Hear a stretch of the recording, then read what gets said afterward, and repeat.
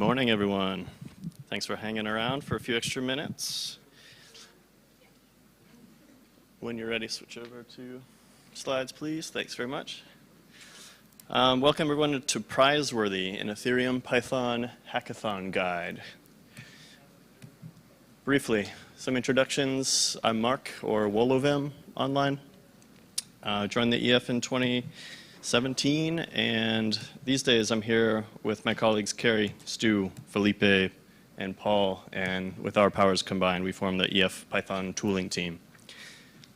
So what that means is we maintain Web3 Pi and a collection of 20-odd other open source, free and open source libraries, all in the Python sphere, and our team is focused on 3 North Star goals for the next foreseeable future, at least early next year. Relevant to us here, I hope that something we do here today is in service of this educate and inspire builders goal here.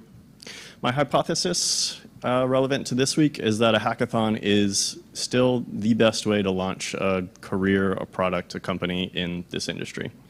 So my goal for you within this context is to give you a bit of a game plan, a roadmap for how to make the most of Python tools within a hackathon environment. And to have you feeling a bit excited about trying out some new tools in the Python sphere. Let's see if we can get anybody here a little bit of value right out of the gate. Is anybody, like, hands up if you are attending ETH Bangkok this weekend? A smattering, cool. Hand raised if you are potentially looking for a team, or if you have a team and potentially may be looking to draft some more members to your team. Couple, few, okay. This is who you need to meet at the conclusion of this workshop. Job done. Okay, why hackathons? Why is this still such a good use of your time? The obvious one is prizes, but also very importantly, mentorship is awesome at these hackathons. You'll have staff level engineers like waiting for you to walk up and ask them some questions. Similar vein, you're likely to meet your next employer or investor at one of these types of events. Peer networking is actually fun and meaningful in this context. If you share what you're doing, you can build your own reputation as a builder, learn new skills at the bleeding edge, undervalued skill in every industry is learning how to better present your ideas, and if you're the entrepreneurial type, you'll find out if anybody cares about what you're building, all within a week in a low-risk environment. So this pitch is kind of aimed at a more newcomer audience, but for those who've been around a while, the same points apply. I encourage you to get back out, jump into a hackathon, have some fun, and get out of your comfort zone once in a while. And then, oh yeah, did I mention there's a lot of money on the table? So game plan. What's in store today is we're actually going to, air quotes, build a prize-worthy hackathon project here today, or at least we're going to talk through it. I'm going to interject some personal pro tips as well as some that I've crowdsourced around here. As Dapp says, they call it a hackathon because you're literally hacking your way around a dark forest of deprecated code, unreleased features, and out-of-date docs. And honestly, I wouldn't have it any other way. You are kind of doing the industry a service here by battle testing the bleeding edge here, and that's a good thing. And in this talk, we're going to use a hackathon project that a couple of my colleagues and I built at a recent hackathon that went on to get recognized for at least the third place prize in one of the optimism categories. So prize-worthy, credibility established. Every hackathon begins with an idea, or does it? I encourage you actually just to sign up before you get to that point, because it's a normal pattern. Everybody does it. The TLDR is you're going to figure it out or join somebody who has. Now that we've gotten that out of the way, where do good ideas come from? Might be helpful to think about them in the context of different buckets. These are most of the prize-winning projects I've seen come from either dev tools, consumer apps, or this kind of catch-all category data projects, which could be described as visualizing blockchain data in a way that's actionable or meaningful or sheds light in a new way. Best case scenario, though, is you scratch your own itch. So as you're doing your day-to-day, keep an eye out and log like apps and tools you wish existed, pain points that you come across, and then you can watch out for other people doing the same thing on social media here, and then reference that log as you approach your next hackathon. ETH Global has a project showcase page. Some events include idea brainstorming and team formation events, and then sponsors will tell you more or less exactly what they're looking for. Participation opportunity here. Does anybody else like to find opportunities or ideas somewhere else? Any ideas come to mind? And I have a bribe. I got some of these snaky, make snake face pins. They are NFC tags, so if you scan them with your phone, it'll bring you to the Web3 docs, Web3 Pi docs, but you can reprogram them to your own thing. Going once. Nailed it. Somebody give him a pin. Any others? Good enough. So you've got the kernel of an idea. How do you know it's the right one? Just some first principles thinking here. Who's it for? Start with the who, always. What's their goal? What do they want to do? How do they get there today? And how do those options fall short? And then now the big reveal is options that you could provide to improve the situation. So if you apply this small framework and are honest with yourself about what you're building, ask yourself some to-the-point questions, you should have a good idea here. Does the user actually exist? Does the problem actually exist? Does your solution reduce some barrier to entry there? And if you answer yes to those questions, then I think you're good to roll. So pro tip, I think it's natural for people when they come across an idea that they're excited about to guard it and potentially not share it in the fear that somebody might take it and run with it or something to that effect. But I'm here to tell you that the same types of ideas are built at every hackathon. That's okay. Execution is everything. It's likely that you're going to pivot once you get out there anyway. So let's make that happen earlier in the process. And then if you share your idea out there, you're likely to, number one, potentially rally some teammates around you. But it's also an awesome idea to get on the judge's radar even before you get cooking here. So I love this pro tip from Manny. Ideate and validate right away. Get the idea in front of the judge and gauge their reaction. If they're not loving it, there's no amount of love you can give to this project to win. Get the judges on board so they're excited to see your project. And you can do this before the hackathon even starts or right as the hackathon starts kind of thing. So that's the good stuff. If anyone's brave enough, I was going to invite you to do it here. If anybody's got an idea they're thinking about for this weekend, or maybe a hackathon next, this is a real on-the-spot thing. Is anybody feeling brave? I don't blame you. Okay, let's talk through it from Popup Faucet, the prize winner that my colleagues and I worked on. So Popup Faucet, this is a scratching my own itch sort of situation. As a workshop host, I'm looking to make sure any attendees can get testnet Ether in order to participate in some event I'm trying to help them through. So my goal is to efficiently get that testnet Ether into their hands. And as a host of a workshop, I got a million other things I'm planning. I need this to be simple, easy, reliable. What are my current options? There's a variety of them out there. I've seen people pre-seed accounts, like cut out physical QR codes they hand out to people. When I say faucet, what's the first word or emotion that comes to mind?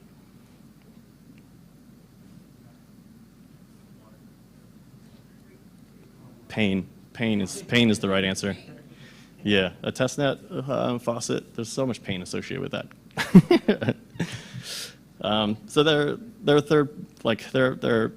external points of failure, right? So some of them have daily limits you might exhaust. Some of them might try to get you into a marketing funnel where you have to create an account, all this kind of stuff. A lot of them just suck.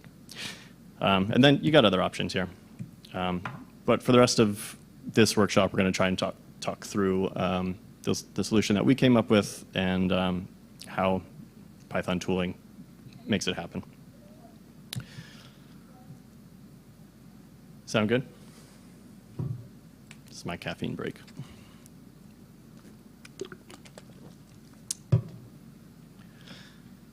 All right, the first obligatory image here.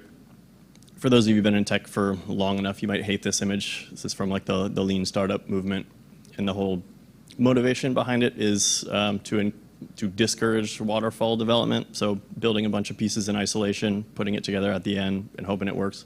This is an especially bad strategy for a hackathon. The encouragement here is get to a happy path as soon as you can. Working software needs to be in front of judges. When it comes to like a weekend-long hackathon, like you gotta basically focus on proof of concept here. So you're delivering like the skateboard or the scooter version of things in all likelihood. As Steph puts it, follow the keep it simple, the KISS rule. Get a solid MVP or happy path for your app before you start to hook in random bounties or get yourself in trouble elsewise. That established, let's chat through the pop-up faucet kind of mapping of the diagram of what we're going to be building here. So starting from the UI, the question I ask myself is, what's the least possible friction here? As a workshop host, what can I get away with, essentially? And I would love to be able to just tell a system, I'm hosting this event, give it like a unique event code, and then send some testnet ether to an address and be done with the thing. An attendee then can come along and use that event code as like a password of sorts and specify the address they want this testnet ether sent to, and that'd be the end of that story. Knowing my users are Python developers, I feel comfortable meeting them in the command line via like a CLI app and distributing that, getting it into their hands via Python package. And as important as what we're building is what we're not importing or not building. Contract. I want this to be accessible to not just myself, but anybody to come and spin up a faucet for. So I'm looking to build one smart contract that can handle an arbitrary number of faucets. It needs to at least have a couple of pieces of basic functionality, creating faucets, and attendees need to be able to drip from them. And then that contract needs to keep track of essentially which faucets exist and how much funding is available for each of them to drip from. And again, we don't care about security or gas efficiency for hackathons, and doubly so because this is a testnet product. There's a missing piece here if I want to accomplish that level of user experience. The contract interactions, if I'm not going to have the workshop host or attendee do them themselves, then I need to make that happen elsewhere. So we're going to introduce this third server component. A server can also handle some secrets like the admin private key if we're going to sponsor, in effect, those testnet drips. And then for connecting to an RPC URL, we can stash that away too.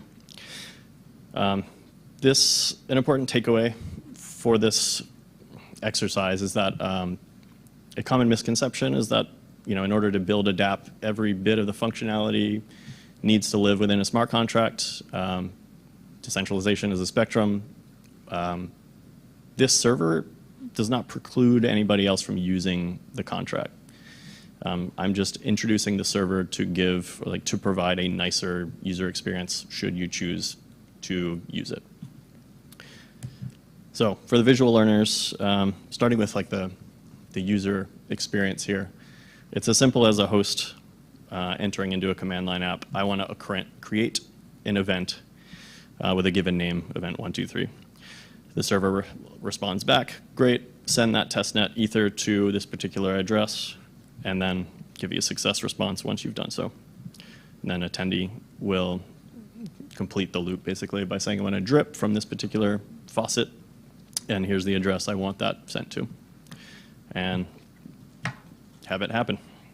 So as far as the users are concerned, they don't have to care. The rest can be magic. But for our sake here, this is what the full interplay will end up looking like. So our server, the takeaway here is that the CLI can be completely naive. It doesn't have to know that a blockchain exists. It doesn't have to have an import of Web3 Pi or much else for that matter. It just needs to know where the server lives and what endpoints live. The server then can have, will be blockchain aware, basically. It's got a Web3 Pi instance. It knows where the contracts live, are deployed, and it does that interaction between the contract and the user. So we'll get into some of the specifics here as we go along. I think that's a sufficient starting point. Contract. So we're going to start by building the contract first, getting to some of the fun stuff here. The next few, let's say 3-ish chapters are going to be more code heavy. We'll look at some examples, look at some fun, a little bit of experimental tooling as well. But just a little bit of context here. This is liable to ruffle some feathers, but in the context of a hackathon, a lot of cases, like your stack choices, aren't that important. I'm going to skip to the punchline, which is just to be clear about your goals. So if you come into a hackathon with a goal of learning a new technology, say Viper, do that. If your goal is to ship a consumer product and try to win as many bounties as possible, then in all likelihood, the judges are not going to care anywhere to the nearest, like to the same extent about what underpins that. They're looking for the user experience, whether or not you delivered on those promises that you set out to tackle. As Billy puts here, very few judges are actually checking the technical backend workings and take the project at face value. Maybe dirty little secret, but this is like just a practical consideration, right? Every judge isn't going to go around and audit your smart contract because it's impossible. So focus on what matters. Presentation plays an important role here, and we'll get into that a bit more as well. Another pro tip is to take shortcuts. There's some awesome building blocks out there in each language. This list of resources, there is a companion blog post to this workshop, so you can safely ignore this list, and I will give you access to all the resources in this workshop. There'll be a QR code at the end here. But the point here is that it's not like plagiarizing to use these building blocks. That's what they're there for. Make sure you give them any appropriate shout outs and respect whatever license they've got, but that's their intention, to be used as building blocks. So we're going to do a little demo. May the live demo gods be in our favor. So we're going to talk about a couple tools. First is Sneko. This is a tool I've been hacking on a lot recently. We're going to use it to get off the ground, basically. It's a moving quickly tool.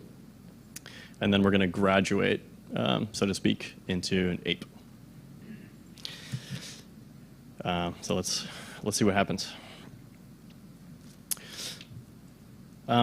We are going to be using Sneko. So this is a hackathon-worthy project in its own right. You can download it yourself now. It's available as a Python package via pip install Sneko, S-N-E-K-O. Once it's on your machine, you can either give it a path to open up some smart contracts within, or just take the demo contracts that come out of as default. So this little app is made possible by this wild Python package called Textual. It's a TUI, a terminal-based interface, or a text-based, or like a text user interface. So you can see that we're in a terminal here, but we've got some like hover states and clickable buttons and basically a graphical user interface. And what it accomplishes is basically it lets you poke around at and hopefully understand contracts you're using, you're referencing, enough to give you confidence in kind of taking the next step. And we'll talk about what next step means here. So we've got support for Viper and Solidity in here. There is code highlight. So what we're going to do is briefly walk through the popup faucet contract in Solidity here, and then talk through the features of Sneko. So real quick, the popup faucet contract is 63 lines in length, and half of that is the functionality essentially that you need to care about. So this contract popup faucet, it's keeping track of a couple pieces of state. As we've mentioned in a previous slide, or as I'm the only one up here, turns out. We're keeping track of each of the event codes and how much funding are available in them, and whether or not an event code is reserved. This contract will emit 3 events when things we care about happen. A just sets an initial owner for the contract, and then there is a piece here we haven't discussed yet, which is the answer to the question, like, what prevents a bad actor out there from draining all of the available testnet ether out there? And the answer is that we are just referencing the hash of the event code whenever event code. So what that means is this is just a helper function here to take in an event code and give you a 32-byte hash of that event code. So it's a unique identifier, so to speak, and these hash functions are reverse engineered, right? So we take the hash of the event code, and that's what we're going to reference whenever we are creating or dripping from a faucet. And hopefully, if that's unclear, it will become more clear next. The create function, there we go. So when a workshop host wants to create a faucet, we are going to do a couple sense checks here. We're going to make sure that they've provided ether to fund that faucet, and then we're going to take the hash of the event code and make sure it is not already reserved. I'm going to leave that there. And then just 2 pieces of functionality here to make it all happen. We are going to increment by whatever amount of ether the host sent in. We're going to increment the available funds of that hashed event code, and we will reserve that event code or the hash of that event code. Emitting an event just makes it observable. Now the other side of the funnel here. When we come along to drip, this is in hackathon fashion. We've got a hard-coded drip amount here. We do 2 sense checks to make sure that there are available funds to distribute, and then we do the reverse of the create, right? We decrement the amount of funds that are available here in the hashed event code.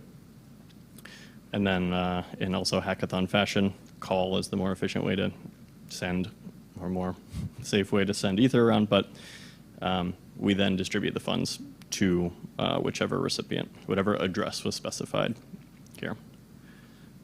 So that's the bones, like the meat of the contract, right? That accomplishes effectively the whole dance here. We've got a top-up function and a couple of convenience functions at the bottom here to look up whether or not an event code has been reserved or not, and how much funding is available. So that's the contract. I am going to collapse it now and show you the rest of the functionality here. If you want to interact with a contract, or if you want to deploy a contract first, you're going to need some metadata, importantly, the ABI and the bytecode. So Sneko gives you this compilation functionality built in here. But to go a step further, Sneko can help you understand what a contract is capable of using this little playground tab in the editor. So this is Remix inspired. What you see happening here is there's a Web3 Pi based test environment. So we're using what's called ETH tester in the background, meaning we've got 10 of these pre-seeded accounts, and we can use them to, for example, deploy this contract in our local environment. And you'll see the Remix inspiration here. Blue buttons are read functionality, and orange buttons are write. So you can play with the contract, help you understand what's happening here. This is especially useful, I think, when you're inheriting a lot of functionality. So if you're working with a token contract and you're inheriting tons of modules, you might only, for example, have a init method in your contract itself. But this will reveal exactly how much functionality lies underneath. So we can understand, for example, that if we create a Devcon, or we're looking to create a Devcon event code here, that it is available to reserve. If we do so, spelled correctly, we'll get an error saying that, well, basically we need to include some funding along the way. But you can see if we create this event, our contract balance increments, the code is reserved now, the funds available, and you can complete the cycle with the drip and switch around accounts. You can see that our balance here is decremented because we've used some gas to deploy the simulated contract. So that's what Sneko has to offer. The last piece of functionality here is to kind of kickstart the next leg of your journey by generating a simple script or more robustly an ape project. So you click that button. What is going to happen here is we generate a new directory, and let's dig in to what happened there. So you'll get a little README to explain basically how to get off the ground here.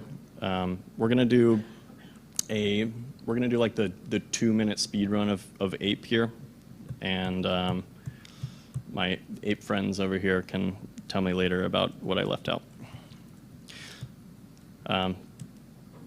So what you get when you click that generate ape project is we poured over the contract.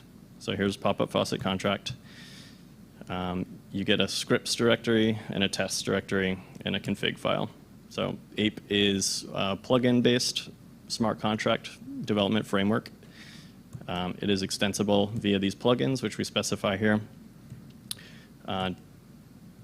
Testing, very good idea, even if you're in hackathon mode, just to build some confidence. Make sure that if you introduce some new features, you didn't include some egregious regression along the way. But testing in ape is all done via Python. You have the ability to specify fixtures that you want to use in any of the test files in this conf test file. The contract, so for example, we have this deployed instance of popup faucet that we can then reference as contract faucet in this test file here. So in the event that you're testing the faucet creation, we can reference as an argument contract faucet, and then jump right into using the create function. So this is a nice interface that ape provides to you. It strips out some of the characters from what you might be doing directly within Web3 Pi anyway. So contract faucet create, we give it a name and an amount that we're seeding the faucet with, and then assert that the available funds is what we expect. Similar idea with drip. And then finally, a deploy script. This is a simple get off the ground version. This will need an address to set as the owner of the contract, but we'll see this in action. Basically, this there's a lot of fancy decorator stuff going on here. The things you need to care about is this select account function is an awesome handy way to bounce between accounts that you want to do any deploying or scripting with. The deploy function here will then do as you expect, and you'll get some confirmation that this happens. So you can get more sophisticated than this, but this is, I would say, a perfectly great starting point for a hackathon in particular. I am going to hopefully get to a more sane operating place here. But if we jump into here just to give you the basic idea of what it's like to operate within an ape project, we'll see if the internet cooperates here. So ape gives you this command line interface.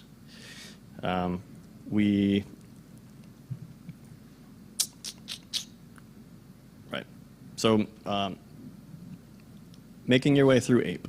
You have the ape keyword that you can use to do the basic set of functionality, which can be summarized as compiling, testing, and running scripts, which includes deploying. So you can ignore these warnings here. Potentially. But eventually we get to a place where we compile. There you go. Then ape test in your terminal will run through those three examples there. We had a smoke test, a test of the creation of the faucet and the dripping of the faucet, and then any scripts can be executed with ape run. So deploy is the name of that file in there, and then we can specify a network, but for these purposes, I'm just going to deploy to a local ETH tester instance. And it didn't respect that I updated this.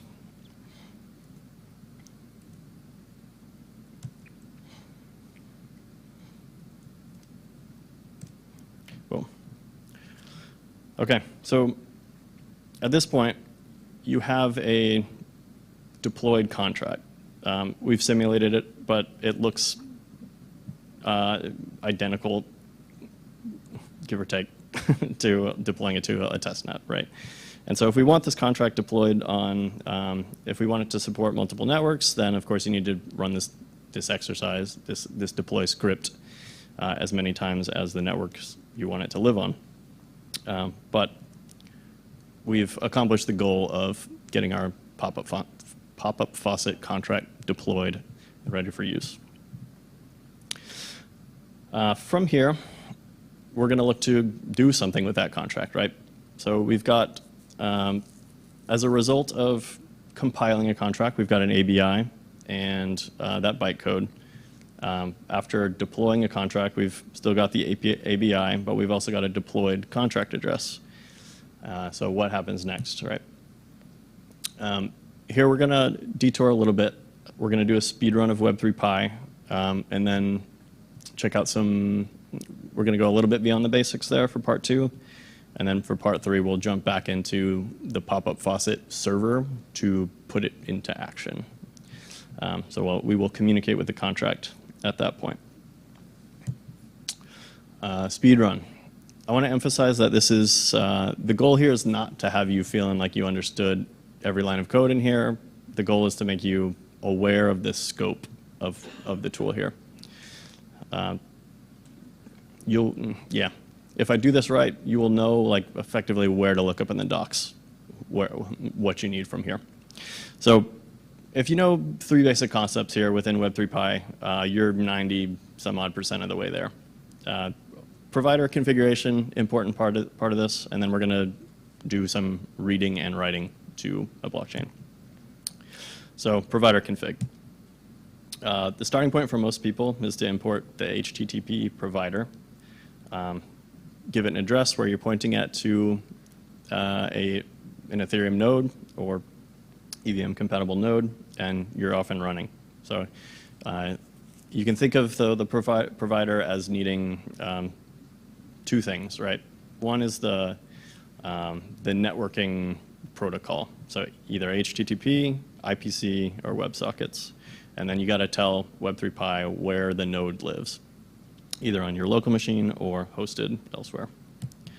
If you're doing a lot of data lookups, this is your nudge to use one of the asynchronous providers, because you're going to save a ton of time here.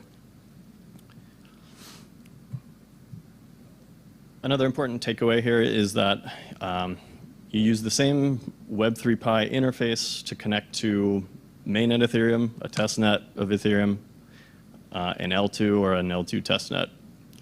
Effectively, any node that implements the Ethereum JSON RPC spec. As you saw in Sneko, we made use of this ETH tester provider. So this is what's given you in the background some pre-seeded accounts and some other bits that make that abstract away some of the message signing and sending, that kind of stuff. And then finally, I'd like to give a nudge to the WebSocket provider, which has received a ton of investment in the last year.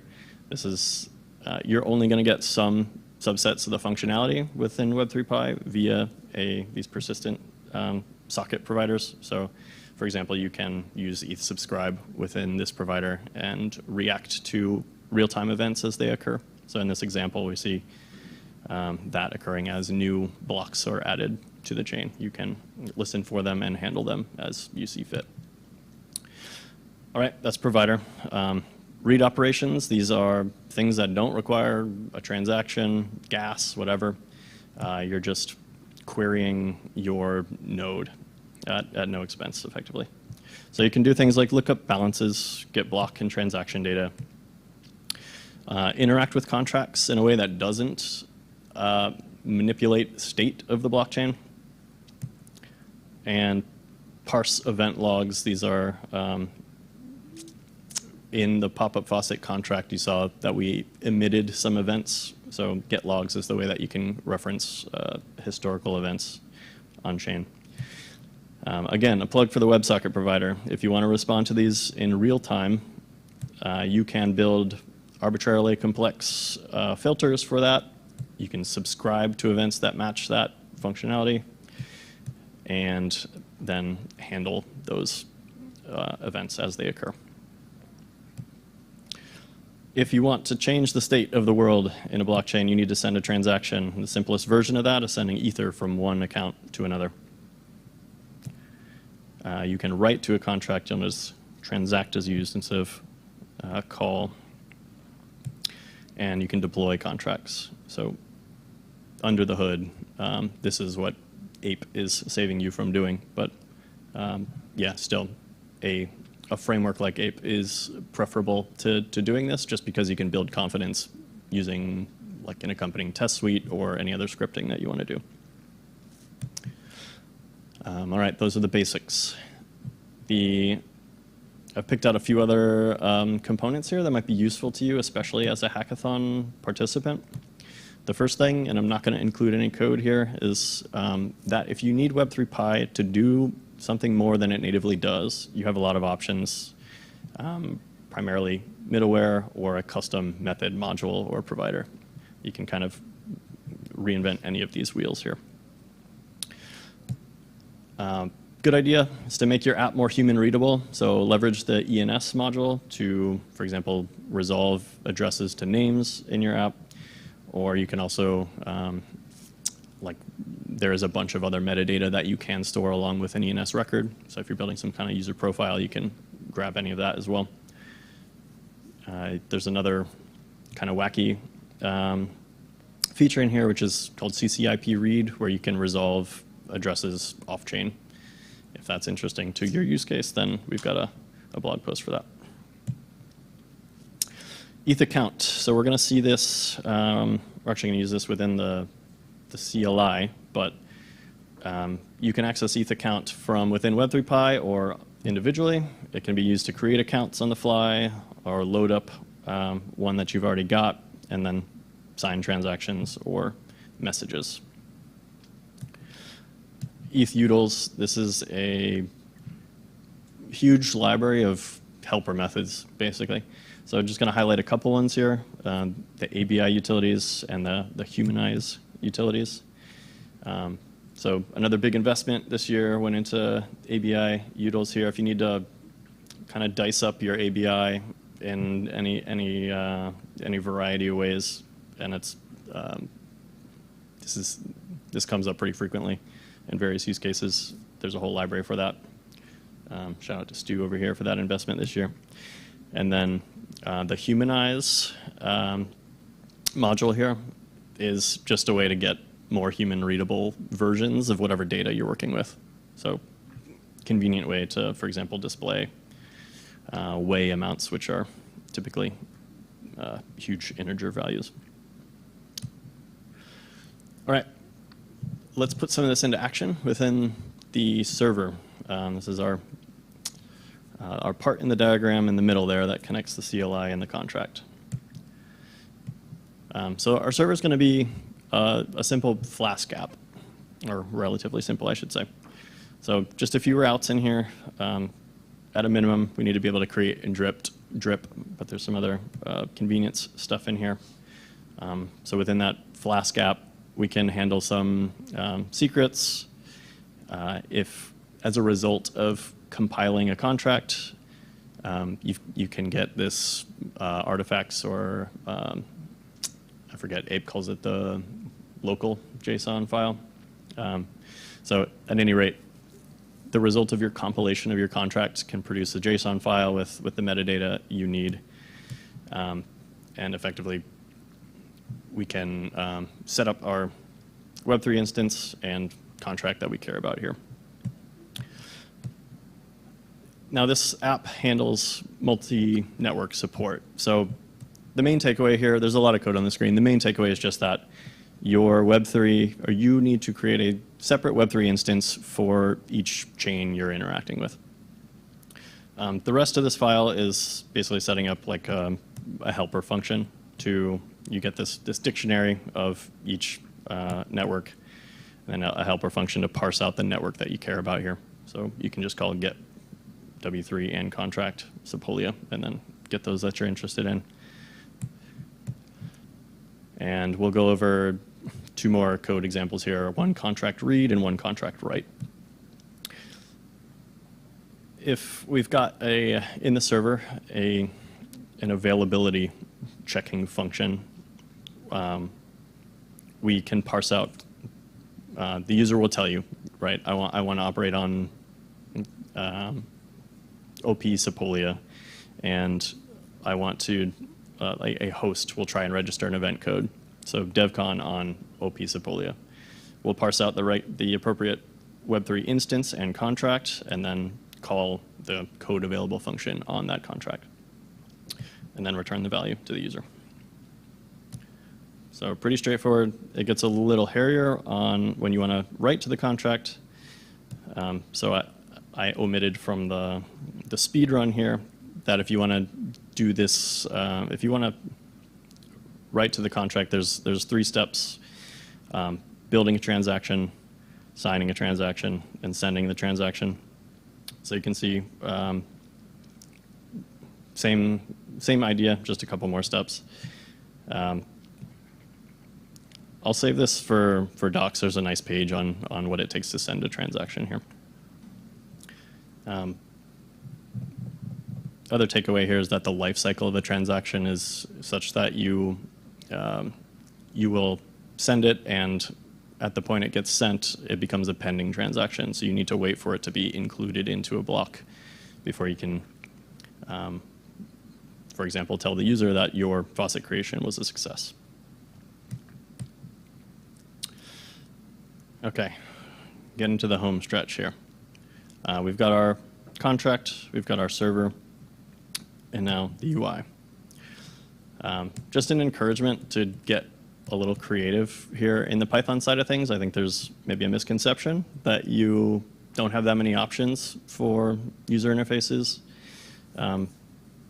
You can get weird, and I encourage you to. So the CLI tooling we're about to look at for the UI. TUI is textual, for example. You saw that used in Sneko, but Discord and Telegram bots and so on and so forth. You might also consider like a hackathon viable project could be a module that you build as a developer tool within Web3 Pi. So if you want to, I don't have an example here. If you want to do something weird and make it available to the world, that could be a way to go about it. And then consider how you're going to get that thing into the hands of your users, right? So for our example, we're going to make popup faucet available as a Python package so you can pip install it. One more pro tip, and this is basically an unpaid plug for Excalidraw. I found it helpful to think through what I was going to build in this sort of diagram format. The shapes are meaningless here, but we're going to build essentially a couple pieces of functionality. Create and drip can fail in certain ways, and it's helpful to think through that visually. Okay, so I've got a backup plan here, but again, if the demo gods cooperate, let's take a look at what popup faucet looks like. Again, available via pip install. And once it's on your machine, hopefully it is, cool. You can do a few commands, which are available here in the help screen. So starting with the admin, the workshop host experience, I want to tell it I want to create a network, or a faucet, excuse me. I can specify an event code, and it's off to the server to confirm that this is not already reserved in the contract, and come back and say, great, it's available, send your testnet ether to this address, and we will take care of the rest. Now, I'm not in the process of sending any ether, so we're just going to spin here and say, no go. But that is the create side of the experience. Then on the other end, you can drip. So I would have attendees pip install popup faucet. They can come along and say, I would like to get a drip on base Apolia, and I'll specify some given event code. I'm just going to zero out this. I'm going to basically burn a little bit of testnet ether here, but they'll come along, give the event code and the address they want to receive ether at, and that's the whole of the story. There's a couple more pieces of functionality here, but I think that serves our purposes.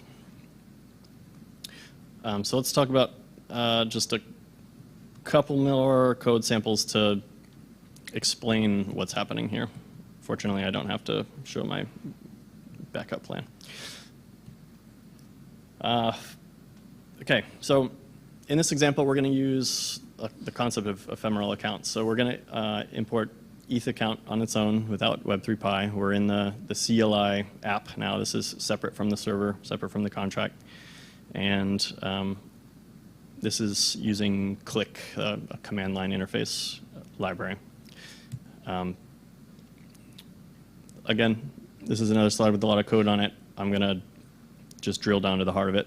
So we're asking the user for that network, and this is the create function. We're asking the user for that network and event code they want to create. We're going to send it off to the server to ask, is this available? Is this registered in the contract? And then if it's available, then we say, great, let's generate an account on the fly, and I want you, workshop host, to send some ether to it. So this account lives nowhere but within popup faucet, the application, the command line application. And then this input at the very bottom here is just gonna hang, gonna wait for the user to indicate they have sent. Yeah, last code sample. Once I have indicated that I've sent the ether to that address, we are gonna verify that's true first of all. And when it is, we'll break out of that loop and say, great, we're now going to send the private key of that account we just created over to the server, and the server will build, sign, and send that transaction to actually do to interact with the pop-up faucet contract and actually do the creation of the faucet. So this account exists only for, well, it exists in perpetuity, but as far as the user is concerned, it exists only for the lifetime of this creation of a faucet.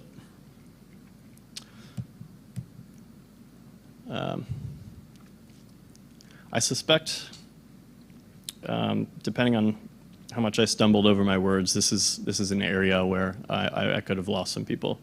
I'll pause now. Is there any question on what the ephemeral account is or is doing, or could zoom out a little bit too and ask like why the server is necessary or what the separation of concerns are for the CLI app and the server? And if you don't feel comfortable asking now, then come poke me after. Okay, I'll assume I'm just doing an awesome job. Okay, a couple last tips. We're going to run through these real quick and then wrap this thing up. Some presentation bits here. So ETH Global asks for a 2 to 4 minute recorded video of your functionality. The very good news here is that you've got the template of how to do this already if you went through the exercise at the beginning. So who, what, how, and now. Basically what we did as like for this demo is to explain like we're solving a problem for workshop hosts that want to get testnet Ether into the hands of attendees in a reliable and non-spammy way. And the options today look like X, Y, and Z. What we can offer is this simplified experience that is pop-up faucet. And then demo the thing. And it's hard to understate like the importance of the presentation component in hackathons. So start earlier than you think you need to, at least 75% of the way, or at max 75% of the way through your time budget.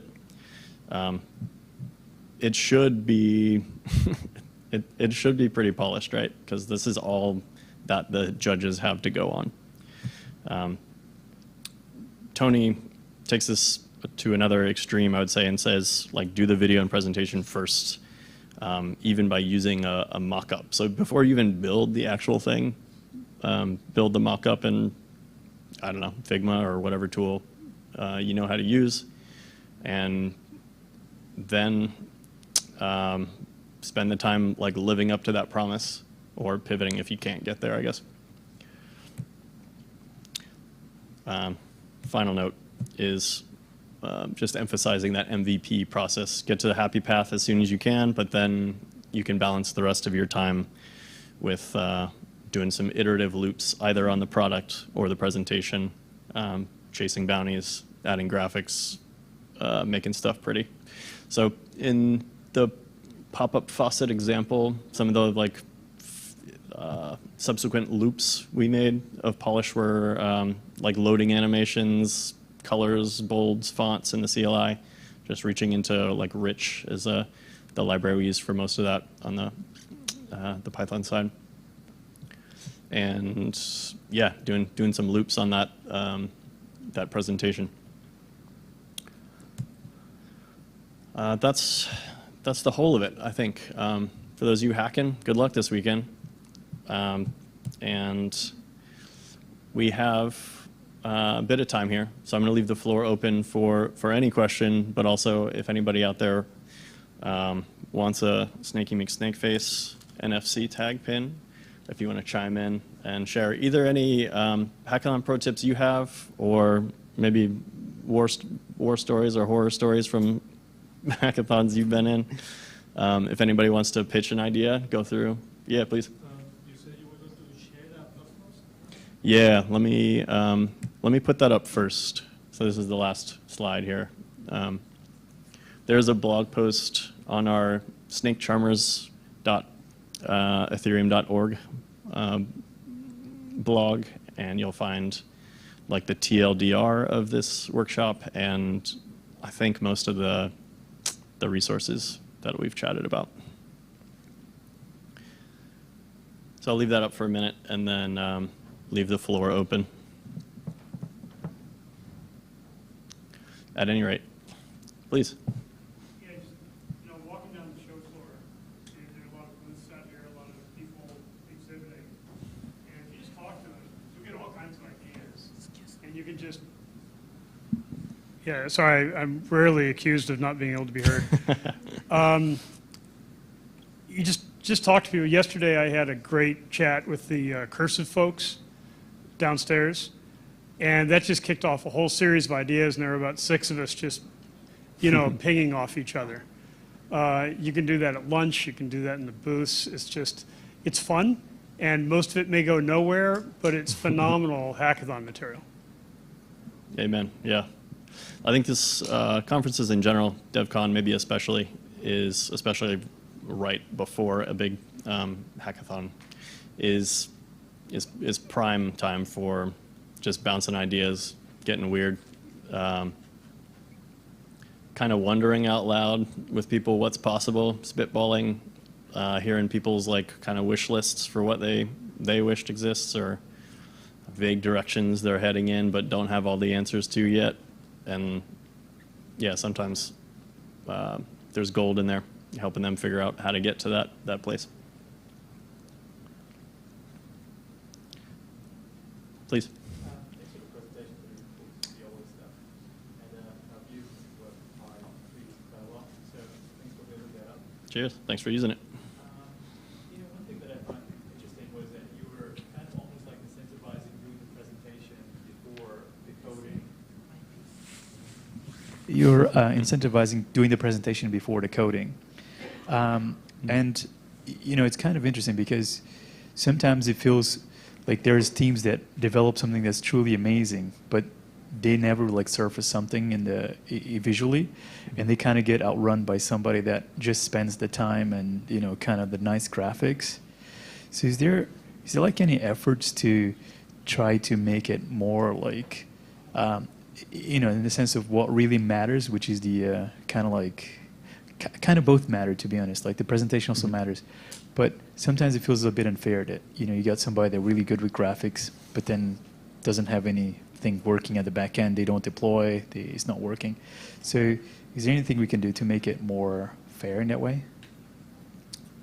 Yeah, it's a great question. I think many or most hackathons do have criteria that you need to qualify for. So I'm not sure the specifics of ETH Global, but I believe you need to have deployed code and working code to qualify for some prizes. That may not be universally true. I'm not sure of the circumstances, but I do think, yes, there's an unfortunate disconnect between developers doing really cool, valuable work and not getting recognized in the ways they should because their presentation just doesn't live up to some of their competitors. I don't have a great answer to that, but one of the things that I will be spending some of my efforts for in this, at the top of the talk we talked about our team goals, one of them being educate and inspire builders. I think one of the things I'm going to spend some more effort on is like a better launching point potentially for helping presentations get somewhere faster. I think the simplest version of that is just like slide deck templates, honestly, that give you a better heads up, a better lean into like what judges want to hear. But I'm super curious about if anybody else in the room and beyond has ideas about how we can improve the ability for hackathon participants to present their ideas effectively. Thank you. Sure.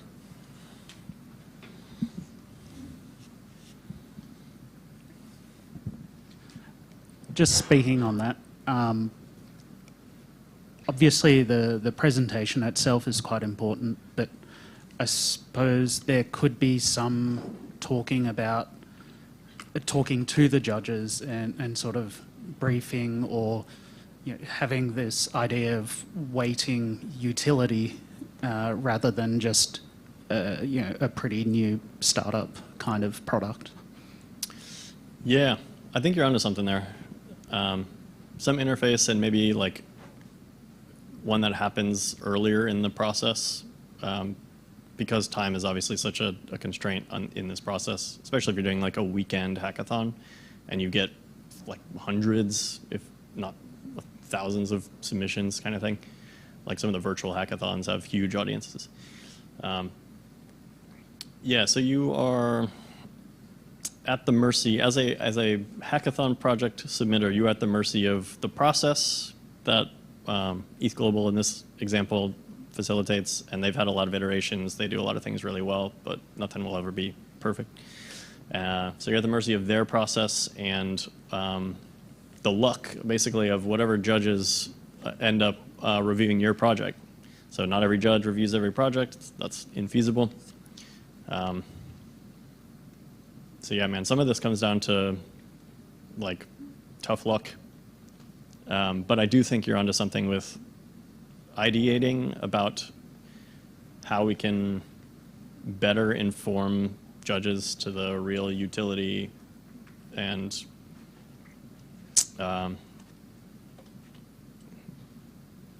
yeah, of those projects.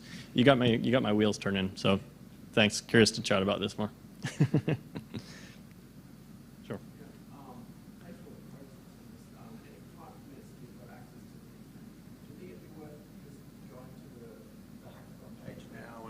I'd be really curious to see your ideation of like from now to the hackathon, looking through the sponsors list, what would be your thought process on this is the type of things that I'd be doing, and just, give us a bit of a, your idea of like, well, if it was me and I've got from now to there, and this is where the money's coming from, I'd be going to talk to this person, this person, this person. I don't know if we've got enough time for that, but I'd be very interested to get your... Let me do a time check.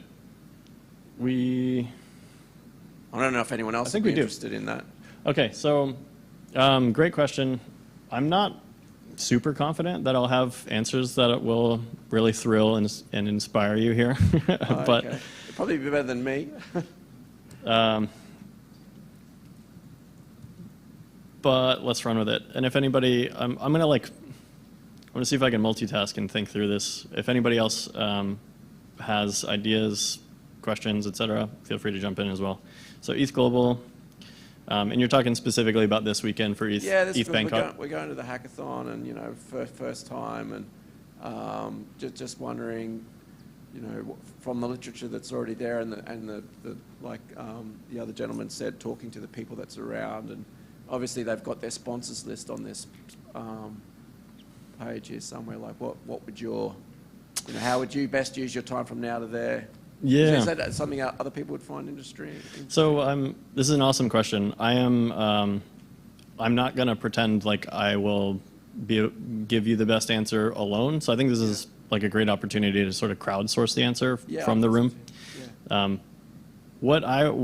As a starting point, my inclination and like what gets me excited is scratching my own itch, basically. So like, pop-up faucet I wanted to see exist because in the hackathon prior to the one we built this in, or even during, we experienced the pain of using testnet faucets and trying to rack up enough testnet ether to do a bunch of experimenting.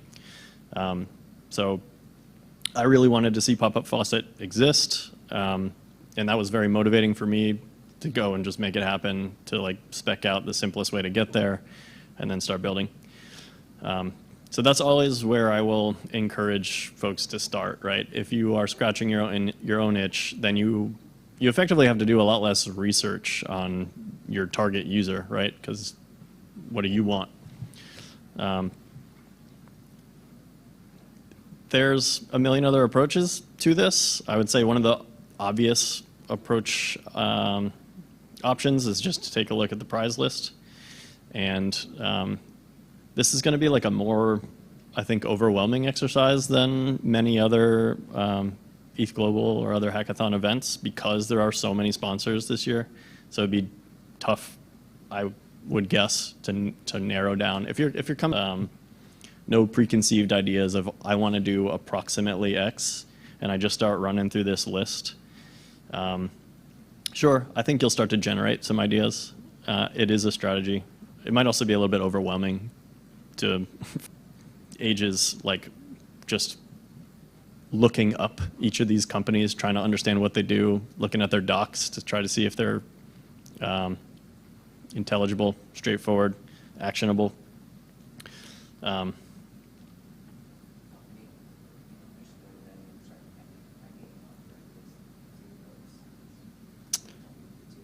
Yeah, it's a great point. Is there like a pool of people who have specializations in certain things that you're looking for? And maybe there's a matchmaking sort of process for that as well? That's essentially the Yeah, okay. If I may paraphrase, the suggestion is to use mentors effectively. You can bounce ideas off of them, ask other folks what they want to see, what they're interested in, and a great like conversation starter.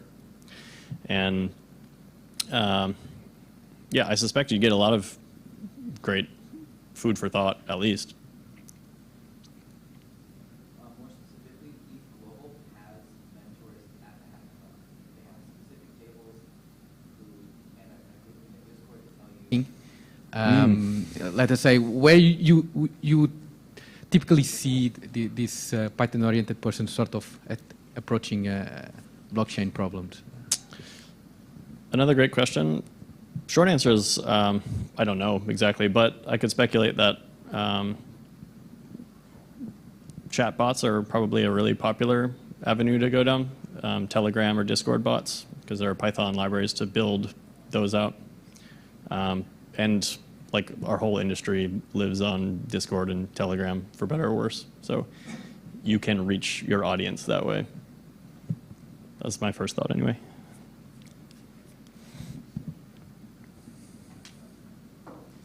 Any other questions? Otherwise, we can wrap it up. All right. Thank you, everybody, for your time.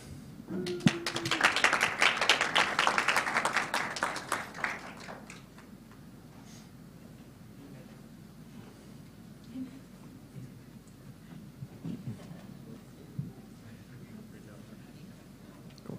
Thank you. Thank you.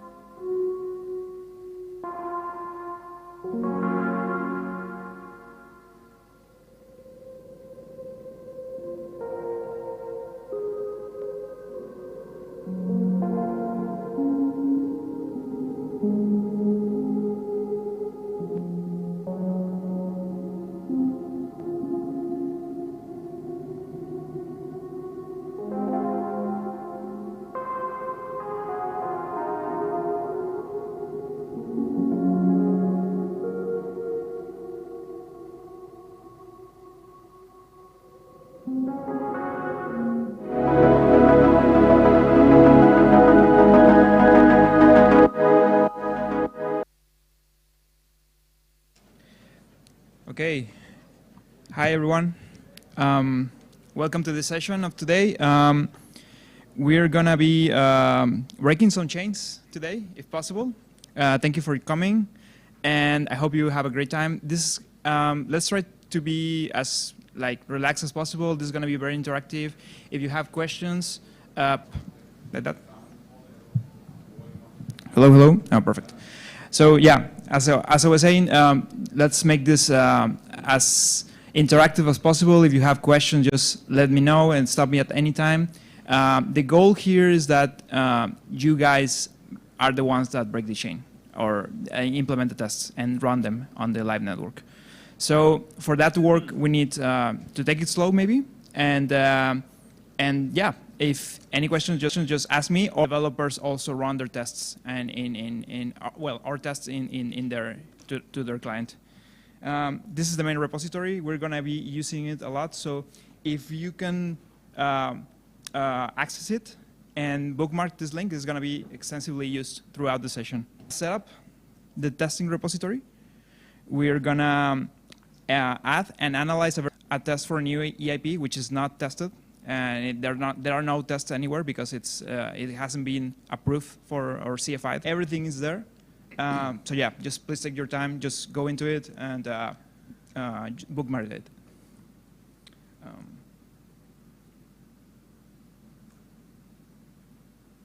And actually, I'm gonna give some time in every slide, so you guys have the time to make sure that you have everything in your laptop and everything is set up. Yeah. Also, the slides are over there, so you can actually see the presentation. You can pick ahead, of course, but if you want to just go with the flow of the workload, that's even better. All right. So the presentation is designed assuming that you don't have basically anything installed. So right now, what I'm going to do is present every single tool that we are going to use to run the tests. Obviously, there are different OSs and different architectures that you guys should have in your laptops. But if you have any trouble installing anything, just let me or anyone in the team know, and they should be able to help you out to install. Yeah, just put your hand up if you want some help, and we can come over and see how you're getting on. Yeah. So yeah, the main tool that we're going to use today is the command line. So this is very essential to run any of the commands that we're going to use. This is assuming that you already know how to use. So if you don't have it installed, don't worry. We'll get to that point eventually. Very readable. It's like easy to follow, and anyone can basically just get the gist of what the code is doing. That's why we chose it for the language of our tests. All right, and we're gonna use a little tool that is called UB. This is basically like a manager of versions in Python. It's very new, and we just updated our repository to use it. So I think this is gonna make it even easier for you guys to install everything that is needed. It should be like a simple command line, and you should be ready to go. Yeah, Git. The only reason that we need Git is just to fetch the code from our repository. So right now, you should most likely already have Git installed in your PC. But if not, you can check in the command line, and you can check using git -- version. If you don't have Git installed, which is unlikely, please refer to these links. This is where you can install it. Raise your hand who doesn't have Git in their computer. All right. If you refer to any of those links, you can just easily install it. Yeah. And we're going to use an IDE. So this is not required. We use VS Code a lot because we have like plugins, and it's basically tailored to use VS Code, the repository, I mean. And you can use whichever IDE you want. It's not required, but this will make your life a little bit simpler. You can get it from there. That's the QR code. Yeah, it's recommended. It's not mandatory.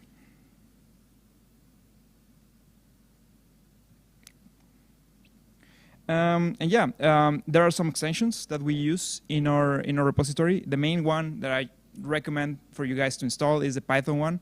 So if you are installing VS Code, you might want to check this one out because it really like highlights and everything, and it corrects some of the code that you're writing. So it's very helpful. It makes things much more straightforward. Yeah, so there's that.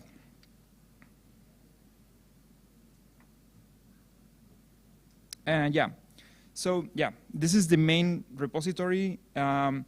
This is what we're going to use basically for everything today. It contains all of the tools to execute, fill, and generate tests in what we do. So please go ahead and just go up this link and just bookmark it because it's going to be used extensively.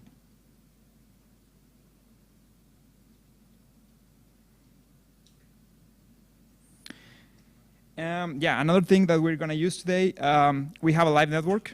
It's a DevNet. It's very small. It's only two nodes. And special thanks to the ETHPandaOps team, which is over there.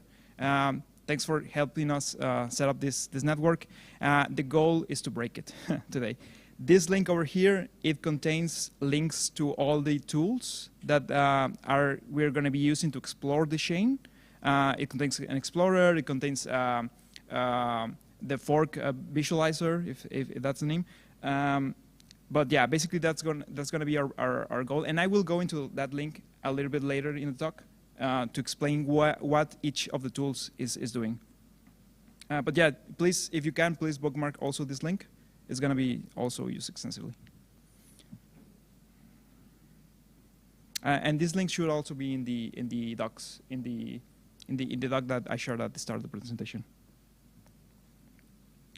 And yeah, I think this is the last. Yeah. Finally, if you guys use MetaMask, there is a possibility that you can add this DevNet to your MetaMask. It will simplify sending transactions, but it's not mandatory. Basically, just install MetaMask if you want to send transactions on the network. It's not necessary because our framework it also creates transactions, sends transactions, makes everything for you. But if you want to send other transactions to the network, that's also possible. Here are the characteristics of the network, the name, the RPC URL. All of this is also in the notes that we share at the start of the presentation. So if you want to copy that, just go into the link and just you don't have to manually just type any of that. All right. So yeah, the theory. So there's going to be a little bit of theory, just mainly to explain what we do, how we do it, and go over the repository a little bit, and just explain the parts of the repository, the code, and everything. But I guess I should first ask, are there any questions so far? Yeah. Yeah, of course. I think that link should be the session core. Yeah, if someone can please try it out and to see if it actually links to the slides, that would be nice. It's a different one. Okay. Can you go back to the slide with the notes? The notes have the notes have the link to the slides as well. So yeah, if anyone missed any links, this is the link that has all the links. Mm-hmm.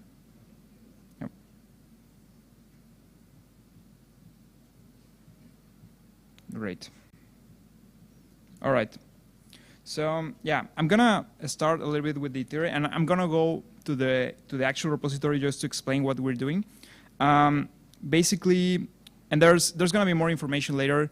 Dan has a presentation today that's gonna be very awesome. It's gonna go through all the details of the repository. I'm just gonna explain the basics and what do we do with this repository that creates the actual tests.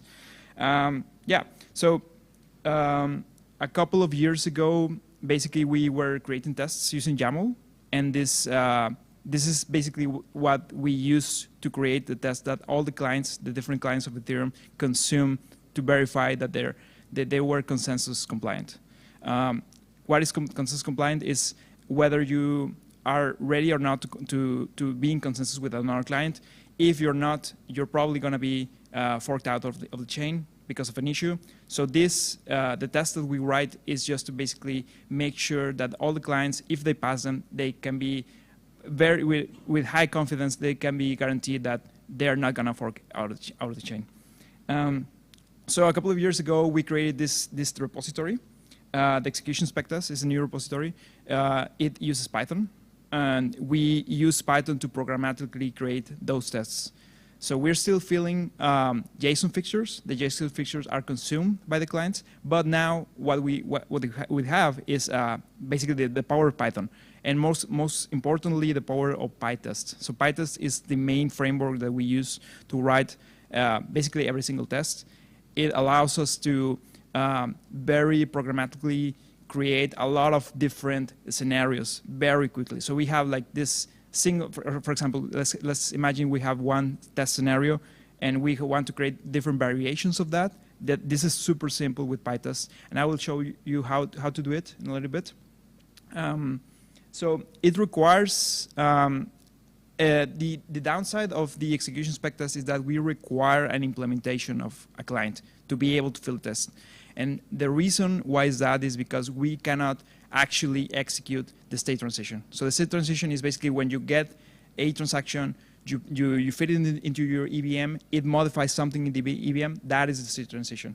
We don't have that code inside of execution spec tests, but we rely on an external client to do so.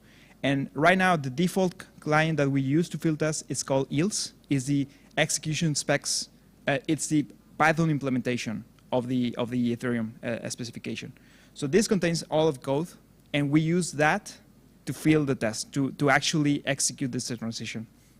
So yeah, apart from that, our repository is capable of filling and verifying tests and running tests against clients or even live networks. Let me just open the link so you can see how is it like.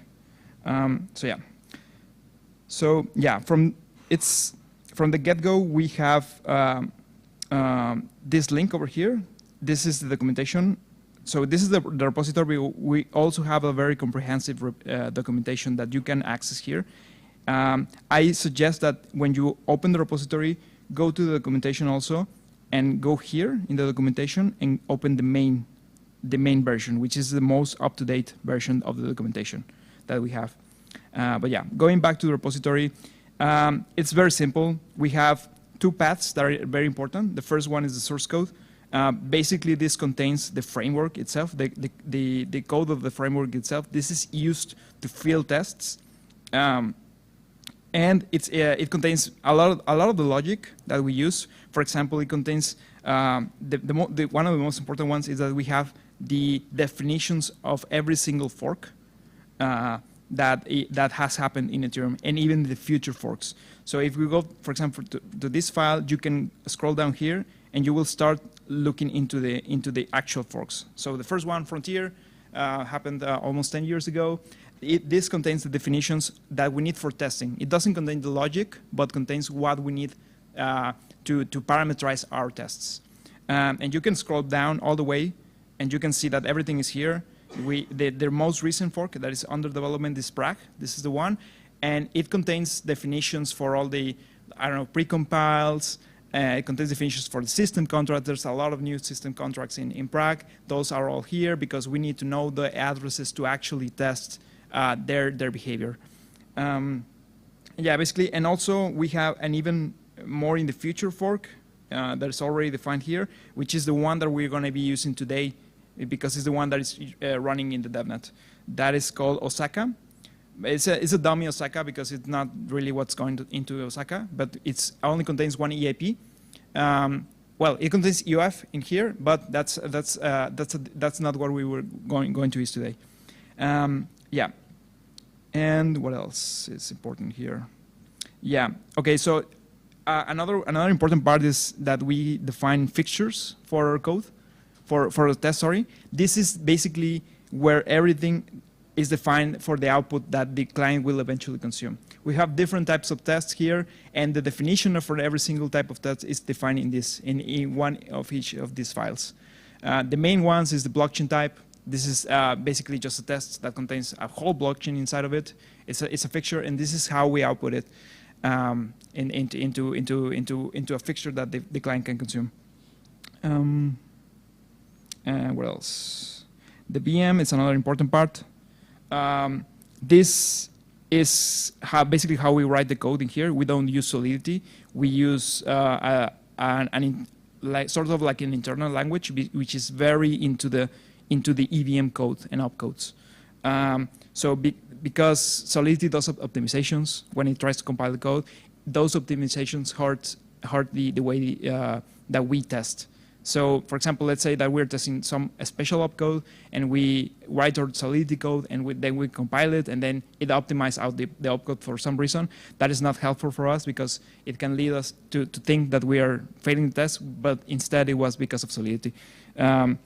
So what we do here is basically just we define every single opcode that we have, and we use Python magic to basically create bytecode itself. So if you go to this file, you can see all of the opcodes that exist, and even new ones that haven't been implemented yet. Yeah, you can take a look here. Basically, you can construct almost any type of bytecode that can exist. You can use these opcodes here to create it. I'll show you in a bit how they are used in a test. Yeah. Any questions? Just out of interest, is 3 hours sleep here? Someone called 3 hours sleep? So I just wanted to say thanks to him because he added all the documentation for the opcodes. He's an EPF fellow in cohort 5. Yeah. Do you know him? I don't know. Yeah. Yeah. So let's go and actually see some of the tests. So everything, yeah, from the main root directory, you can see the tests here. That's basically where every single test that has been created, at least from Shanghai up to now, that's where every single test lives. And it's sorted. Ordered by directory, which is the name of the fork. So let's say that you want to see what we tested for Shanghai. Let's just go into Shanghai and just see what is in there. You can see 4 EIPs. Those are all the EIPs that affect the EVM behavior for Shanghai. We have only 4 here. This, the warm base, the push 0, which is a new opcode. We have a limit for the init code and the withdrawal. So there are, if you go inside of any of this, let's go into push 0, I think is the easiest one. You can see that we have some files, but the main one is the test file. So if you go in here, you can actually see the Python code that generates the tests for the push 0. And it's, well, this one is not that simple, but let me see. Yeah, let me try another example.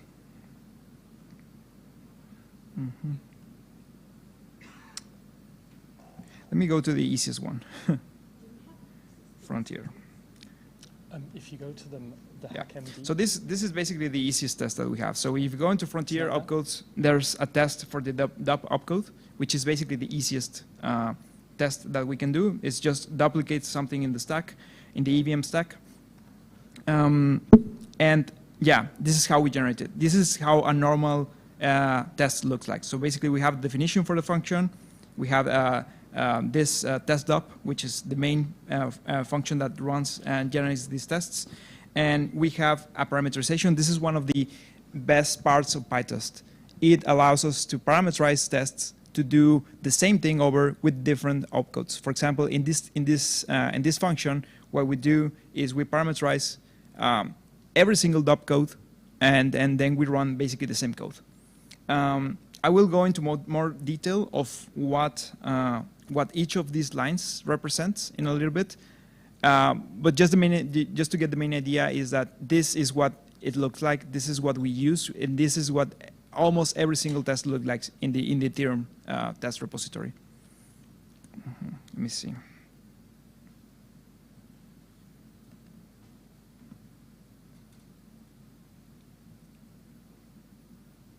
All right. So back to the presentation. Yeah. So I'm gonna explain briefly because this is really important for anyone that wants to write a test. So the main goal of the test is to do an action in the EVM, and this is composed of 3 parts. Basically, the first part is the setup. We do something previous to the transaction. We set up smart contracts. We set up accounts with Ether that are going to send transactions. We set up balances. We set up nonces. I will explain what the nonce is a little bit. But basically, the setup is how we lay the grounds of how our test is going to execute. The second part is the action. Basically, the most simple action is the transaction. So once you have set up your smart contracts, once you have set up your accounts, something needs to take a modification into the EVM, and this comes from the transaction.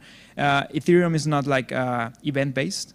It's more like everything has to come, and every action has to come from a transaction. So this is the part that we use in the test. We basically make a transaction that is going to go potentially into the smart contract that we already created, and it's going to exercise the action. It's going to modify some code, some storage. It even creates more smart contracts. Normally, is for the simplest tests that are only EVM centric, these are a single transaction, but it can get as complex as many blocks with many transactions each. For today, we're only going to use a single transaction for all the tests. But if you want to see more interesting tests, we can go into one simple example. And yeah, and the last part is the verification. So once you create the smart contracts, you send the transaction to them.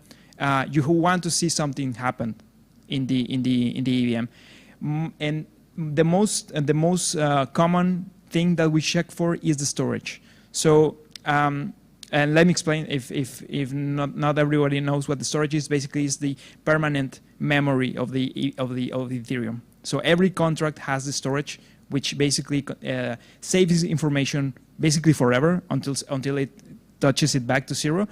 But this is what we check when we send the transaction. We check the storage. We also check balances. It's less common, but we do it also. And we also check the code sometimes where we are testing for the deployment of a smart contract. We also check the code. But most importantly, if you want to test something, it has to go into the storage. Even if it's like something that happened in memory, you have to somehow store it into the storage for it to be visible to us in the test. Yeah. Okay. So let's get started. By the way, how's everyone doing on the installs? Has everyone? Anybody has any questions? Just raise your hand. Yep. Sorry, on the last thing you said, so how does, so you said everything is stored in storage, right? What about the events? So the events, we don't have tests for. I mean, we do have tests for the events, but most of them. If you want to write the test, what I meant is, if you want to write the test, you wouldn't use events. You have to, let's say you test a new opcode that makes I don't know, addition or whatever. You have to end up using the storage to save the output of the action. But the events, we don't check them. The way that they are checked is when you do the street transition, you will have the logs received, you will have the received hash and everything. So that is implicitly tested. But for us to be observable, it has to go into storage, basically. Yeah. All right. Yeah. So let's get started. So the first thing that everyone wants to do, should do is we're going to install this tool that is called UB. It's going to allow us to very rapidly run the commands that we need. So that's the command that you need. Please go ahead and just run it to get UB installed. I already have this in my machine installed. Let me open up a command line here.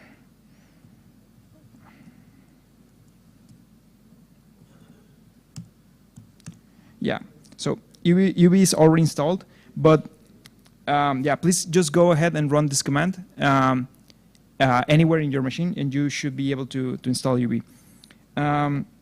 Depending on the environment that you're using, it's possible that you might need to run this second command, but it will tell you. So at the end of running UB, you can just run this command if necessary, and you will get the environment set up correctly. So yeah, I can just type anything, and you can see that UB is already installed in my machine. Oh, by the way, this command should also be in the notes. So if you want to just copy paste it, just go to the notes and just copy paste it into your command line. If anyone has any issues, just let us know. All right. The next thing that we're going to do is that we need to fetch the repository. We're going to use the execution spec test, as I said. So this is the command to get it copied to your machine. Run it anywhere where you want to download the repository. Basically, what it will do is just copy from GitHub. It will copy the entire repository into your local machine, so you can start executing stuff. Yeah, and then the second one is just move into the execution spec test just to start running stuff inside of there. So I already got this here. So this is what it looks like once you have the run the GitHub clone command. Is it clone? Yeah. This is what you should end up seeing in your machine after it's executed. It might take a while because the Wi-Fi it's not perfect here, but yeah, just try it out. If anyone has any issues with this command, just let me know. All right. All right. So next thing is these 3 commands. So the first one is just to set up, in case you don't have Python, this is the one that sets up Python for you. So if you run this, it will automatically download the correct version of Python. It will automatically set up everything, and it should be set up for you automatically. So just try that out. Let me just try to run it. Yeah, there you go. It seems like it does nothing, but what you can do. Yep. Barry just had a great idea. A few people came in late, so maybe just go back to perfect. to Spencer's notes. Yeah, yeah. Yeah, let me just rewind a little bit. So for the people that just came in, this is the main link that you will be looking at. Just to explain it again, this is a hackmd that contains every single link, every single command, everything that you need is going to be in there. So if you you miss something in the presentation, just go to here, you can see it. And also there's going to be a link to the presentation itself. So if you miss anything, just go in there and just use that link. I'm going to give it a couple time to just wait for everyone. If you stick around and hunt the bug, then you can collect a popup. And if you're the lucky participant that breaks the chain, there'll be a special popup for you too.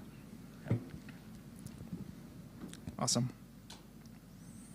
So yeah, let's go back to the current slide. Yeah.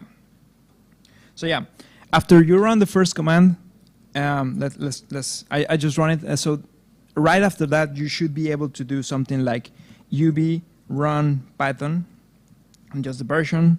Basically, just everything.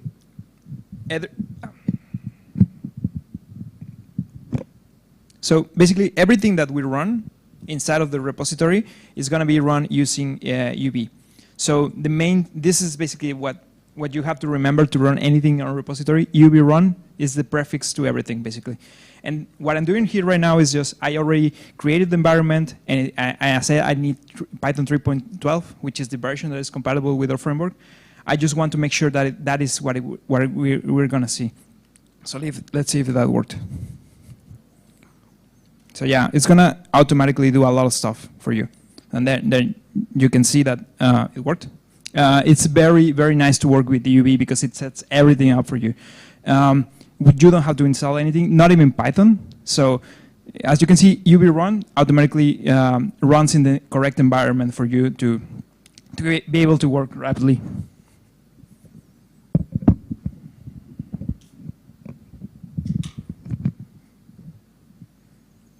Yeah.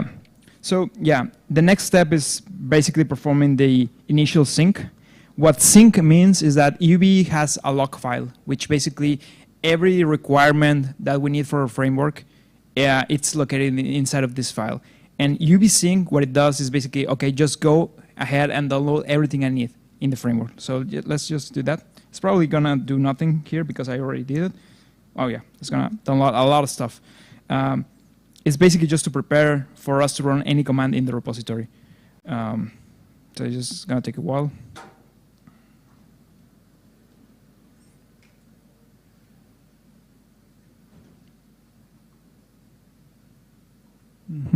Perfect. So basically, we are ready. We're ready to fill any test.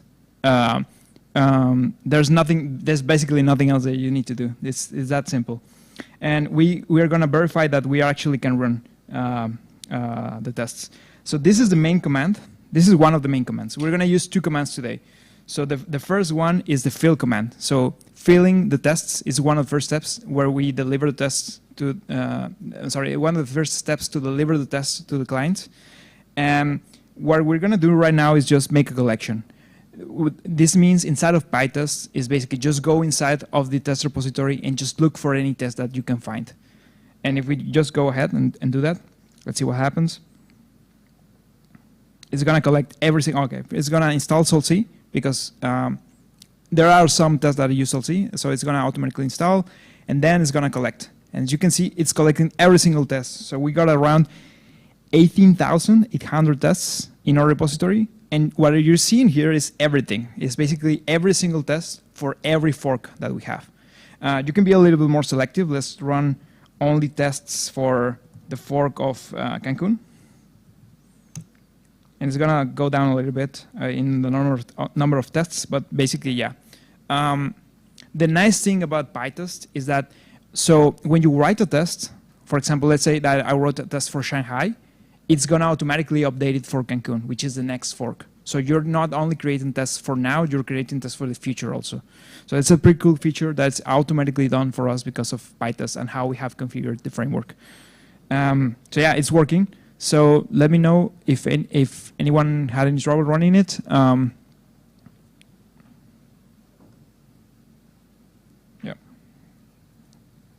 Let's go ahead. All right. Yeah, the second step is just basically opening Visual Studio Code. So let me just do that. I already have the Visual Studio Code open here. But if you want to open it, just go code and dot, which means open the current folder in Visual Studio Code. Otherwise, you can just go to Visual Studio Code and just open folder, and that's the same thing, basically. Yeah. How's everyone doing? Do we need to take a moment just to get everyone up to speed, like make sure they're all at the same level? Is anyone having problem cloning the repo or running UV, for example? Has everyone managed to do that? Okay. Perhaps we just take a moment and get everyone up to speed? Yep.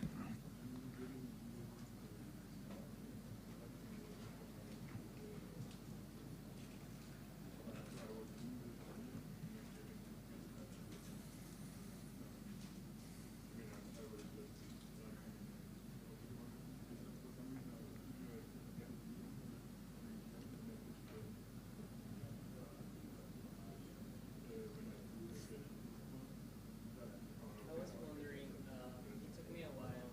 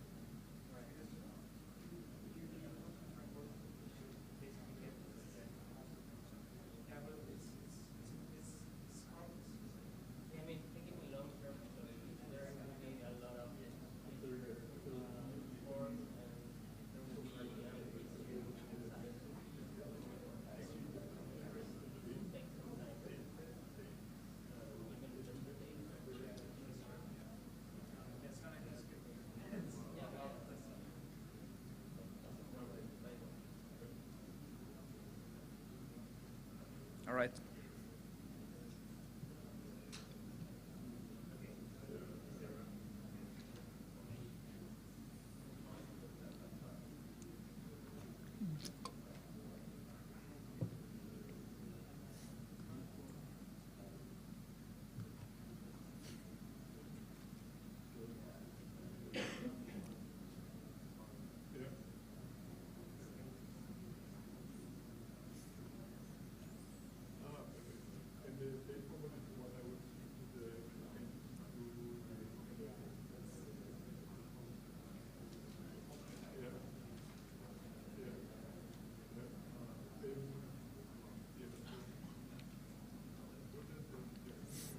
Hey, to the new people arriving, we're basically setting up. I'm just gonna go back to the first slide to.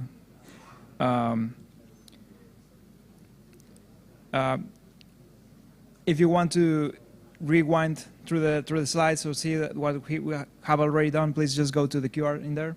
It contains all of the information that you will need. We're just waiting on setup.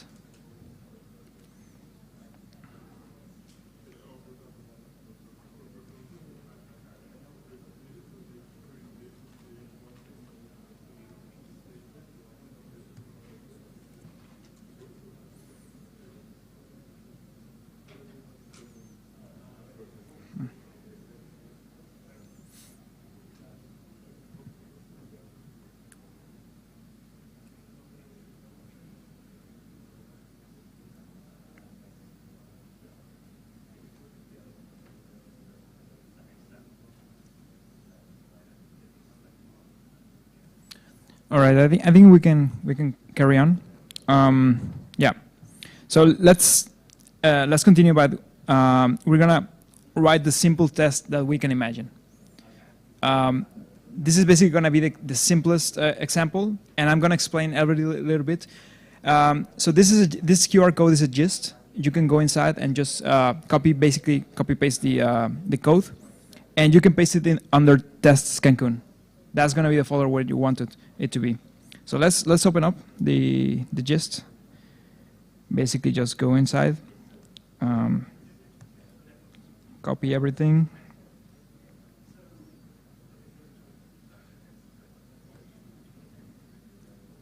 and we're going to create it under test Cancun and just put it there.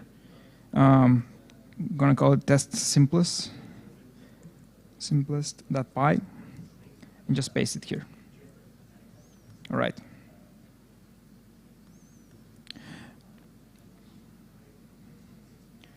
All right. So I'm gonna go over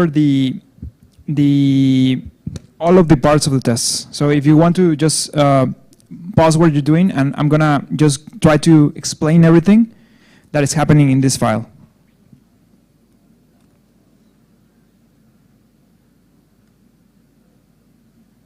All right. So yeah, every single test basically looks like this. We rely a lot on the framework that we have. So that's what is basically most of the imports. If you have used Python before, just an import is basically just a library that you have to import, and most of the important stuff is happening here. Then this line over here. Basically, we can write tests for any of the forks, but some of the tests, which are the newer tests, they only can run in in the newer forks. So in this case, we're going to write a test for Cancun. This is the test. This is what it basically is telling PyTest to only fill this test for the Cancun fork. And this is this method definition over here.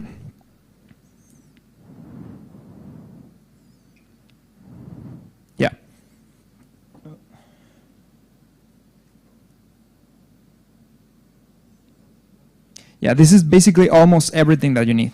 So to define a test in Python, the only thing that you need is create a new file, which in this case we already did. It's called test simplest. And then inside of that file, we're going to create a method. The method is basically a test. In this case, it's going to do a couple of things. The first part is the parameters. So what we need here is we're going to create a state test. The state test is basically just a test with a single transaction to one or more contracts, and that's it.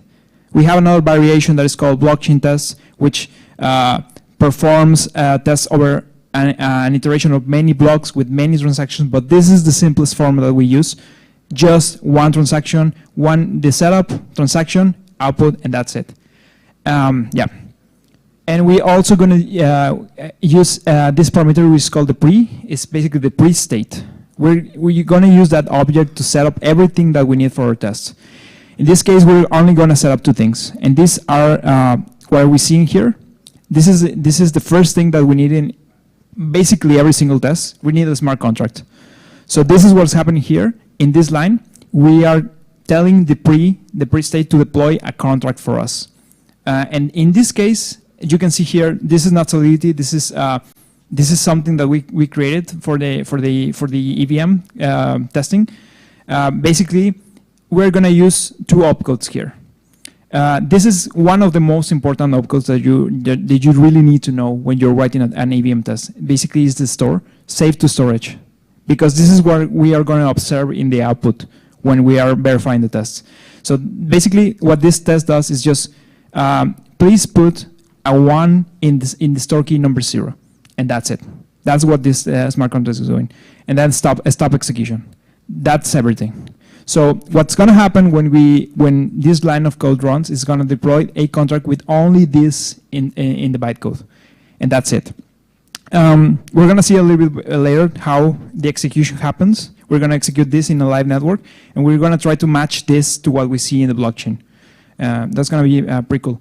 Okay, next, the other part that we need is some EOA. EOA stands for externally owned account. It's basically just a wallet. And we need this because we're going to send a transaction. So the transaction needs funds. And this is exactly what we're doing here. Just create a sender for me with some funds in it, and this is what's gonna send the main transaction. Yeah. So the transaction looks like this, very simple. So the destination of the transaction is the contract address, which we just created here.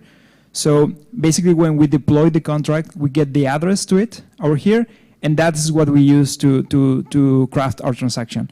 So we send the transaction to that address to exercise this code here. All right? And then also the second line is here is the sender. So who is going to send the transaction? The account that we just funded over here. So we just reuse that over here. And two more things is basically just how much gas is the transaction going to pay for the execution. In Ethereum, we use the gas, which is the minimal for a transaction is 21,000. But in this case, we're ramping it up a little bit because we're going to use the storage, and that's expensive. So we're going to give it 100,000. And basically, any value that you want to use here is fine. And the last thing that the transaction contains is the value. We're sending one way. It's not one ETH, it's one way. It's 1 to the 1 power of minus 18 ETH sent with the transaction. Yeah. And the last part is gonna be the post state. This is the verification part that we were talking about earlier today. We're gonna verify that something happened in the blockchain, and this is basically check please this address to be this account, and the account should have a balance of 1, which is the value that we're sending, and it has to have a storage of 1 in the 0 key, and that's it. That's everything that we're gonna do to check. Yeah, and the last line is basically just this part over here is the state test is please execute this test with this pre-allocation, this transaction, and this post. That's it. So yeah, let's try to fill that test. It's very easy. So let me show you the command to do it. So yeah, let's just UV run fork Cancun test. There you go. So yeah, this is gonna fill the test. So as you can see, just UV run fill for fork Cancun and just the name of the file I just created. So let's get that and see what happens.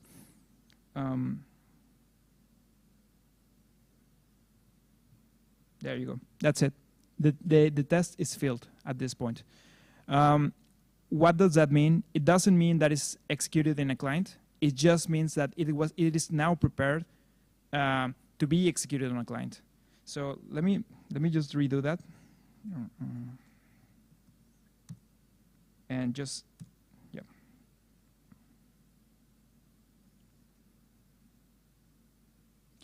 Yeah. So now, if you see the files in the folder that you have here, you should see now this fixtures folder. And basically, this contains the test that we just created. Let's go into state test, and you can see that under Cancun and simplest, which is basically what we created, we can see this JSON file. This JSON file is the output that will be consumed by the clients for them to check their compliance to the consensus. It contains very simple stuff. So you can see the environment is basically how the blockchain looks like at the moment of the transaction is executed. It contains the pre-state. Here is the contract that we created. So this contract over here, this one, it's going to be deployed to this address, and it's going to have this code. So if you see here, you can see the push 1 is over here, right here. The push 0 is over here. And that is the first argument to the E store. Then the 55, that's the S store over here. And finally, you have the stop, which is a 00. And that's it. So the client, when it sees this fixture, it should know that the storage at the start of the execution of the test, it should have this storage at that address. The second account that is created also is the sender of the transaction. So that is this one over here. So the pre-fund EOA, and it's going to be pre-funded with this amount of ETH. Sorry, this amount of WEI. There's not that much to it. Second, we have the transaction. This is the description that we just created here. So we have this transaction over here, and we have the secret key to the sender, which was generated by this line. So this line not only creates an account in the state, it also gives us the private key, which is going to be used to send the transaction, to sign the actual transaction. And that's what we can see here. You have the address of the sender. You have how much ETH is going to be sent, the data of the transaction, the destination of the transaction, the gas limit, gas price, and all that stuff. And finally, what we're going to see here is the post state. This post state, it means that the state root of the state of the blockchain, it has to match this. Otherwise, you are failing the test. This is a little bit harder to explain because the way that the storage is stored in Ethereum is that you have this big tree that basically just ends up being one hash. But we can see that a little bit clearer in the other. We are generating multiple kinds of tests also. So the one that we are seeing here is the state test, but we also generate blockchain tests automatically, which is basically we have like this entire blockchain in a file. We have the genesis. It's basically the genesis is the first block of the blockchain. But we also have the pre-state and everything. And you can see here more clearly what we expect in the post-it of this fixture.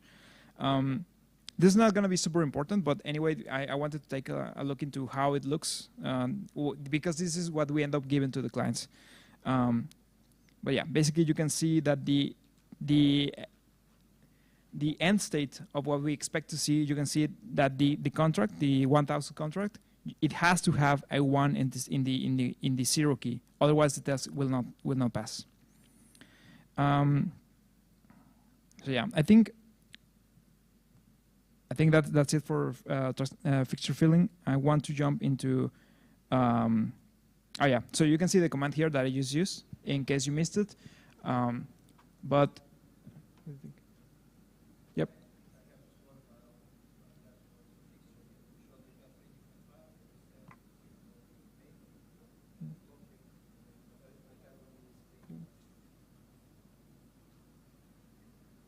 Go for it, man. Sorry, what's your question? Why are there three different test fixtures for this one single Python test?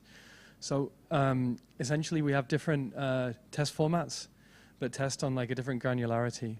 So we define the test as a state test, which is like a lower granularity than a blockchain test. But from a state test, we have a benefit that we can wrap any so state test is a testing on the transaction level. So a single state change, or I mean, you can have multiple transactions, but typically they're just one. But the advantage is if you have a transaction, you can always wrap it in a block in the environment from the block. And so we always generate a blockchain test from that state test. So you get a blockchain test for free. And that's valuable because then we can run the tests in different environments where we can only apply blockchain. Like we can only pass blocks to the client.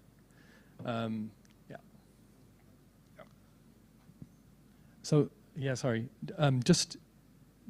I saw some like requests exceptions, like HTTP errors, like when people were trying to fill.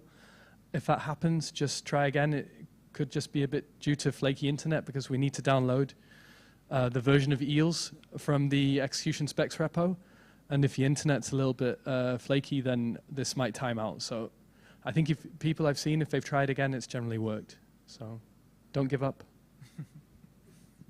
All right. All right, that is fine and dandy, but we want to see the actual tests run in a live network. So we can do that. And it's a little bit more exciting than just filling the fixture because you're going to see the outcome. So yeah, let's just jump into it and just run the test in a live network. So what is the live network that we're working on? This is the link that I showed earlier. Let's go over there and just see what's happening. How's the network looking like? You will see a couple of links here. So the first is the JSON RPC. This is basically an execution client that is running on the network, and it can receive your transactions. It can send transactions. It can give you the state of the network and everything. But we also have Explorer. We have two Explorers actually, and then you can see here over here. This is basically the state of the transaction right now. Okay, someone's already sending transactions. Perfect. All right. So yeah, this is what you're gonna use when you're sending your test to the network. You are gonna need to come here and see that you're actually sending those transactions to the network.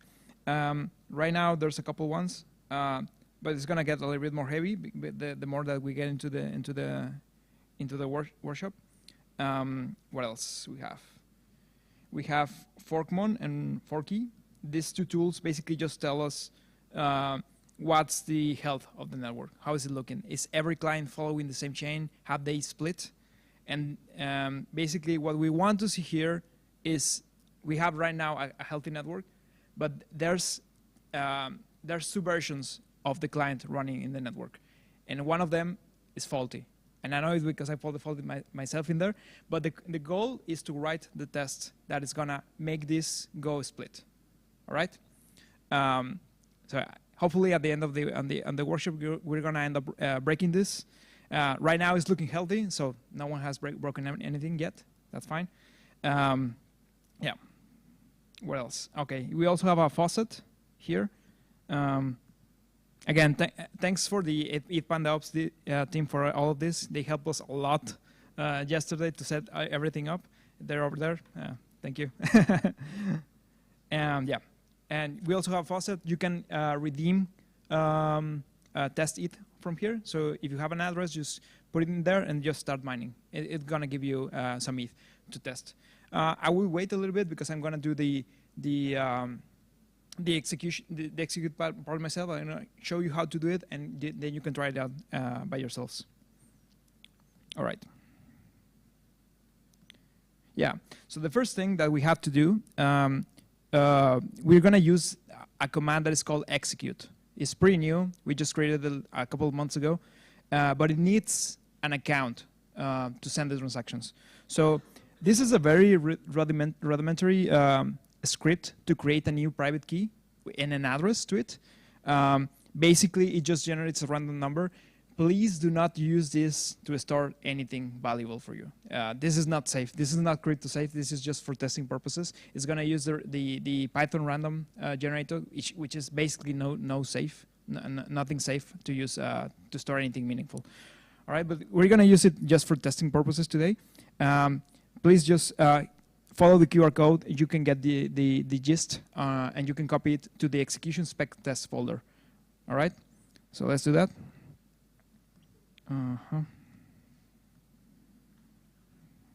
That's right. Obviously, you're gonna see the key that I'm gonna hold. So yeah, please don't troll me and send anything from that. Let's see. Okay, so on the root directory, let's just create touch yankee.py. Let's paste everything here. All right, and then just remember to use run to run the command yankee. Let's go. Oh, there you go. It's pretty easy. It generated basically a private key. It generated an address. So this is where everything's gonna come from in my test. I'm gonna provide this to the execute command for it to be able to execute the test. But first, we need to take the address. Go to the faucet that we have in this link over here. Just go here, paste the address that it gives you, and just start mining. See what happens.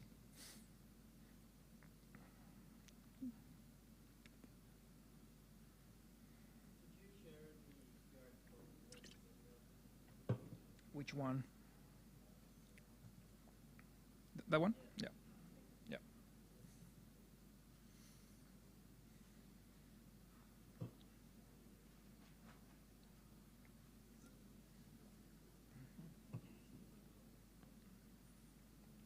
Okay. So I think we have funds. Let's see. Just claim it. All right. It's processing. And what we can do is just go into the DevNet main page and just go to the Explorer. And we're going to copy paste the address that we gave to the faucet and see if it actually has some money. All right, so it does. We had 100 ETH, which is that amount of USD. I don't think so, but anyway. Yeah, so now we're ready to execute the test. Let's just do that. Let's see. Yeah, basically what I just explained. We're going to use the execute command. You need the faucet to obtain the funds. Here's the link to the faucet, but it's also on the other page that I gave you. If not possible, if you need, for some reason the faucet is not working, just let us know. We can send you funds into to your address. So yeah, also I already checked this in this page. Just all right, go to this page and go to Explorer, paste your address, and you will see the same thing basically. Yeah, let's just do it. All right. So this is the command to execute the test on the live network that we're gonna use to run right now. You need to paste the private key that you generated over here, and then the rest is basically the same. So let's just do that and see what happens. I'm gonna keep an eye on the address that I. Give me a second.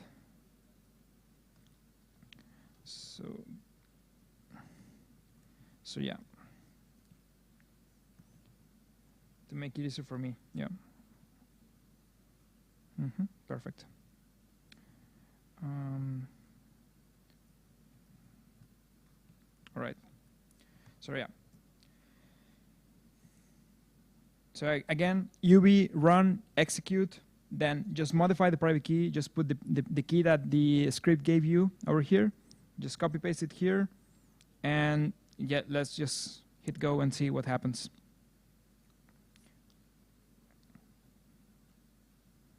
And let me explain a little bit of the parameters. So yeah, the parameter over here is basically just how much ETH should the test take from your account. In this case, just take 10 ETH, which should be sufficient to send the test. The RPC chain ID, which is the DevNet network ID, the fork. This is irrelevant. We're gonna use Osaka eventually, but for testing purposes, it's fine. Whatever you put in there, it can be Cancun or Prague, or we're gonna use Osaka eventually. And then last but not least, the name of the test. So you can see right now that it's already running, and you can see the green dot here, which means that the test passed. So let's see what that means. Let's go back to the Explorer. You can see there's already transactions going on over here. So there's one transaction out, and there's one transaction back in. So this is the account that I just generated. This is the ETH from the faucet, and this is the transaction out that will that will fund the transaction that is actually running the test. So let's see what that account is doing. So this is a newly generated account that Execute created for me just to run the test. So let's see how that. Let's see over here. Okay, all right. So yeah, so the first transaction is just the funding again, but then it's gonna create here over here. It created a contract. What is that? So if we go back to the test, the first step in the test, as you can see, is the pre-deploy contract, and that is exactly what we are seeing over here. So the first step on the network is the contract creation, and let's see how that contract looks like. We can open up the link here, and we can see that it was created and then it was called later. But then let's focus on the code that this contract contains. So yeah, as you can see, it's the same, basically the same code that we saw earlier. Let's go back to the code and put it side by side. Yeah. Yeah. All right. So yeah, this is the code that we deployed. So basically just two push operations. This is the one over here. This is the 0 over here. The SS store is the 55 over here. And lastly, the stop. So as you can see, we deploy the contract of the test in the live running network. It doesn't end there because we need to execute the code to actually see what happens. So let's see just that. Yeah. Yeah. And okay. So the contract was created, and then the next transaction is this one over here, and that one is the funding of the account. So we need a sender for the transaction, and that is how it was funded. We funded that transaction with 1 ETH only, and that is the one that is the account that it actually sends the transaction to the contract. So let's open that account, see what it looks like. All right. So yeah, it's funded, and then it called the contract. So let's see how that looks like. All right.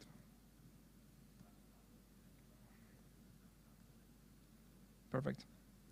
So yeah, as you can see, this is the transaction that is defined over here in our tests. So this transaction, we set up a couple of things. So the contract address, the sender is the one that we just funded. And most importantly, you can see other properties such as the gas limit is over here. It's going to use the same gas limit, and it's also going to use the same value. So the value is over here, exactly. So it's not 1 ETH, it's 1 to the power of minus 18 ETH. So it's basically nothing. But that is what we sent over here. So yeah. The main question I think is, how did the test pass? How do we know that it passed?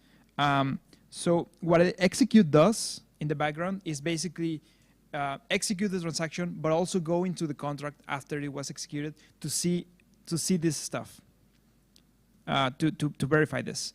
So what we can do is actually just modify something in the code to see what it looks like when the test doesn't pass. So let's do that just now. Let's modify. Let's say the storage. Let's set it to something else, which is not going to match with the storage over here. And let's just send the test again to see what happens. Yep.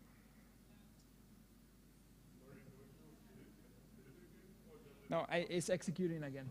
You don't have to fill anything. It's actually the execute command takes the Python and it runs the Python lines into the live network. So the filling process is not necessary in this case. Yeah. Yeah.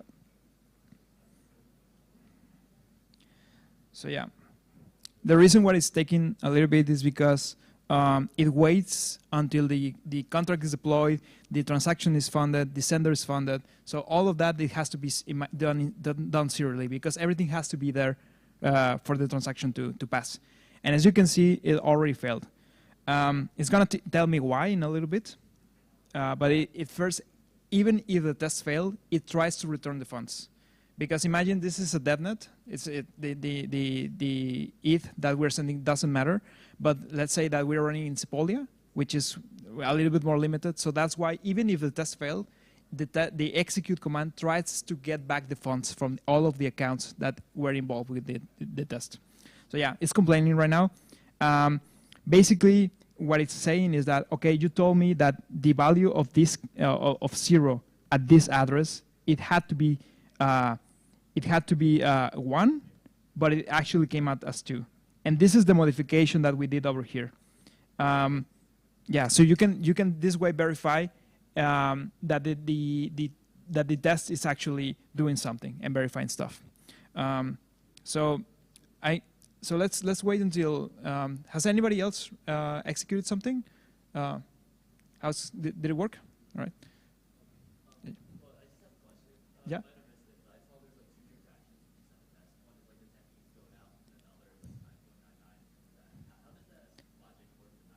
Yeah, so basically it goes to the RPC and tells you, okay, how much ETH is left in the account, just subtracts the cost of the refund transaction, and that just sends everything back. That's basically it. Yeah. Let's change it up a little bit. So let's create another contract. Let's create another contract that calls into the first contract. Let's call it contract address number 1. Contract address number 2. So let's do that call. So let's make it so that the first contract calls the second contract. So yes, this call, and then address is gonna be it's gonna be the other way around. So H1, all right. And this is just to show how it can create multiple contracts in the same test. So yeah, basically the modifications that I just did is just let's create 2 contracts now instead of 1. The first one is gonna do the SS store, the same thing that we did before, and the second one is gonna call into the first contract. So it's gonna be an internal call. We should see that on Explorer if everything went all right. So let me see if I didn't make a mistake. Sorry? Yeah, of course. Yeah, that is very true. Yeah, the balance is going to be incorrect. Thank you. Perfect. All right. Yeah, let's just execute it and see how it goes.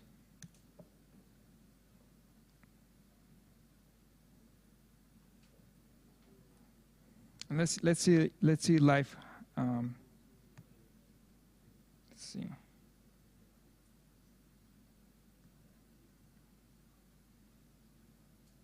Perfect.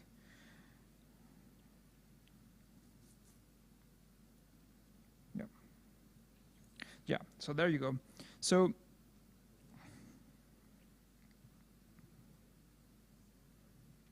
all right. So yeah, there you can see, so we are now creating 2 contracts instead of 1. So this is this account is the test coordinator. So the first thing is that it gets the funds. The second part is going to create the contracts, 2 of them this time. And lastly is going to let's see. Lastly is going to do a contract call, and the contract call is going to go into the first contract that we created. So this is 0x827. Let's see, where is that? Oh. Wait.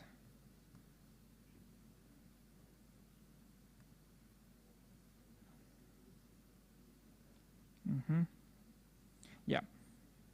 So yeah. Let's see it side by side. There you go. So yeah.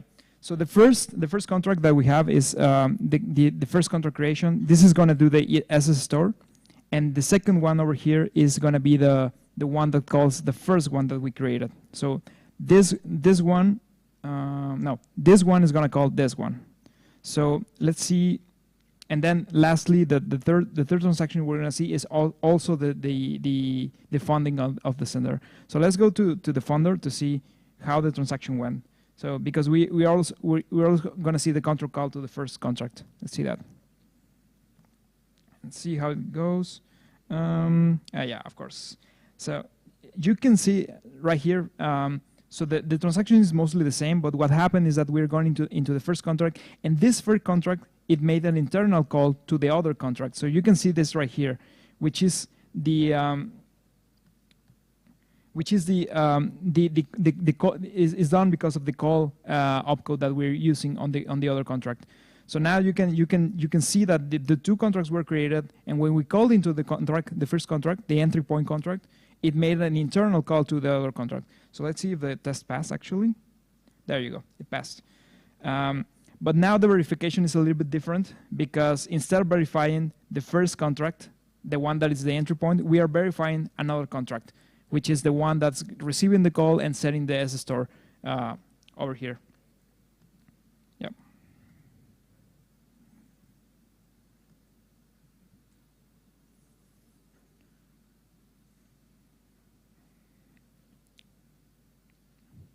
Was anybody else able to execute? Yep.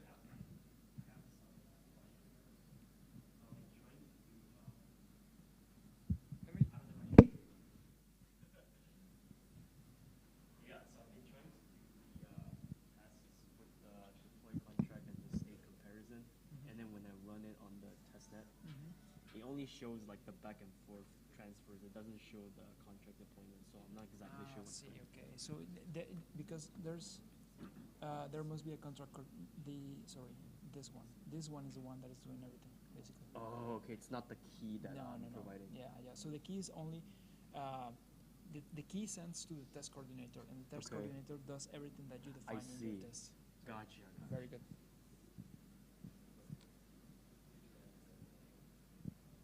So what was happening is that the transactions that we are seeing over here, they are not only the first one is sent from the private key that you are entering in the execute command. The rest go to a test coordinator, what we call it. The test coordinator is the one that creates the contracts and sends the transactions. So that's why you might not be seeing the transactions in the account that you funded from the faucet. Let's see how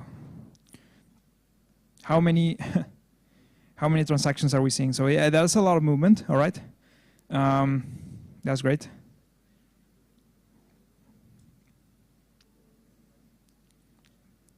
So yeah, all right. So everyone is running the tests, and luckily or unluckily, we haven't seen any deviations in the chain. So the chain is still healthy. Let's try to test, make another test, and let's try to change this thing to see if we can figure out how to break it. Yeah.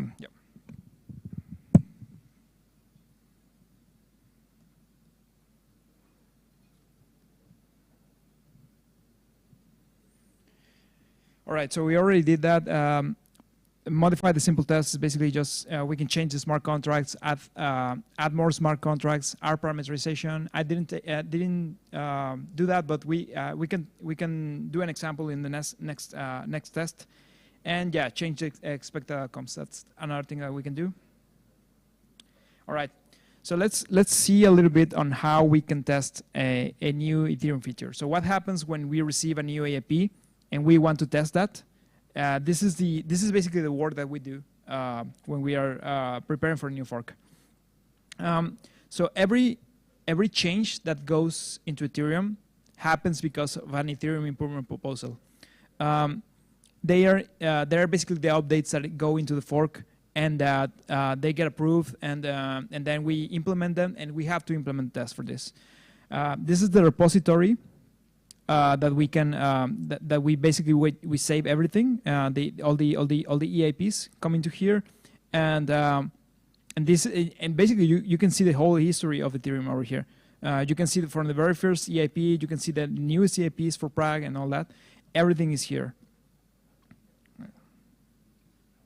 So today we're going to focus on an untested EIP, which is the 5920. It introduces a new opcode, and the goal here is to make a test that uses this opcode that breaks the chain. So what does this thing do? Let me just go over the EIP. It's very simple. The idea is that in Ethereum, every time that you call from a smart contract into another contract, if you want to send Ether, you have to make a call, which means that you are going to execute the code that lives in the other smart contract. So the thing that this opcode changes is that you can use this opcode to basically just send Ether to another account and do not execute anything, which is very useful if you don't want to do like reentrancy, and you don't have to have any reentrancy problems and all that stuff. This is the opcode that you eventually in the future you could use to prevent all that stuff. Just send ETH to another account. Don't execute any of the code. Yeah, normally we use call and delegate call to call the other account, send some funds into it, and just limit the amount of gas that the contract receives, just to make sure that it doesn't execute anything that it doesn't have to execute. At this point, we can stop and see how everyone is doing, because it's happening right now. Yeah. All right. I'm gonna stop a little bit. Is there any questions so far? How's everyone doing? Questions, issues that you're seeing with the code or anything? Yes. Sorry?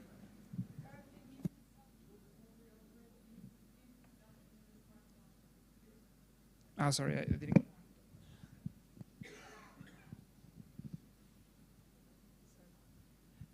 Have we done already any other transactions, not only minting, or not only minting? No, we sent the transaction, but no, there was no minting. It was like using the faucet to get some ink. Oh, faucet. So, yeah, it was not minting. It was the single transaction we. Yeah, we sent, it was only that. Oh. Yeah. So this is with regards to the payout code. If I send Ether if I send an Ether to an contract that doesn't implement any fallbacks, does it still work, or would it revert? That's a great question. So I think with this you can work around the fallbacks, because it will send ETH even if there's absolutely no code. If there's a code that reverts the transaction because it doesn't want to receive it, this would basically just skip that. So yeah, it will render some of the fallbacks unusable. That is true. So yeah, that's one of the reasons why this has not made it into the chain, because there are some edge cases that exactly what you mentioned. You can work around the fallbacks with this thing. You can already do it if you use self-destruct. You can basically send any amount of ETH to any contract, even if it doesn't want to receive ETH. Yeah. Mm-hmm.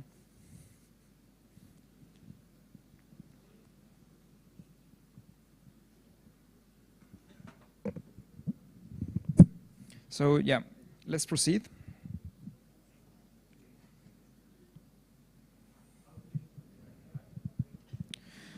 So yeah, we're gonna assume that this EIP goes into Osaka. It's not the case. Osaka, as it is right now, it's only gonna introduce the EOF EIP, but we're gonna assume that it's going in Osaka anyway. So for that matter, we need to add the Osaka fork into this file for everything to work. In this case, let's see. In this specific case, we already have Osaka in our definitions, so it's not a problem. We don't have to add it. But in the case when you are implementing some EIP that goes in the future that is later than Osaka, you would need to go into this file and create the new fork. But this is not the case. It's not necessary. Osaka is already there. That's what we're going to use.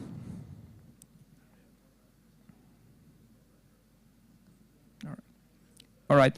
And lastly, since we are creating a new opcode, we need to include this in our framework. So the way we're going to do that is basically just this is the code that you need to add into the Ethereum test EVM opcode file. So let's just go ahead and do that. Again, this code is this link should be in the hackend that was provided at the start. But otherwise, yeah, just feel free to open this link, and we're just gonna basically just copy the code.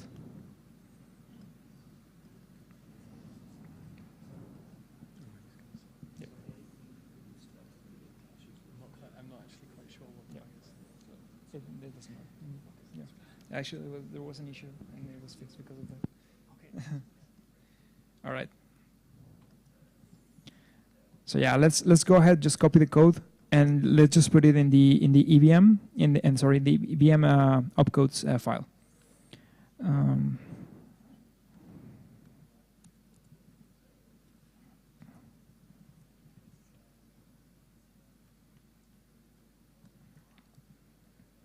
There you go. So this is the thing that we're going to use to actually use the new opcode into our code. So again, just goes to this link, copy the code, come here to the opcode.py, and inside of the class opcode, just basically just copy paste it at the end, as you can see here. I'm gonna give just one moment.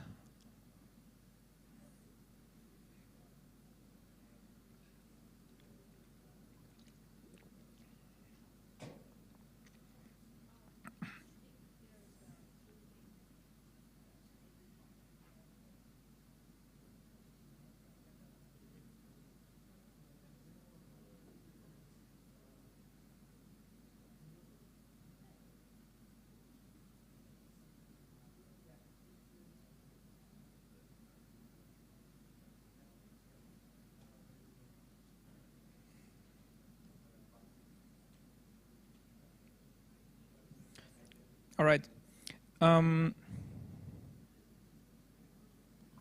And finally, we can write a test from scratch, but in this case, we already have a template for the simplest test that is going to use this opcode.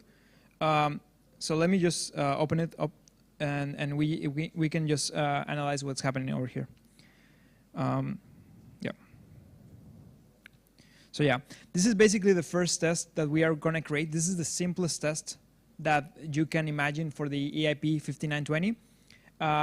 It basically just tries to use the opcode, but the catch is that you're going to send money to the contract that executes some code. In this case, up as a store, as we did in the previous tests. You remember that that's the thing that we're going to use to test storage. But you shouldn't see this change in the execution. So what should happen is that from one contract that is going to pay the other contract, it should not execute this code. So instead of writing in the post state that we should see a 1 in the key, in the 0 key, as the previous example, we're going to expect that to see nothing in here. So that would prove to us that the pay opcode sent the ETH without executing any code. So let's just do that. Let's just copy the code.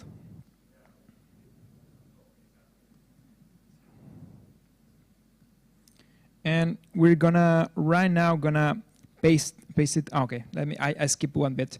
So yeah, in the test repository, we normally, when we are creating a new fork, we come here and create the new Osaka folder, for example, the folder for the new fork. So in this case, I've already created the folder for the file, so you can place it here. So basically, just create inside of the test Osaka folder, just create EIP 5920_pay, and inside of that, we're gonna create first the file that is required for Python to recognize there's something in here, which is the __init __.py, and it can have nothing in it. It's just gonna be there. But the other that we're going to create is the test underscore pay, that py, which is where we're going to paste the new test that we're just creating. So again, a very simple test. Just use the opcode to a given recipient, verify that it doesn't execute code. We actually can just go ahead and run it. It's going to be the exact same command that we use. The only change that we're going to see is that we are going to execute this new file instead of the other file that we were using. So let's go ahead and just do it. Let's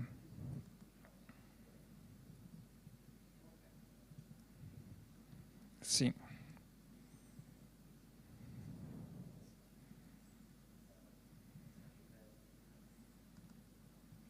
Okay, and another important difference is that, where is it? Okay, instead of fork Cancun, we are now actually using Osaka. And the reason is that we need to make sure that there's no compatibility issues. So we're gonna, that's the only change that we're gonna make. So fork Osaka and then also point to the new test. And let's see what happens.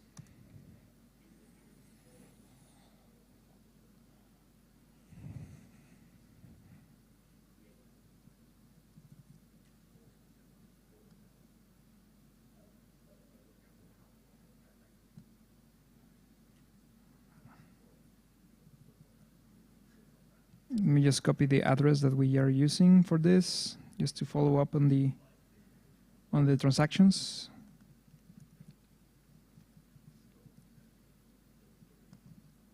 All right.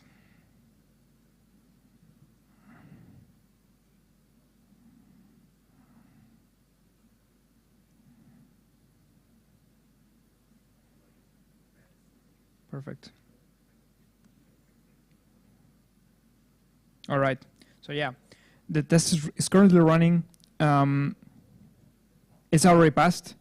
But yeah, let me just again explain a little bit. It's basically again just creating two contracts. The one let me open up the test side by side. All right. So it's creating two contracts. The first one is going to use the S store. And this one is the one that is going to get paid. The second one is the one that uses the pay opcode to pay to the first contract. So what we should see here actually is, let's open up the contract and see what happens. Where's the value?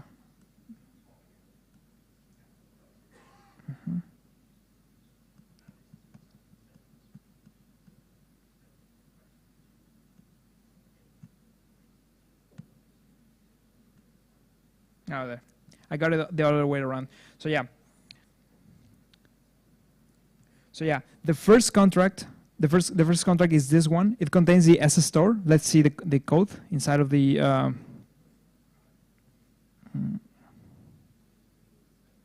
Wait. Yeah. Oh.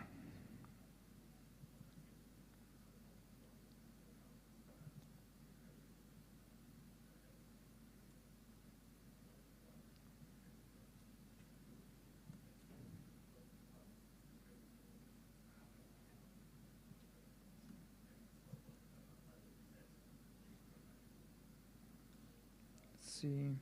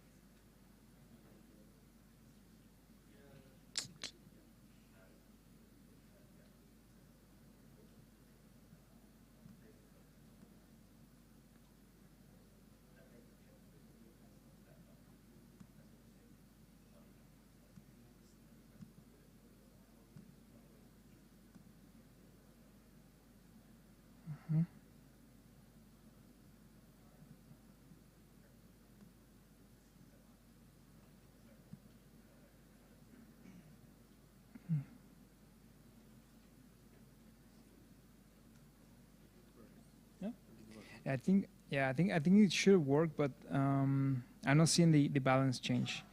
But yeah.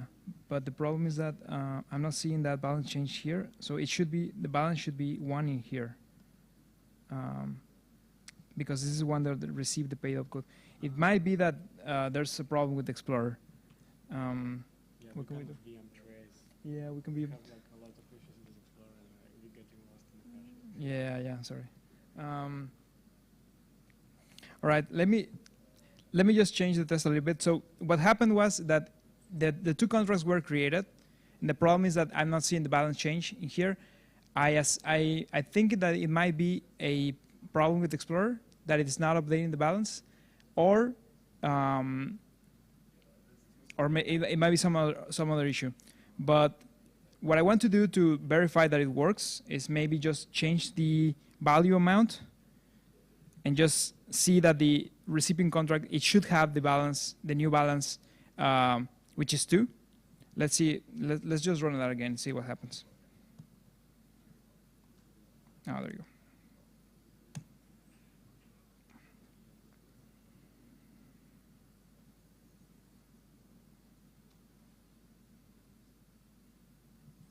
Also, let's see if the chain is still,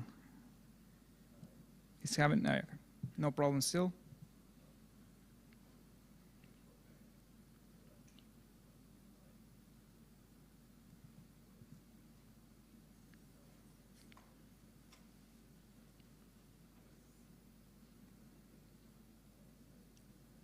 All right. So yeah, basically it's working, but I'm not seeing the updates in the Explorer. It might be because it's not expecting some extra opcode that is not called to change the balance of the account. But it seems to be working here because we have this. Let's just change that to see to some other amount to see if it should fail now. Then send it again.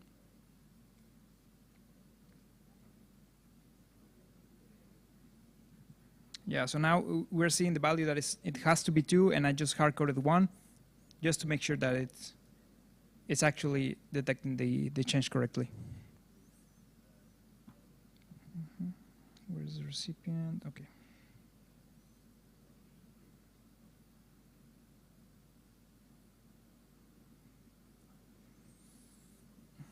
Yeah, there you go. So yeah, it's working.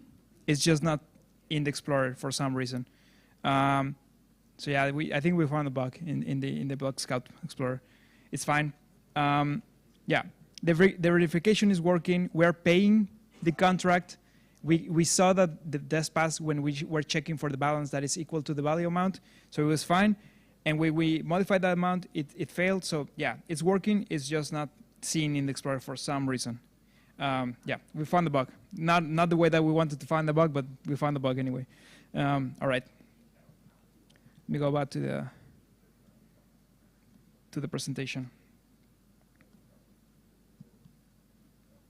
Yeah. Yeah. So with that in mind, this is like the very first step when you are testing a new AIP. You basically do the simplest test first, just to make sure that everything is working. But we can expand the testing, and we must expand the test coverage to include many other different scenarios, including edge cases scenarios. That is very essential for us to see that the opcode is working before it can actually reach mainnet. Just some examples of just very simple tests that we would do if we were testing AIP 5920. Just try sending, for example, more balance than you actually have, because you're paying, yes, but if you don't have that balance, there should be an exception. What else? Try sending balance to precompiles, which is important addresses in the Ethereum blockchain. We have precompiles for many things, but just to make sure that it doesn't execute anything, with the payout code, you would try sending some ETH to that precompile. Test running without enough gas. That's a very important one to make sure that that it actually runs out of gas. It doesn't send the ETH. Try sending the balance to yourself. That's another option. And yeah, basic opcode stuff. We saw that it needs 2 parameters. Just try to do a stack underflow by just putting 1 parameter and see that it fails correctly. That's just one example. There are some things about 5920. One of them is that it doesn't specify a lot things. We normally, when we are developing the test, there are a lot of times when we read the specification and it's not clear enough. So one of those examples is how should it behave when it doesn't have enough funds. So that's one thing that we should definitely test and add to the test cases. Yeah. All right. So, but another one is that what should happen? What should happen to the account when you are already doing a call and then you use the pay opcode? You shouldn't see any difference in what is called the return buffer. So that's what we're going to do right now. We're going to write that test and see what happens.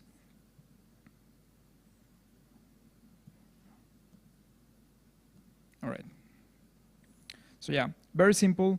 Let's do first a call.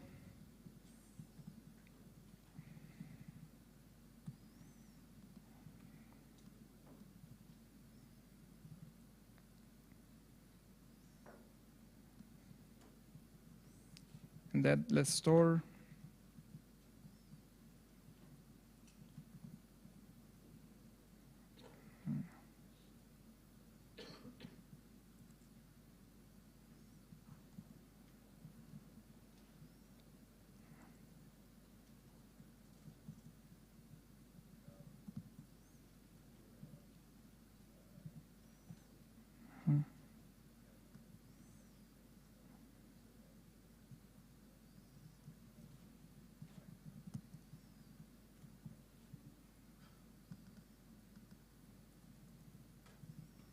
Perfect.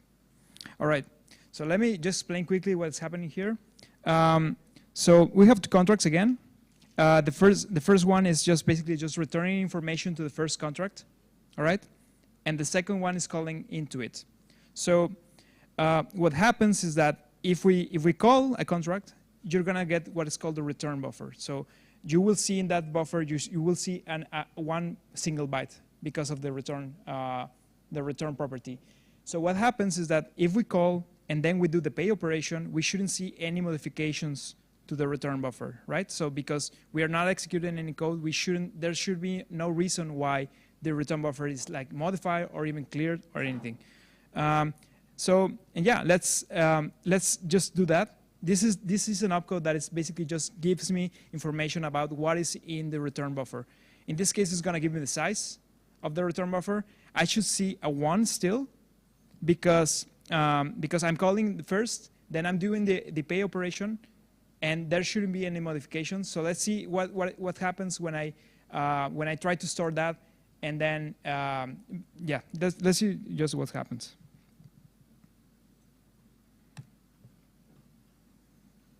And the interesting thing.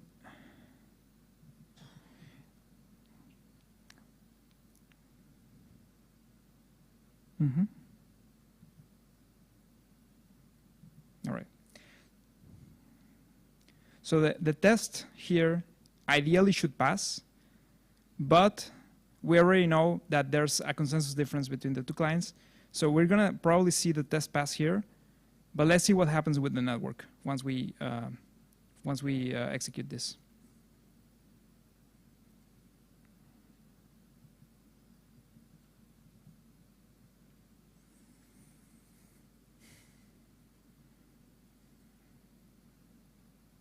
It's taking longer than usual, and that might be, let's see.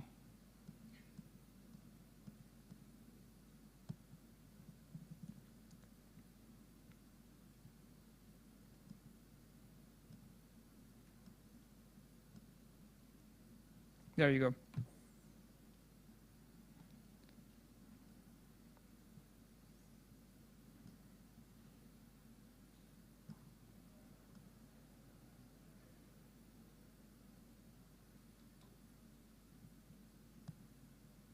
Perfect. All right.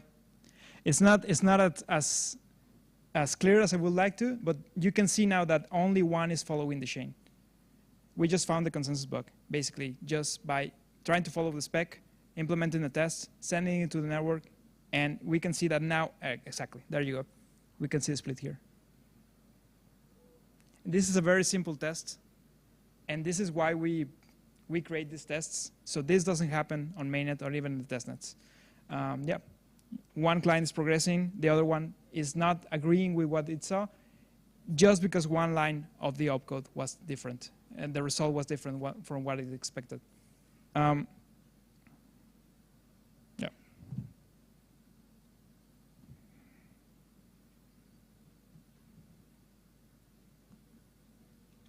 All right. I'm just gonna continue with the presentation, just try to wrap it up. So yeah, what we can learn from this. This shows the importance of the consensus tests. If we didn't have this, basically this could happen on the live network, on mainnet or on a testnet. We don't let it happen because we write the consensus tests. And this is the importance of the consensus test. All the clients, before they join a testnet or even a devnet, they must pass the consensus test that we create. This is very important for them to not fork out of the chain like we saw happen today. Another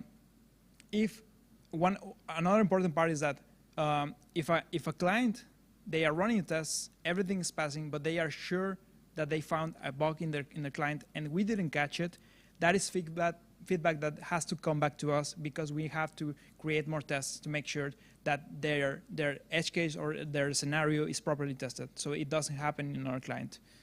And yeah, also specs can sometimes be underspecified. It happens. There's sometimes that when the EIP writer is thinking of the use case of the feature, they don't think of all the edge cases. So it has happened that we are implementing a test and we don't know what the outcome should be.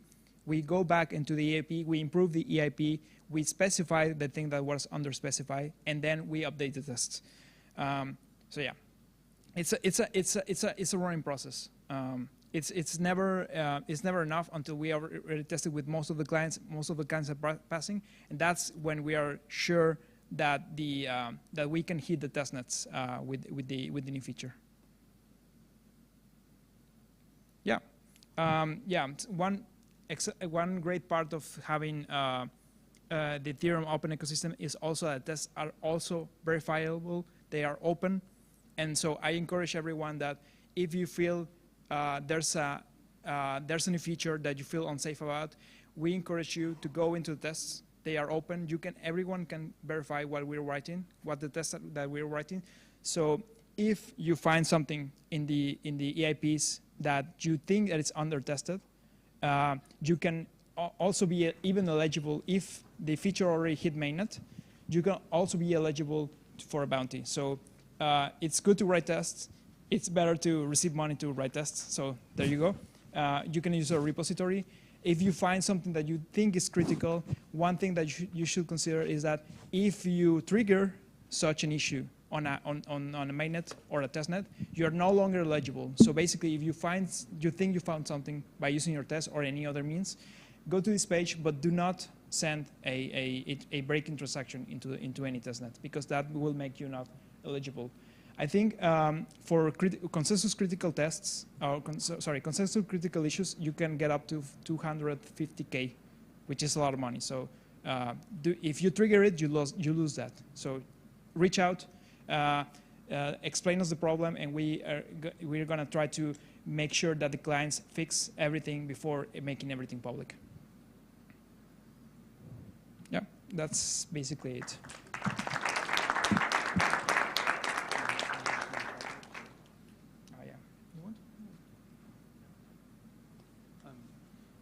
Yeah, so if you enjoyed today and enjoyed writing tests, the main message is reach out to us, and if you want to work with us, contribute with us, get in touch. But also, you can find us, if you go to the documentation, you can go to getting started, getting help, and then you can find all of our details to get in touch with us. And if you really enjoy it and you're at a bit of a loose end, then feel free to apply for the job. that's on Ethereum's lever as a protocol tester. So we have a position open for execution spec testing and consensus spec testing. Of course.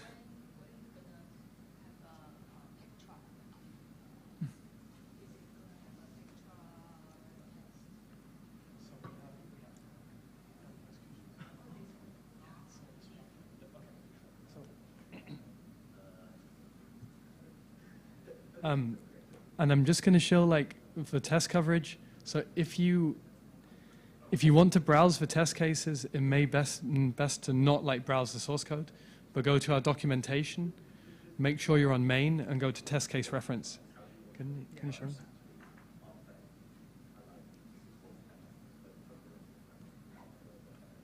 No, where is it?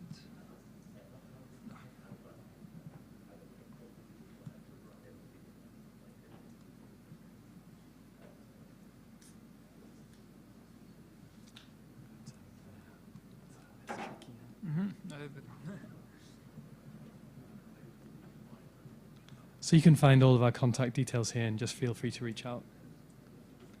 And otherwise, we covered a lot today in the workshop, but if you'd like to see a little bit more and a little bit of a history, then feel free to come to our talk today on stage 1 at 2:30.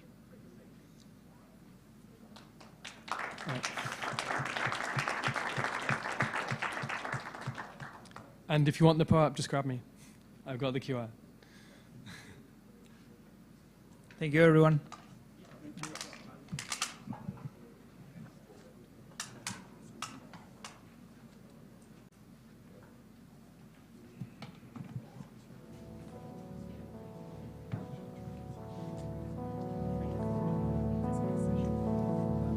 I like you. If you enjoy it, it's great. It's very well structured. Sorry? Well structured. Oh, thank you.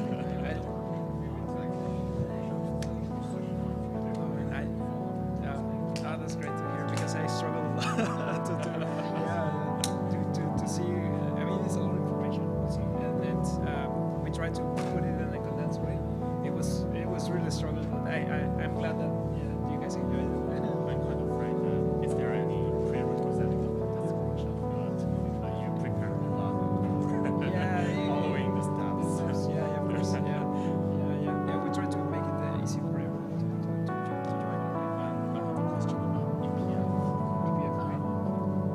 Is the plan next year EPF? I don't know why. All right, that's great. That's great. So probably I'm not the best person to answer that. From my perspective, I think it's a no-brainer that we have a report. It's been great. I think the people that kind of come out of EPF are very valuable. They're amazing. So I think probably next year is going to happen. But if you want a complete answer, I would go to the EPF day.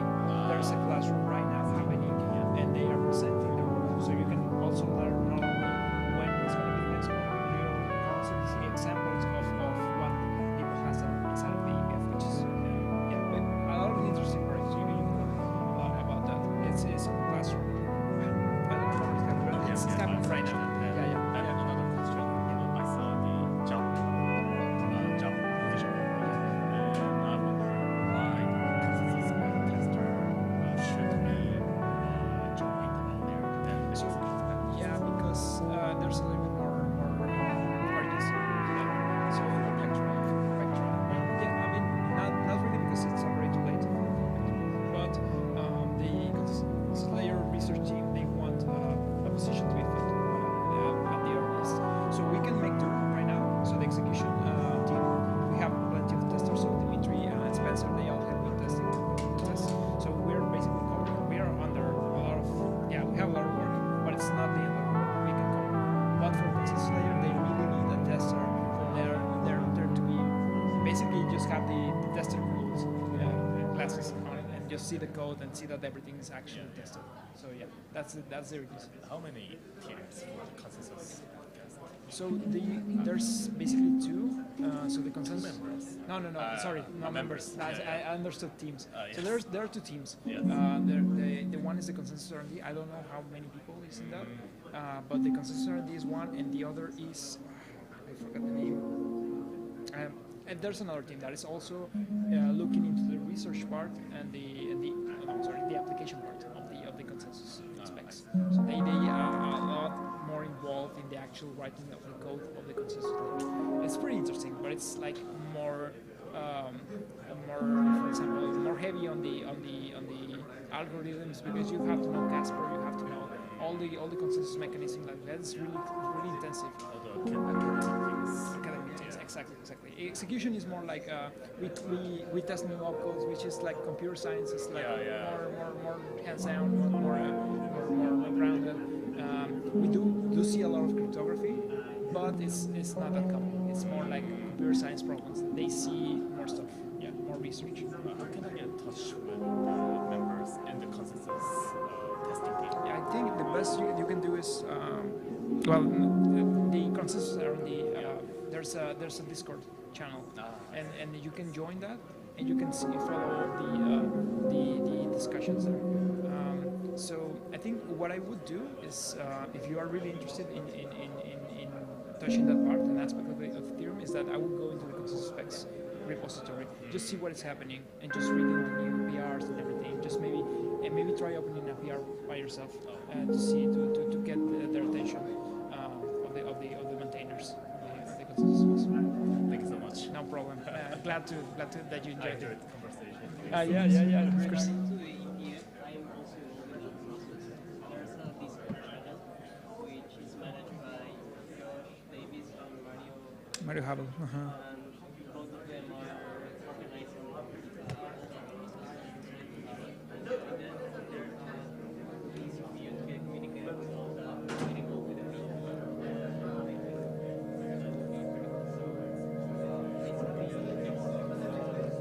Do you know Mario or Josh? Have you seen them?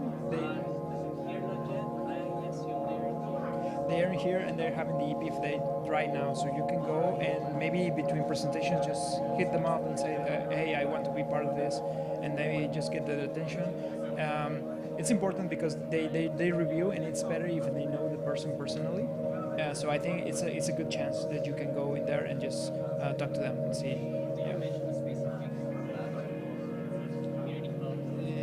Yeah, there's a classroom right now. I think Spencer should know exactly which classroom.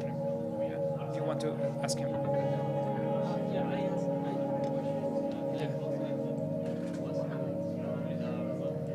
Yeah, sorry. Okay, sorry. ¿Dónde eres? ¿En serio? ¿Cómo te llamas? me dice Raf. De hecho, te hice unas preguntas en el programa este de Ok. Te tiene rato eso, ¿no? Sí, como de 11 años. Sí. Oye, qué chido que andas por acá. Sí, es que le he querido entrar como esto al core. Y pues justo por eso sé. Y vi este taller y dije, ay, güey, se ve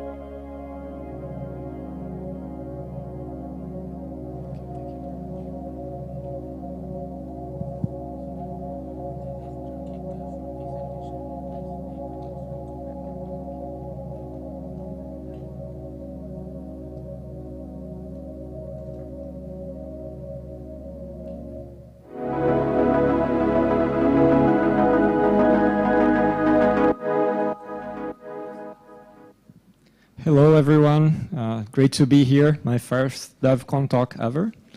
So super excited you joined me. I'll be talking about account abstraction. I have been building a DeFi consumer app in Brazil. It's called Picnic.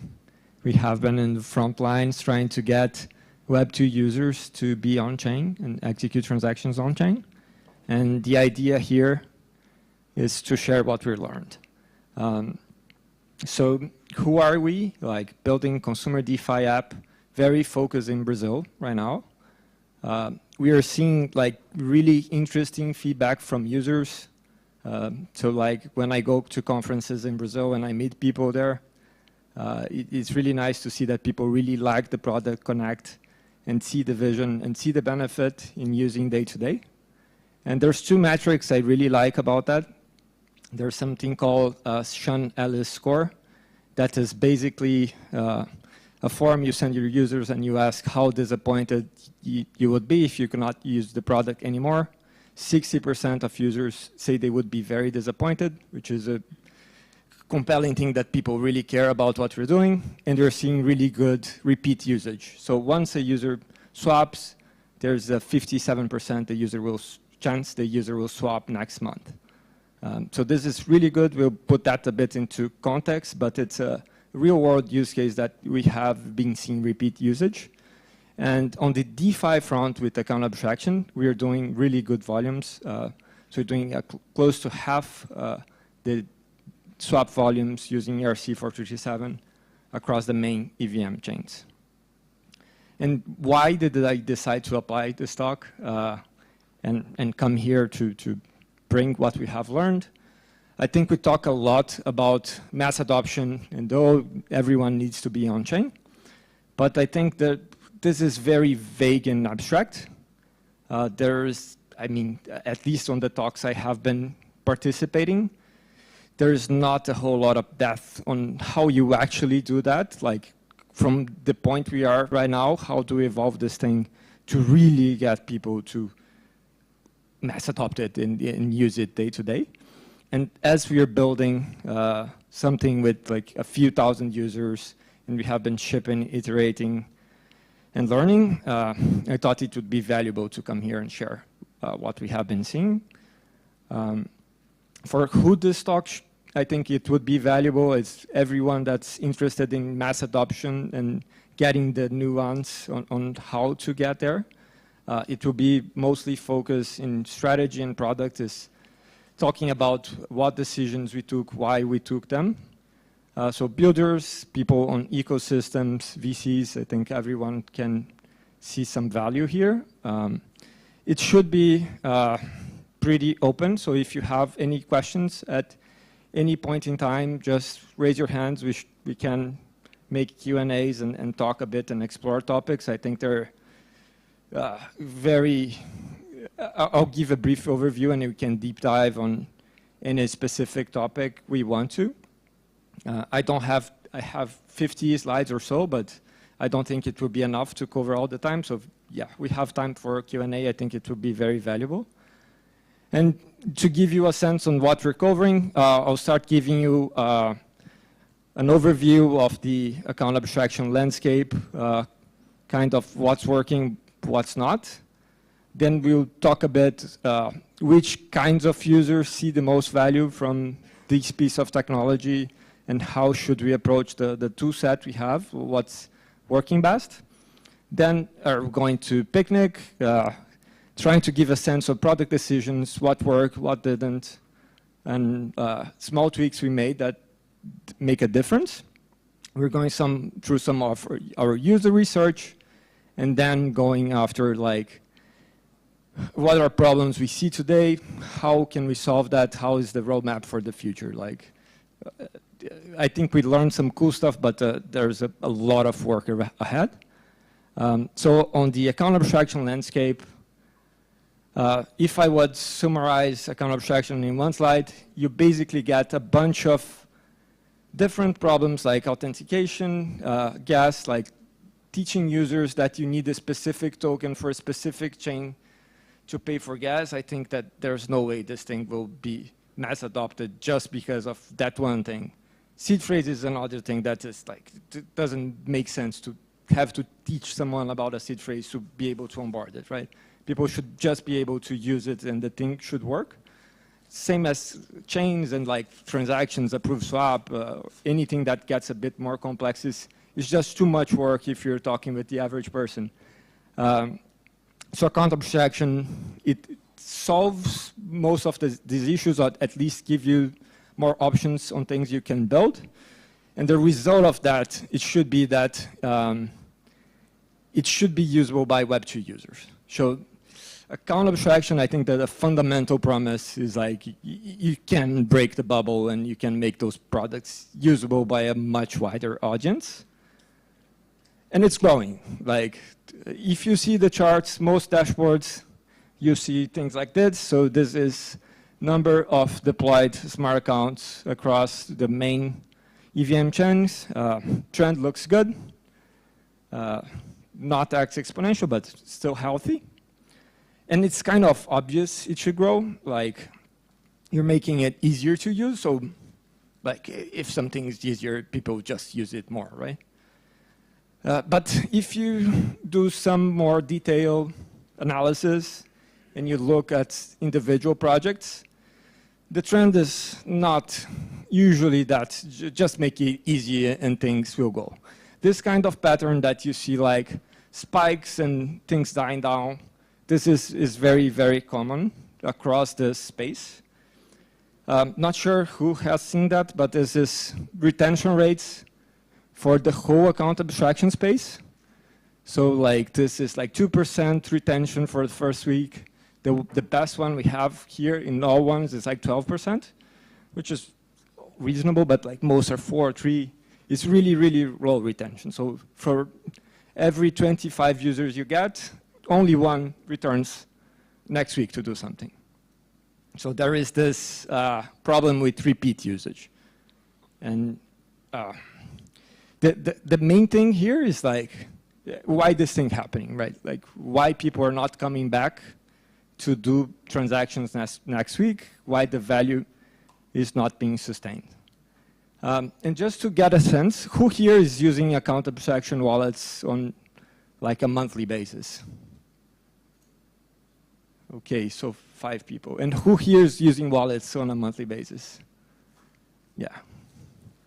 And this is kind of my point. I think I don't use, I use Picnic, but it's a different use case. I don't even think about Picnic as a wallet.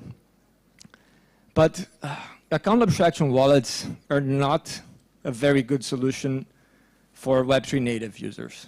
I think they are worse than UA wallets for Web3 natives. The first one is you pay more gas. There's gas overhead to be able to use account abstraction wallets. Second thing is limited use cases.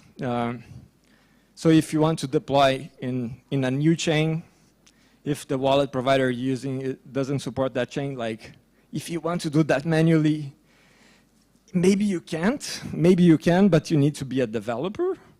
So it's this weird thing that you can't do whatever you used to do. You don't have that much freedom. There's dApps that won't work with that. If you deploy it on ZK Sync, you have a different address. So there's all those weird quirks that, yeah, it is worse in terms of use cases.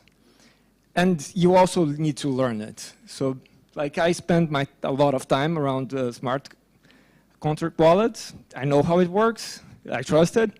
But if you talk even with the typical Web3 native user, there's a learning curve. Here is probably the most sophisticated piece of that cohort, so people get it, how it works.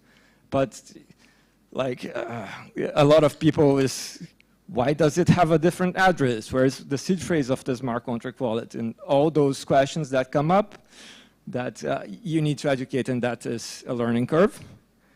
And in the end, like you pay more gas, you have less stuff to do, but you already learned how to operate a UA wallet. So why you're going through all the hassle? Like you don't really need a smart contract wallet.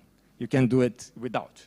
So that's the thing that's like trying to put account abstraction as is in the hands of Web3 natives is not the path. I think 7702 changes a lot of that, but for now it hasn't worked. I don't know of any examples, and the examples I know that are working well are in a different direction.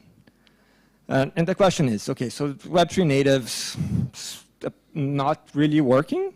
So for who this technology adds value?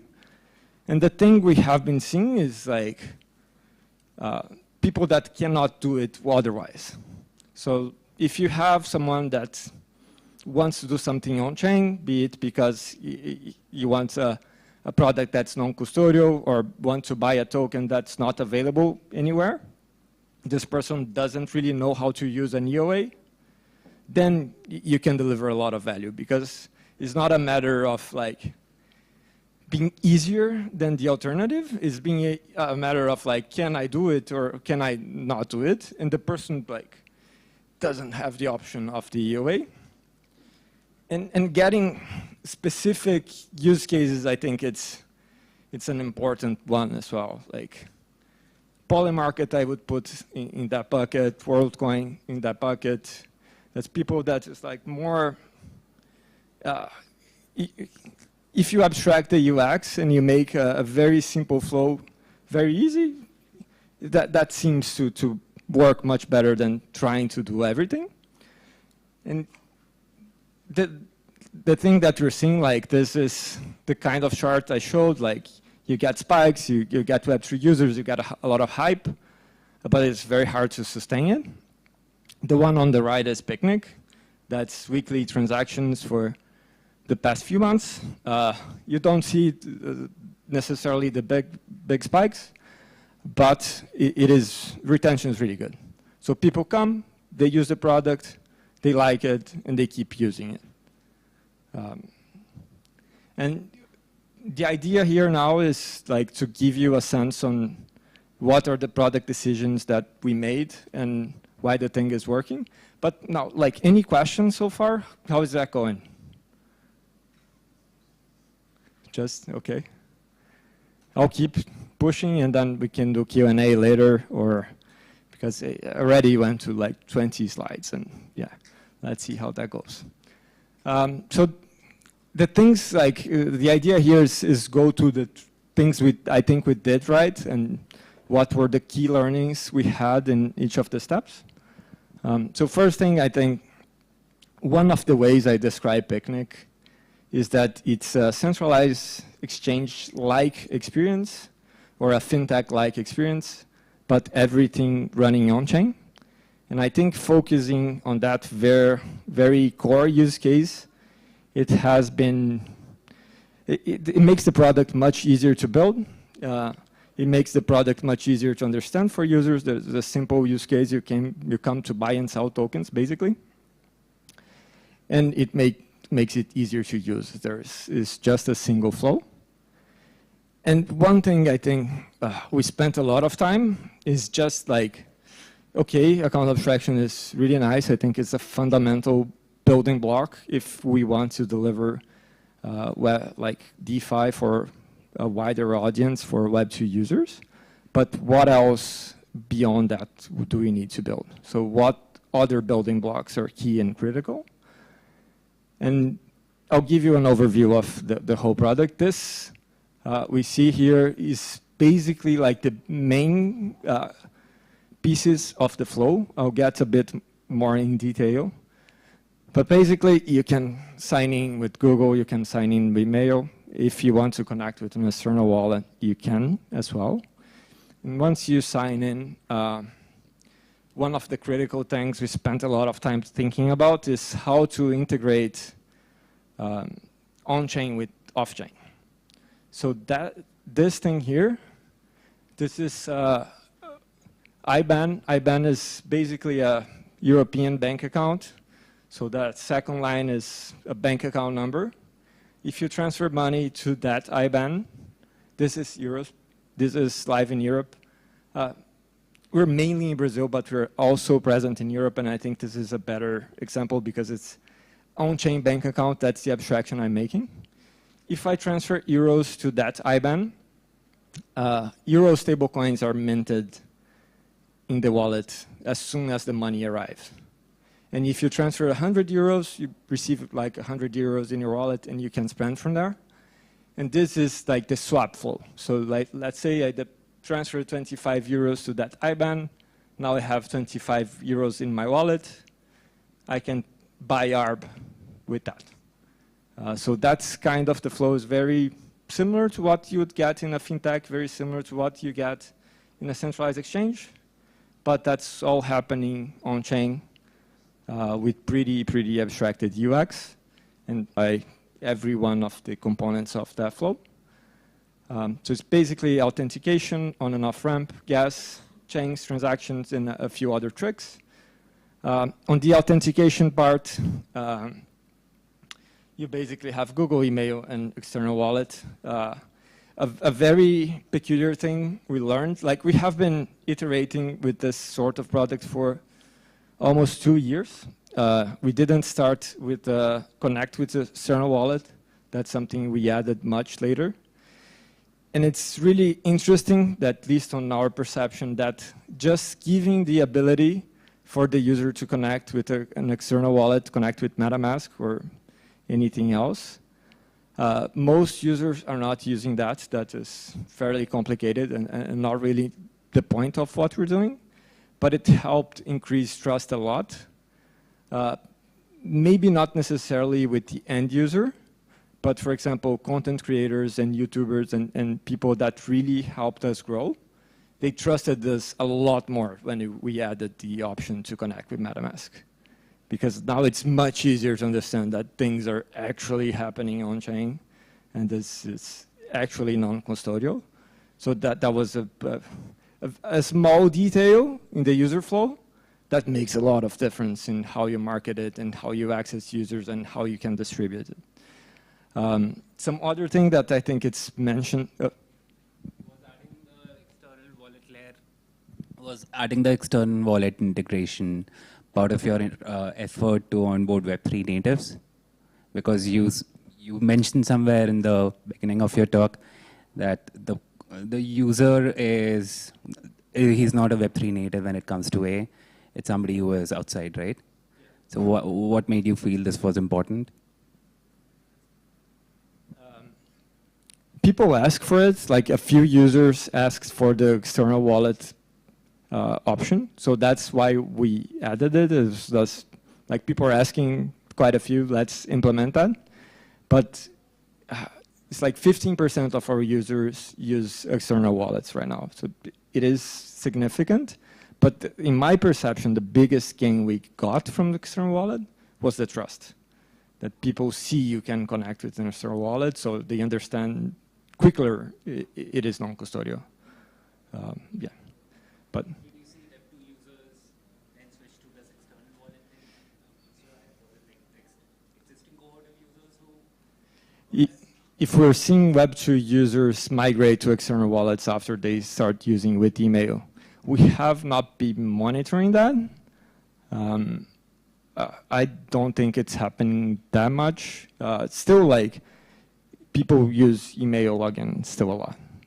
So we're much more in the path to improving email login and getting a better security. Could you get a microphone there? Can I get some help with the mics, Titus? But yeah, the external wallet, I think, is mostly good for trust. So I'm curious, did you build your own custom auth or did you use something off the shelf? We're using Magic Link. Magic Link? Yes. Yeah, but that's just for the email, right? Or is it also Google authentication? We have custom for both. Okay. Gotcha. And the external wallet is a separate thing. Yeah, it's separate. The external wallet, it's directly, I think it's connected with WAGMI, and that's very much it. Wallet, yeah. Thanks. All right, thank you. Okay. A permanent mic. Yeah, and one interesting learning we had on this auth piece is that getting something that is more centralized but is more reliable is much better than more decentralized and less reliable. Like if you're having trouble with like 0.3% of login cases, which we had with a different provider, that's a really bad thing. Like this thing cannot break, never. It's like, it's very important to be super, super robust. So now, which I think is probably one of the most interesting pieces, is the integration with Fiat, the off-chain, on-chain integration. We were doing DeFi native stuff before, and we worked with a French protocol with Jarvis. They did a lot of not exotic stablecoin, so they did Brazilian real stablecoin, Japanese yen stablecoin, and spending time there with the founder made me realize that stablecoins, like local stablecoins, are the best possible solution for on and off ramp. That's for mainly two reasons. First is unit of account, so like people in Europe are already used to thinking in euros, so all your balances are in euros. Like Brazil is the same, everything is in reais, and in many, many countries it's like that. So if you're funding an account, you're already thinking your currency, better to keep that way, right? It's just easier, less cognitive overload, things just work. And one really cool thing that I don't see a lot of people talking about, stablecoins make money just sitting on the money. So they get the treasury yield, like in Brazil, they get paid 10% a year just to hold reais. In Europe, it's like 3 or 4% a year, something on that range. So they have a revenue stream just by holding your euros and give you stablecoins. So like they can incentivize on off-ramps, so they can subsidize on and off-ramps, which is what we have been seeing. Both in Europe and Brazil, we have free and very fast and very good on and off-ramps, and that seems sustainable. Like we're not subsidizing it. That's the business model for the stablecoins. So it is both from the UX perspective as well as from the economics perspective, the long-term way to onboard users. And it's free and instant. It's a really, really good UX. Like you can go from money in your bank account in Brazil to money in your bank account in Europe through Picnic in 5 minutes. And you can do the inverse as well if you have a fast bank in Europe. That's usually the bottleneck. One cool thing we did, this was more recent, but across the app, we're not calling stablecoins by their name. So the Euro stablecoin we use is EURI from Ethereum, but we just call it Euros. For Reais is PRLA, we just called it Reais. We had quite a bit of feedback, especially on the less sophisticated side of users. Like, okay, I deposit Reais and I got this weird thing called PRLA. What is that? So those small details, they matter a lot, especially when you go to less sophisticated users. So I think spending time there and improving small details matter a lot. One other thing that I think is worth mentioning is KYC and UX to be able to on-ramp. We had a different on-ramp provider before the ones we have right now. And it was a quite bad KYC process. It was confusing, not very well polished. I think it's worth spending a lot of time in getting KYC UX really good. Conversions is day and night. I think that one of the things that made us able to grow and see some repeat usage was getting the flows easy enough for people to onboard and start using and then be able to keep using. Gas abstraction, this is something I think very cool that we did. Like you can pay gas in whatever token the user has in its wallet. So here is dollars, it's USDT. But like even if you have some random meme coin that is listed on Picnic, and our process for listing is basically if it's in CoinGecko, it's in Picnic, we just scrape that and list the tokens. We accept it. So if you have basically among like 5,000 tokens, you can use that to pay for gas. So it is just fees. You don't really need to teach the user that, oh, you need to get a separate token to pay for this transaction. The thing just works. Like you have Pepe or whatever, you pay gas and Pepe, and it's all good. Any questions here? So are you abstracting in exchange for them then?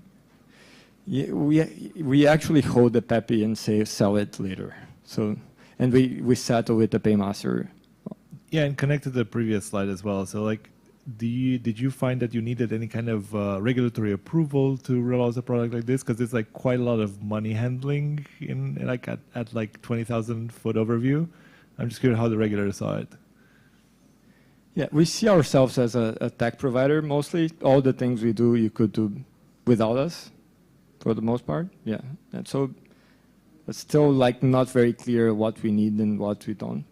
At some point, I think it will probably get regulated. Now, I think there's a lot of gray zone. It's still 100% non-custodial. So I think there's still an opportunity for us, like being non-custodial and not being regulated. If we were to hold users' money, perhaps we should. Yeah, the regulation applies to the stable holder, to the stablecoin issuer. Yeah, exactly. Yeah, and is that a barrier to adopt USDC, for example? Is that a barrier to adopt USDC as well? Or, because I saw you on Like, Euro and Real, but we could adopt USDC, but the thing is that Circle does not provide a dedicated ramping service like Monerium for end users. They have, as far as I know, they only have like ramping for institutions. So if you want to do like a retail solution, we would need to find another provider that could do the KYC. yeah, like a MoonPay or something like that on ramp. Yeah, yeah, and they would have a fee on it. It would not be probably one-to-one. Makes sense. Thank you. So, the relationship with the stablecoin is directly with the user. So the user transfer money to the stablecoin provider, and the stablecoin provider mints directly in the user wallet. It's not like, yeah. The IBAN that we see over there, who's it from? Like you generated one for each user? The IBAN we see here, it's one for each wallet. And that relationship is directly from the user with the stablecoin provider. The stablecoin provider has an e-money license in Europe, and then they provide the IBAN to the user.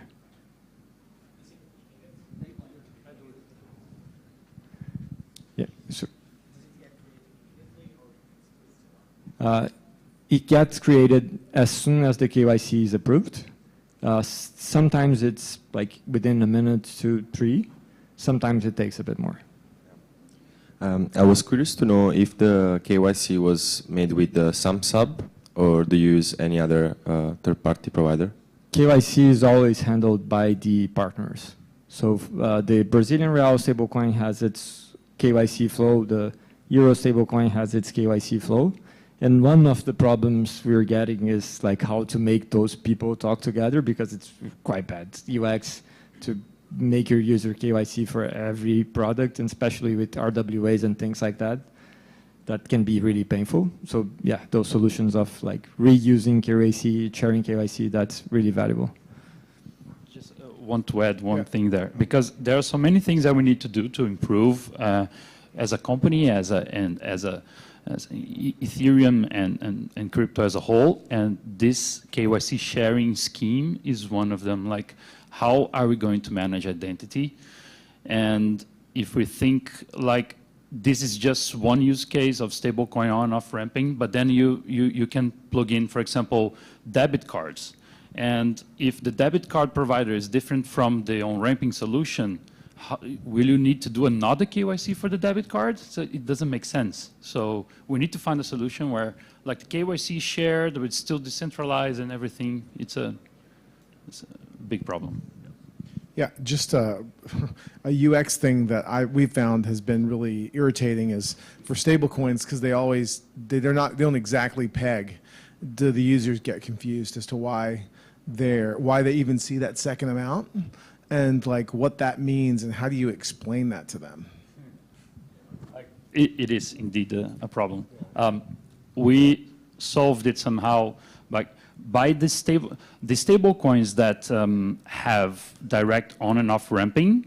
We just pegged it to the value because they are pegged in fact, because if you have 100 EURs and you want to withdraw 100 EURs, you're going to get 100 euros. So they are essentially pegged. They might not value the same in dollar terms when you swap them into a DEX, for example, but that's another issue. That's another problem that you mix with slippage, we've mixed with liquidity, but we just pegged it into the UI and it works. Cool, thank you. Okay, nice. Happy to see some questions. Thank you.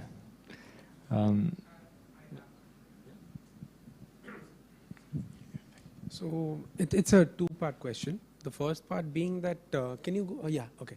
No, that's slide, yeah. So now that you see here, it's dollar in USDT on the OP network. And the resulting currency is OP, on the OP network. Now, if I want to change and take it on a different network, so does it act like a swap or a bridge or both? That's... You do both, look there, yeah, it's the same. Okay. So, so that's one part of the question. And the second part of the question is that can I switch from one currency like the euro to maybe a dollar or to maybe an Indian rupee or whatever is available at that moment? Can I switch between two fiats? Can I transfer money between two fiats, and how do you keep up with the exchange rate of the day? That is my question. Yes. So the best use case we have for that, like we have ramps both in Brazil and Europe. And you can, like, on ramp reais, you get BRLA, which is a Brazilian real stablecoin, and you can swap on-chain BRLA for EUR. The way that happens, that's USDC BRLA liquidity pool on Uniswap v3. There is a liquidity pool between, I think, USDC and EUR, also on Uni v3 or another DEX. Someone routes make all the batch, and you go from reais to euros, and then you off ramp. The whole thing takes 5 minutes-ish, 3 minutes-ish, somewhere around that range. It depends a bit on how long banks process. And a really cool thing is it's really fast, cheap, and the UX is really like, it is faster than Wise, it's cheaper than Wise, and yeah. We received some, it's more of a bet perhaps. For the new user, we implemented a separated swap. This is like the complex swap that João is showing perhaps. We have a dedicated swap just for fiat that we're trying to experiment, but exactly like users that on-ramp with Brazilian reais that want to off-ramp with euros and vice versa, they could use this specialized swap just for fiat. So this can be like a money exchange use case also? Yes, it could. Sure. Thank you so much. Okay. And here we also experimented, like the last thing I was talking about, just to go back, is you can pay gas with whatever token you have. And one thing that usually helps quite a bit is free transactions. So like we got gas sponsorship on Polygon and Base. It helps. Users are happy not to pay. But surprisingly, people like, we didn't see that much difference in volume for free gas on the cheap chains. So this UX is so good that like people use it, and it is not a blocker as you would expect maybe in a different setting, just because you don't need to educate about anything. On the chain, a lot of people are chain abstraction might be off what the current meta on that is, but what I'm calling chain abstraction is basically this list of assets. It's mixed, like all EVM chains we support, they are mixed here. You cannot know beforehand which chain are you settling it. Like our mental model there is like our typical user isn't knowledgeable enough and not sophisticated enough to really care and to be able to make an informated decision on where to settle that trade, how to do it. So it's just abstract, and it's like, what do you want to buy? You click and you buy, and the thing works. You can still see the chain here. So like above, you can see Polygon. Below, you can see Arbitrum. But the key thing here is like, how do you avoid the user to think which chain? I think is a really bad UX pattern to so like, which chain do you want? And there will be users that will be like, what is a chain? I don't know what that is. What do I do here? And just making the thing work with sensible defaults that you can execute and give the user the token the user wants. I think that's a good way to think about this problem. It's a good pattern. And one important thing we did here is to avoid high gas costs. We have a bunch of warnings if you're using Ethereum mainnet on Picnic, just because of the gas cost. It's fairly expensive, especially for Brazil, which is not, it's a developing country, so like income is not that high, and it is really expensive to trade there. And even with the warnings, people trade there and get really upset when they realize they paid a lot in fees. So it's actually quite hard to trade on Ethereum mainnet. On Picnic, you need really to want to do it. You need to select manually the chain. It is not the main flow we use. Transaction batching, the approve and swap thing, this, like we approve every swap for the exact amount the swap is taking place, but it doesn't feel anything. It's just approve and swap. You just click the button and everything happens behind the scenes. And one interesting episode we saw earlier this year, Wi-Fi was hacked. We use Wi-Fi a lot, but as we never did like infinite approvals or approvals that were larger than the swap, and it's always atomic, so there were no allowances made. No user funds were compromised, although like one of the main partners we use was hacked pretty badly. And this is a like the way I think about this is, yeah, sometimes you solve for problems that we're not really thinking about. I don't think like doing approve every transaction was a deliberate decision, but we're not thinking about that when we chose to build an account abstraction. That decision was mostly because of UX, but once you get more flexibility to build what you want, you also get some interesting benefits. For example, the safety thing. Other things we did on the product that I think could be worthwhile. We have redundancies for everything. So I mentioned we use Li-Fi for swaps, but we also use XY, we use Squid Router, we use 0x, we use the bridge. And it's really nice to be able to, like, if something breaks, you get a second layer. Pedro, who's helping me answer the questions, he used to work in aviation. So it's a very appreciated background to think what happens if something fails. So and that's super key for what we're doing. Stablecoin liquidity was something that we had to think quite a bit about. Not our main focus, but at first, like we basically bootstrapped the BRLA USDC pool on Polygon, and we spent a lot of time like, how do we ensure this thing gets pegged, and how do we get liquidity people, and the way we solved that really was with growth. So the stablecoin thing started working well as soon as we got growth, and there was fees, and now we have some Telegram groups that people are the pool, and some nice organic things, some community that's forming around that, because people can make money with that now, so incentives still work. We overbid for gas as a default, like explaining to users that, oh, now the network got more expensive, that you need to send another transaction. I think that's a very bad pattern. So just making things work and not overloading the user with decisions and information that the user will probably not understand. I think it's valuable. One thing that happened with a few more Web3 native users is people would get a smart account address, and they would send money to that. But it could be in a chain that were not deployed. So for example, when this product went live, it was Polygon only. We launched first there because of the stablecoins. And people would send USDC to Arbitrum, but we're not deployed there. And it was hell to get. They had to wait until we deployed on Arbitrum.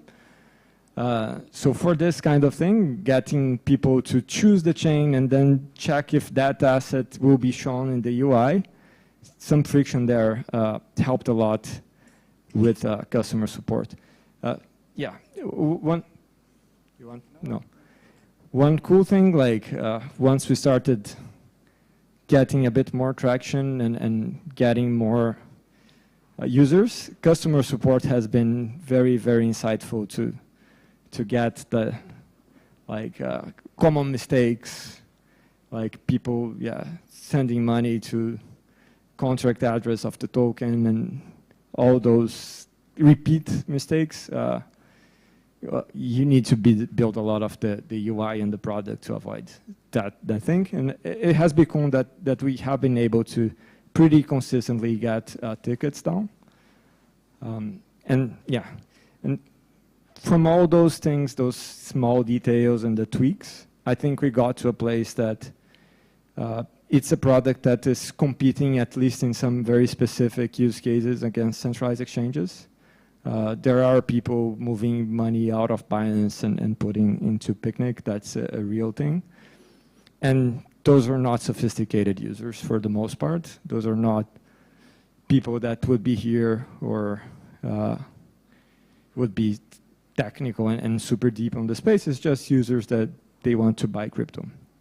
And one thing I think it would be valuable here is to get a sense on what kinds of users we are seeing using Picnic and what they are doing and how they're interacting and thinking about our product. So this is volumes that we do. 98.6% of the volumes we see in the platform now is swaps. 1.4% is yield. Interesting thing is we started with yield. That was the first iteration, or first hypothesis that people want yield in dollars. Like if we give them 10% a year on dollar yield, it will explode. Not really. People ask a lot of questions if you offer them 10% a year or even more. At some point we had 20%. Like, what is smart contract risk? Like, how do I think about this? And it's a very hard quest to actually deliver this to non-sophisticated users. At some point in time, we added swaps, and that's where we started seeing traction. We doubled down on that, and that's what's working now. And to give you a sense on what people are swapping to, the most swapped token is the Brazilian Real stablecoin. That's BRLA. It's the most swapped because if people want to sell and off-ramp, they will all go through BRLA. So that's like a one-way path. Second is USDT. So that's a lot of the usage, USDT, USDC. You have USDT in second, USDC in fourth, and there's also USDC-E that's on Polygon. So among the top 10, you have 3 USD stablecoins, so big use case. And then Rep Bitcoin, Rep Solana, ETH, Pol, Pendle, but it's very similar to the distribution profile you see at the Brazilian centralized exchange. People buy a lot of USDC, but they buy a lot of majors and all the other tokens. So it's similar users, I think. That's the way you have been interpreting. We run some surveys. We do that every couple months to get a pulse on how people are feeling about the product, what's working well, what's not. We did one a few weeks ago. This is quite recent. Had 100 people answering. 61% of the people that answered, they said they would be very disappointed if we stop building the product. And this has been a trend. So I think we have been able to really get to users that value the product and really use it frequently. And when we ask them, like, name the top 3 things you like, by far the most liked thing is ease of use. And I think this can be break down into many, many different things. It's like, it's the easiest way to on-ramp, the easiest way to off-ramp if you're a slightly more sophisticated user. But it goes to, like, it's the easiest way to buy tokens in a no-custodial way, or it's the easiest way to buy BRAT on Base, or anything that is a bit less supported by traditional centralized exchanges. Low fees. So one of the things we're really bullish on DeFi, and actually the reason why I decided to pivot my career to DeFi is that DeFi can be very efficient. We were able to build this product with 5 people. Now we have 7, but this is a product that had like a few thousand tokens, a few chains. It's a quite complex product, but because we are building on-chain, like, we just leveraged the infrastructure, and it's an order or 2 orders of magnitude easier to build than something that would be centralized. And one of the direct consequences of that is you can charge cheaper fees for your users. You're not spending that much to maintain it.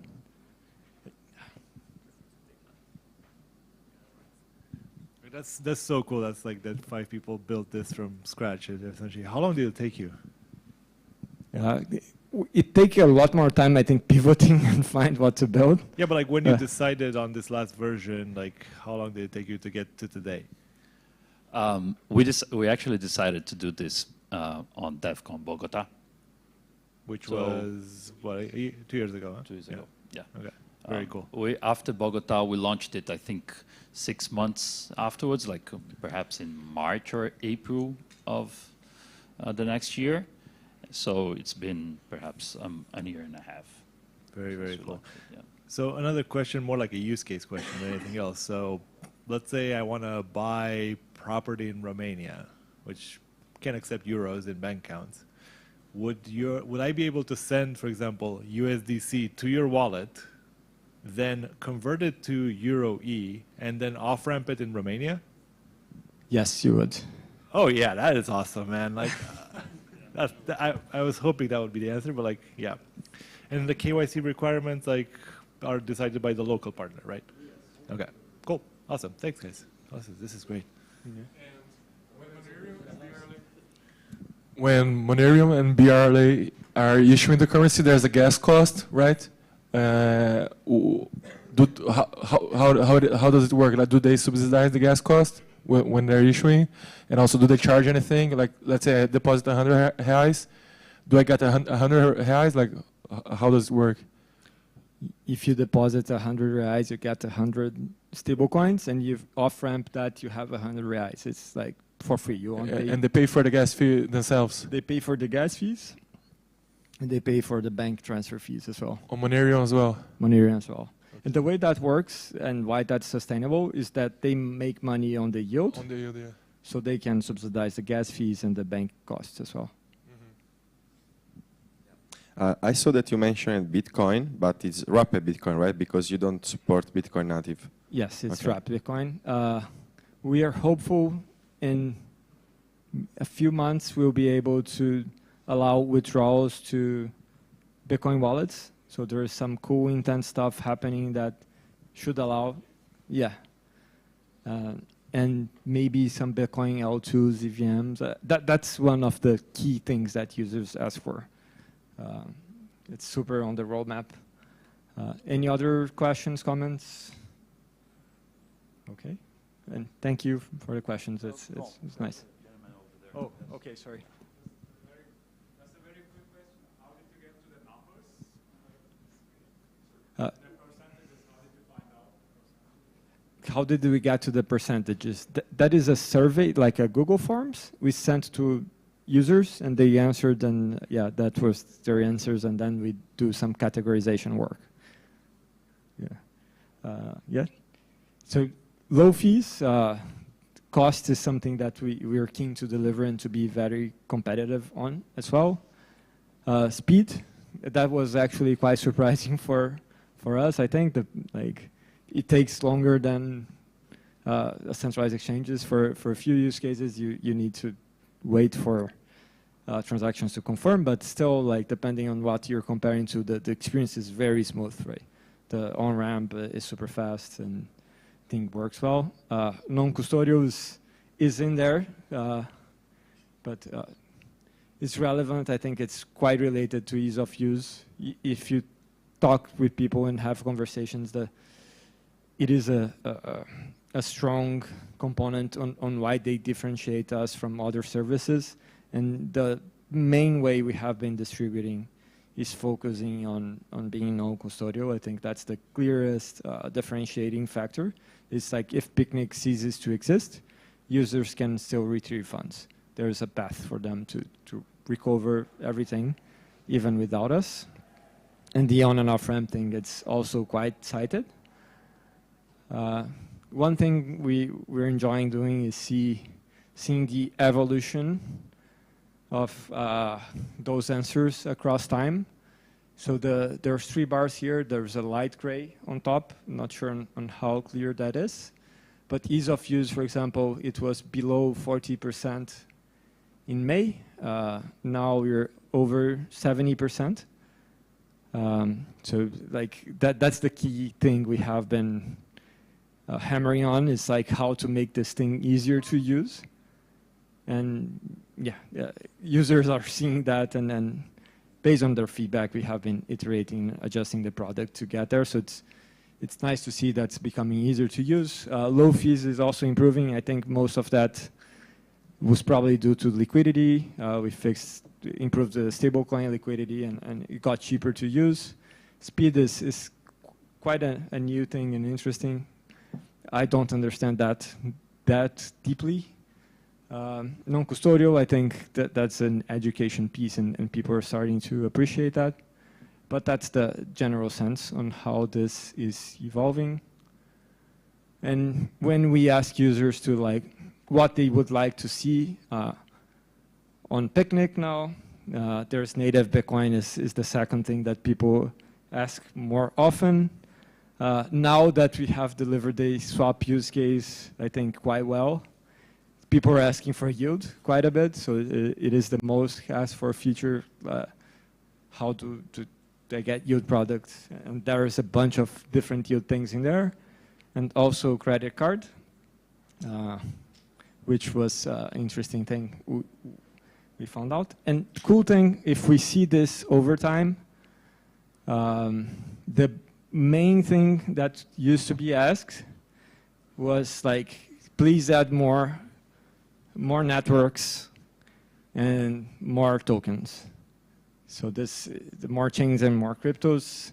It used to be the gray bar at, I don't know, 16% of users were asking that.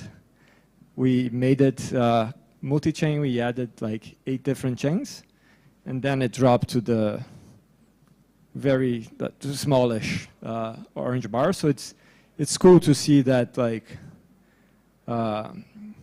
the features actually drive user perception and drive user behavior.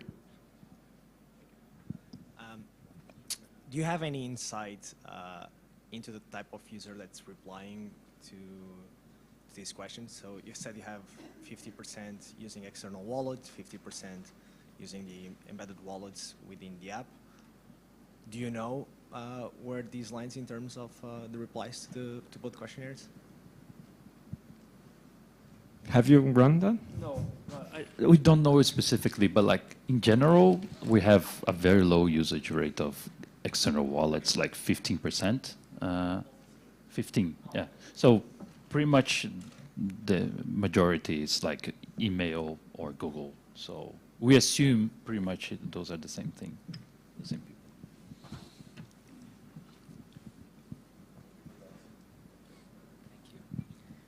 I also see in this chart that demand for a mobile app, is that a mobile app? That's gone down. And usually we see mobile apps as the fundamental barrier. We talk about it a lot, why normal users, they're not adopting cryptos because it's hard for them to get there. And also in major developing markets, especially India, where I come from, everybody is on mobile. And so is much of Southeast Asia, maybe Latin America. In the markets that you seem to operate, why do you see this to be the case? Yeah, our theory here on why people are asking less for a mobile app is because the UX got a lot better. So I think in a sense that they were asking for a mobile app because the UX was not that good. So they yes, it's 50-50, yeah? Like 50% desktop, 50% mobile. Generally in a protocol, if I'm not mistaken, like the rule of thumb is a third mobile, 2/3 desktop. So since we are doing like a consumer app, we have more mobile than desktop generally. And it has been increasing, right? It used to be like 70-30 or something like that. I think the path forward is mobile first, and getting a mobile app is very important either way, for other reasons as well. Anything you would like to comment here? Or? And just to make the point of the single chain, multi-chain thing, this is basically when we launched the Picnic on more chains, and you can see like we get an incremental business line. So there's a new volume that maybe wouldn't happen otherwise if we didn't support more chains. And yeah, the way we are thinking about this is like every time we solve one of these, people will use it more. So if we add native Bitcoin, the Bitcoiners that don't want to use Picnic because they cannot withdraw to a Bitcoin wallet, maybe they'll start using it either because it's fast, either because it's cheap, or either because it's non-custodial, it's better than centralized exchanges. I think there's a few different reasons why people connect to this product. And okay, any questions? Any other questions? Okay.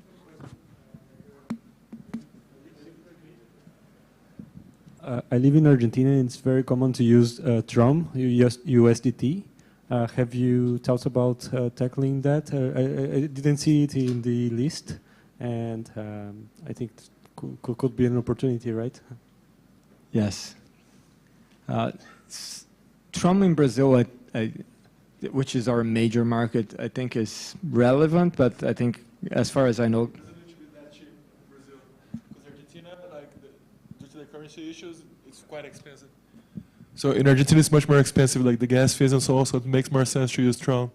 So, but in Brazil, it's not that much big of a deal because even though we're a developing country, we don't have the same kind of issues as Argentina, so Tron is not as big in there. But it is big, you know, like Rossello, like it is still quite expressive as well, but we don't need to rely on it that much because we don't need really, really, really cheap fees. Yeah. And we do receive requests about Tron, but it has not gotten to like a high priority in our discussions yet. Perhaps it will be, but right now we haven't. Yeah. Thank you. Yeah, and this is the last session, and the idea here is basically to talk about. It is growing. I think it's healthy. But the thing we really, really need to see is the charts, something like this, right? Like growing 7% week over week, and seeing the real mass adoption happen, right? Like get this to a meaningful group of people. Like what we have now, I think it's a good first step, but there's a lot of work to be done. And like the way I see this vertical, this consumer DeFi thing, the account abstraction for that specific use case of doing similar things of what you do in a centralized exchange, is for it to become the main way to handle crypto. Like I don't see any fundamental reasons why centralized exchanges should exist. I think DeFi has a lot of issues, a lot of very hard engineering problems to be solved. But in the end of the day, like for the end user, if you get like a very easy way to have non-custodial wallets that's very cheap and you have access to pretty much any product you want, what is the compelling case for using a centralized exchange? I think we haven't got to that point now, and there's a lot of work to do to get there. But once we get there, we will see that chart. So that chart, I think, is like, if we solve the UX issues, the engineering issues, and deliver a really, really compelling product, I think we'll see like tremendous adoption and tremendous growth. And on the challenges side, at least the things we see that needs to be improved, security is the one that's top of mind for me. Now, the way that people are interacting with Picnic and quite a few similar applications is still through email. And like in the money business, like in the banking business, exchange business, trust is a very, very, very fundamental component. Like everything's based on trust. People will only use your product, only use your service if they trust you. And like not having a single point of failure, I think it is quite bad. So if the email gets compromised and you get compromised funds, I don't think that will scale. I don't think that will get to mass adoption because people will realize it is not the best safety you could get. So if you use a bank, you get something that's much better than that. So we have been spending some time on like how to improve this and how to like make redundancies, recoveries, like inheritance. I think there's all that surrounding problems that needs to be solved, that you can actually deliver something that has a lot of the benefits of non-custodial systems and distributed systems to the end user in a way that the person doesn't need to spend a lot of time and to take a lot of responsibility of maintaining the security for their own assets. Education, I think it's a big topic still. So people want to export the private keys of smart contract wallets. There's all those barriers of trust and getting people to be comfortable with something that's different. And like getting people off exchanges, I think that's all a process. We have been really focusing producing content. That's the main distribution channel we have found, is like find people that understand what we do and can explain what we do in terms their audiences understand. And I think that's a fundamental pillar going forward, is like how do we get this message across and we get people to care about what we're building. Polishment this is other improvements, but I think mobile app, as we said, is a strong component. You can get a few safety tweaks. You can get push notifications. It's a better UX generally, and I think it matters. Like having great UI, having great animations. I think that's great. Being fast, and yeah, things just work. You don't have any cognitive overload. Costs is also one, like liquidity is not that good still with the local stable coins. You can do like $1,000 trades to 5. If you go 10, 20, 50, not there yet. So a lot of work to be done on that side as well. And there is one way to think about it. We need to close gaps with centralized exchanges, so we need to allow users to withdraw Bitcoin. Credit card is something else, as we saw, but like getting users to a point that there is no reason to use a centralized exchange and everything works as well or better using decentralized rails is the path to go forward here. And at some point, it will be better than Saxes. It will be safer, it will be cheaper, and you will be able to do more things than you would to be able to do in a centralized exchange. And then I think the crypto natives, maybe much earlier with 7702, but my mindset is like, we push this thing, we make it work for Web2 natives. And as the thing improves, like 7702 and other cool things that are coming around, it will get good enough that we go back to one of the first slides, that this technology is not really geared towards Web3 natives. I think it will be good enough that even people that could do otherwise will say like, okay, I would rather use the multisig with recovery and all those cool features that I don't need to worry about maintaining my seed phrase or getting my own security set up. And this thing is already in all the main chains I use and has all the key protocols I use, and it works fine. But I think it's, step by step, and building for the Web2 users. Those are the early adopters for this kind of technology. And that was it.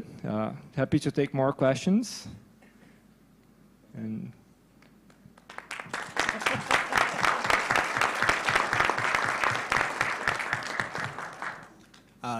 picking up on the trust slide, we don't need to go there, but how are you folks monetizing on the product? Like, how can I be sure that Picnic will be there tomorrow? so on the monetization aspect, it's still quite similar to a centralized exchange. We take a fee on swaps. It ranges from 0.1% to 0.25%. 0.1 single chain, 0.25 cross chain. When we launch more vertical, so if we launch credit card, we'll get some revenue there. If we launch yield, we get some revenue there. So the way we have been thinking about monetization is like be very aggressive with costs, because I think that's one of the strategic advantages of building on-chain.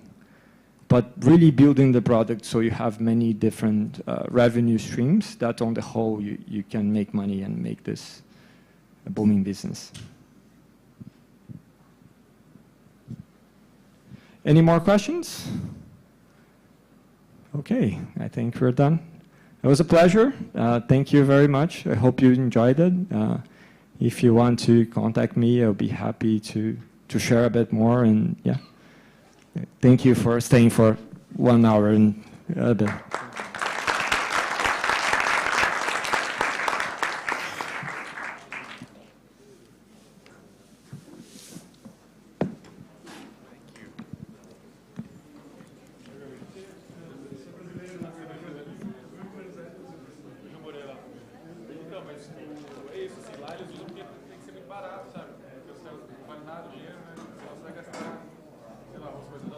R$100, gasta 5, não faz sentido. Então é tipo isso.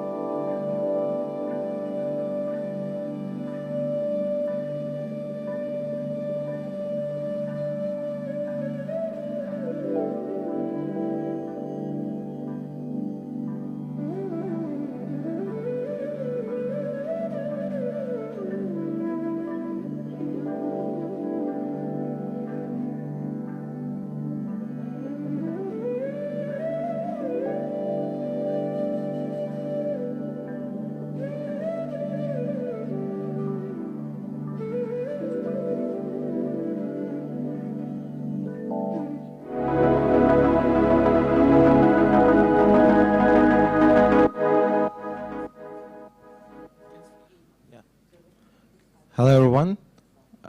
Welcome to our workshop today. I will be hosting a workshop about building a smart passkey wallet with account abstraction. So my name is Farhad, and I am a software engineer at Clave. So we're building a account abstraction wallet on ZK Sync with passkeys.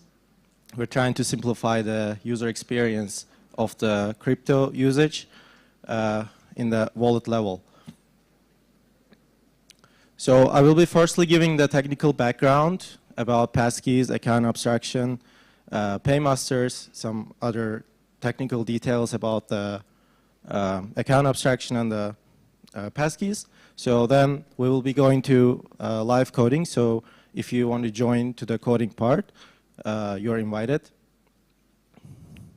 So firstly, I will be talking about what is passkeys, account abstraction, smart wallet, and explain some technical terms about it. So probably you have used passkeys before. If you used passkeys before, you can raise your hands. Yeah, there are lots of people. Passkeys are basically tools for doing two-factor authentication in the web in the current state. So big companies started utilizing passkeys with their authentication flows like Google, Amazon, and other Web2 companies. So why don't we use this? Why don't we use it on the blockchain industry? So I will be explaining those, and then we'll be talking about the account abstraction. So account abstraction is simply a way to have your wallets in a programmable way with different verification methods, like any custom logic that you can apply on the smart contract level to verify your users. Account abstraction also introduces the batch transactions where you sign only once for multiple transactions. So instead of doing approval and transfers or some other multiple operations with different signings, you just sign once and send those transactions at the same time. Account abstraction also introduces paymasters where you can sponsor for your gas, sponsor the gas of the users, or users can pay with any ERC20 token for their gas. So we will be also utilizing passkeys today in our live coding session. We will be building a gasless paymaster to sponsor the gas of our users. And also we will be building with the native account abstraction. It's pretty similar to the normal account abstraction, but introduces it in the protocol level of the rollups, in the current rollups. And we will be building on a rollup called ZK Sync because we have a short amount of time. We have only 2 hours, and we will be building a complete wallet from scratch, from zero to the production level, kind of a production level wallet. Also, we discussed about passkeys and why it's not used in the current blockchain world. It was the reason behind that is that the Ethereum, also Bitcoin, uses an elliptic curve called seg P256K1. So it's kind of an elliptic curve which produces signatures, and you can validate those signatures on the smart contract level by simply calling some libraries, ECDSA libraries. But the signatures given by the passkeys are different. So in the current modern devices like your iPhones, your Android phones, and also Mac devices produce a signature that is odd to Ethereum world. So these signatures are given in the different elliptic curve called P256, or also seg P256R1. Maybe you've heard of it. So there's no optimized way in Ethereum to verify those signatures, and precompiled contracts are introduced using RIP 7212 to verify those signatures in an optimized way as we do it for normal Ethereum and Bitcoin signatures. So today's goal is building an authentication with passkeys in the wallet level. So we will implement a simple transfer functionality with your biometrics.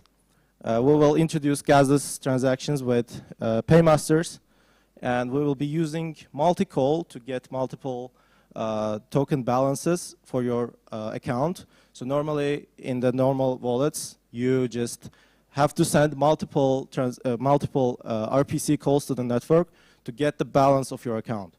But with multi-calls, you can just simply collect the user's balances with just one RPC call, and we will be also building this.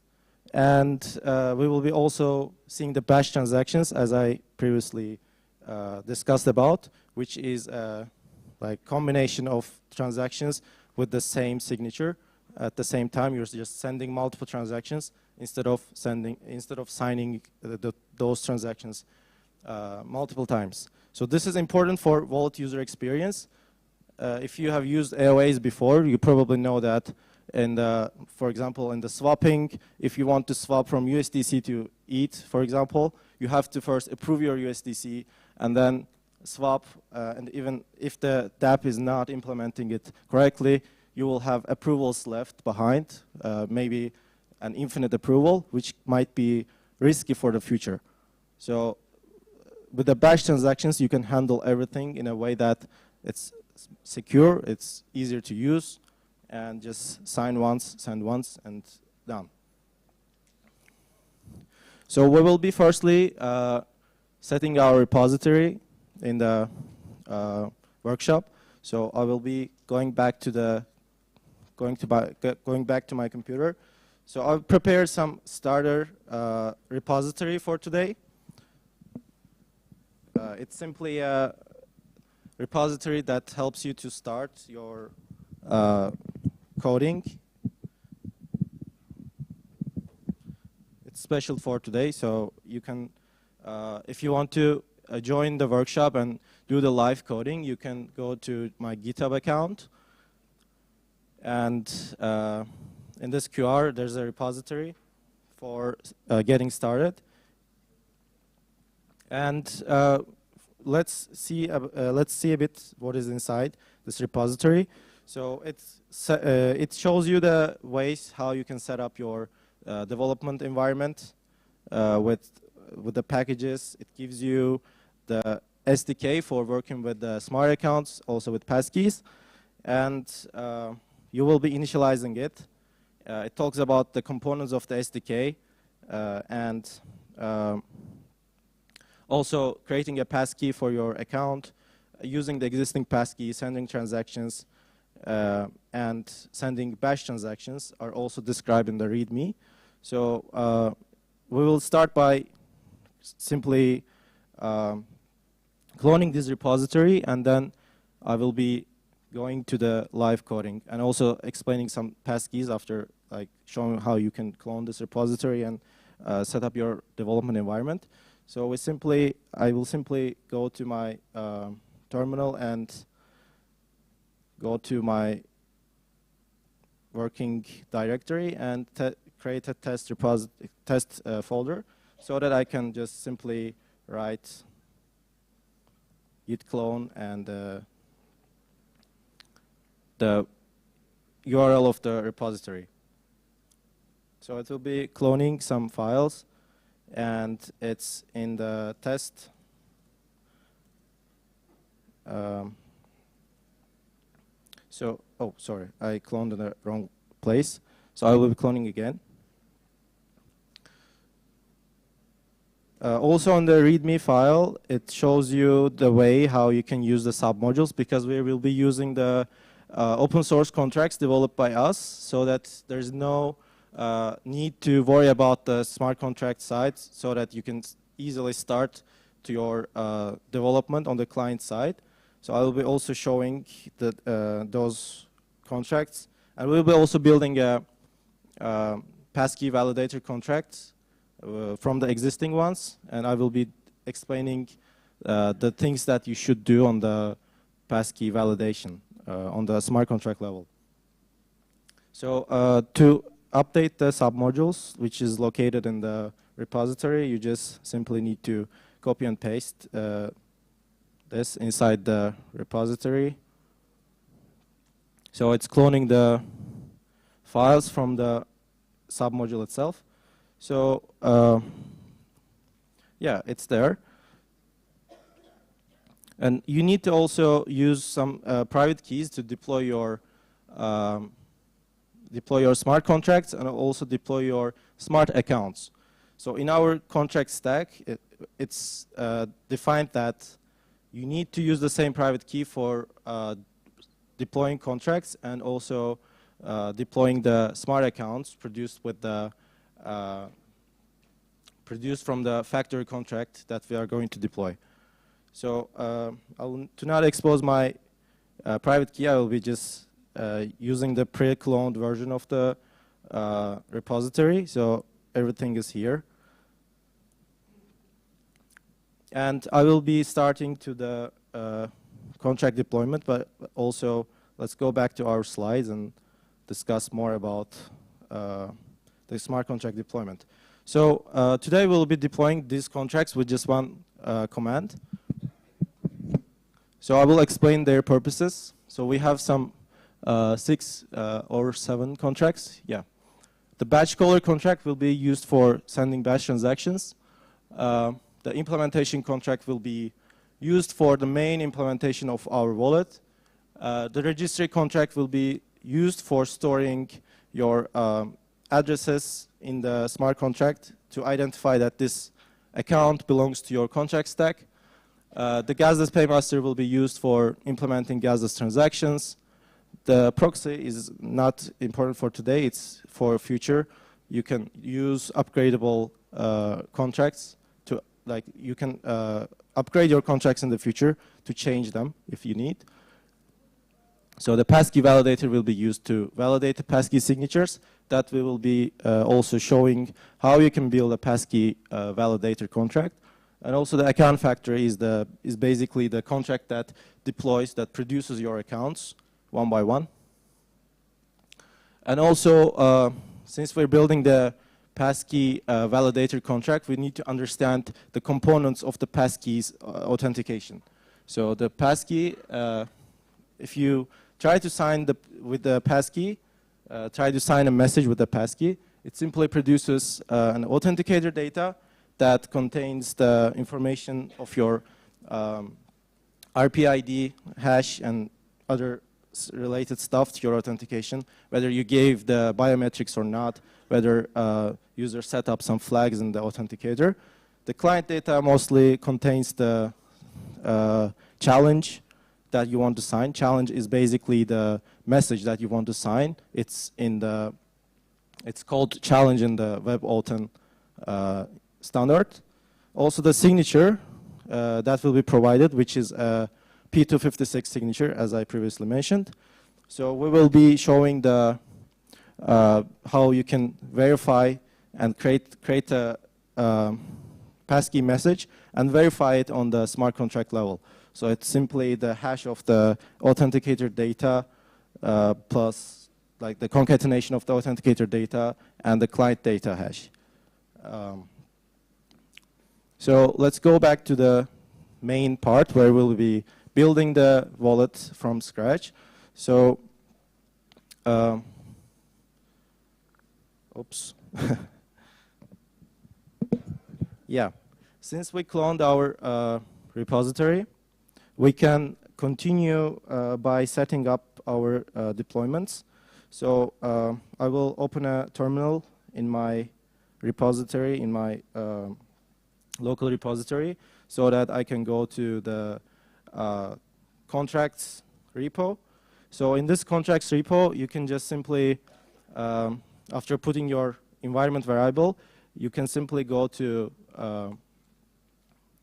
like we will check whether we have enough balance in our account in this private key that private key belongs to. So I will be using a ZK Sync Sepolia testnet, which you can find the details from the chain list or any other source. And since I have enough gas to pay, enough Ether to pay for the deployment, I will be just running a command to deploy them. But firstly, we'll need to go to the smart contracts repository and build our validator contract, which is a passkey validator. So in this contract stack, you see an existing passkey validator, but we will not be using this today. Today we'll be building our own, because this contract contains some constants to optimize your gas. But for today, we don't need them, because you need to debug your authenticator data and client data that I described before to make it like optimized. So I will be just copying this file and also creating a new validator over here, calling this passkey validator Devcon, and pasting this to here. So in the validate signature, you can see that there are two types of signatures that we can have. So the first signature that's included in the first if block is simply the optimized way to validate this signature. But we'll be using, as I said, the non-optimized way to validate this signature. So I will be just removing this part and just keeping this validate fat signature function over here. So let's check the components of the fat signature that we called. So it contains the authenticator data that comes from the passkey authentication, the client data suffix, which will be concatenated with the given challenge, and the client data prefix, which is always the same. So you can simply hard code it. And also, the RS formatted signature will be provided from the client side so that it gets validated. We have some malleability checks over here, and also the flags are controlled so that it contains the user presence and the user verification flags of the authenticator data. If you go back to slides, over here you can also go to the Mozilla docs about the authenticator data and about the client data over here, so that you can see that the client data, JSON or client data, includes your challenge itself. The challenge will be the transaction data simply. So the concept is, instead of signing random messages in the Web2 world, we will be signing the actual transaction data as a challenge, so that we can understand what kind of transaction the user sends and what kind of transactions to validate. So everything in the passkey world is base64 URL encoded. So you need to make sure that your challenge and other parameters are also in the base64 URL format. So we concatenate the challenge data prefix, our challenge base64, and the client data suffix, and then create a message by simply like hashing them and combining them together, and then call the P256 verifier contract, which is defined with the defined in the zk-sync core. So when we go back to the explorer of the zk-sync, when we paste this address, it's simply 0x100. You can see that the contract exists here. So it's a P256 verifier contract that is a precompiled contract, so that it verifies your passkey signature in an optimized way. Let's go back to code and remove some stuff over here, because these are simply for optimization, as I told. The authenticator data hard-coded version is also not needed, and we can simply remove this function too, because this is the optimized signature verification. We're not using this also. And I think everything is right except the name. Passkey validator Devcon. We will be calling this like this. And it looks fine. And we can simply continue by running the compile command to generate our contracts, to compile our contracts and get their artifacts. And we will be using the deploy MVP script, which simply gets all the artifacts and deploy the contracts one by one, as you can see. And it gives the required constructor parameters to each contract so that they work well together. And then it simply logs those contract addresses so that we can use them on client level. And we will be using the passkey validator Devcon as I named it like this. Let's check the name again to not fail. Yep, it looks fine. So I will be calling the deploy MVP command. And the contracts are getting deployed there. So it will take like 2 to 3 minutes. Since here, if you have any questions, you can feel free to ask. Or I will continue to the client level and explain some components of the client. It's also in the same repository. Yep. Do you have a microphone, by the way? Or, yeah, you can ask.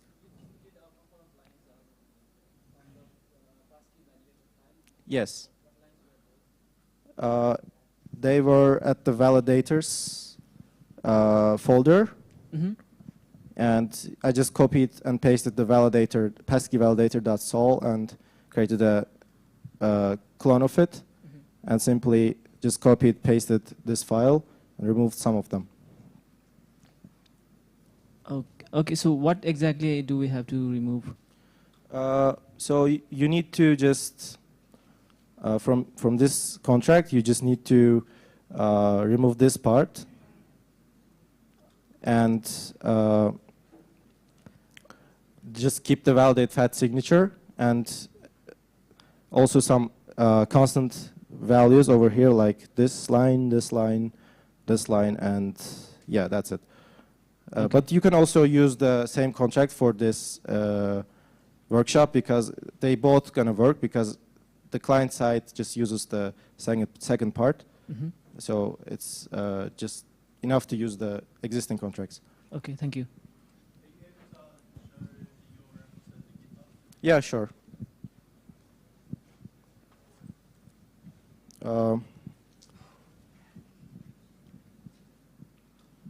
Here it is.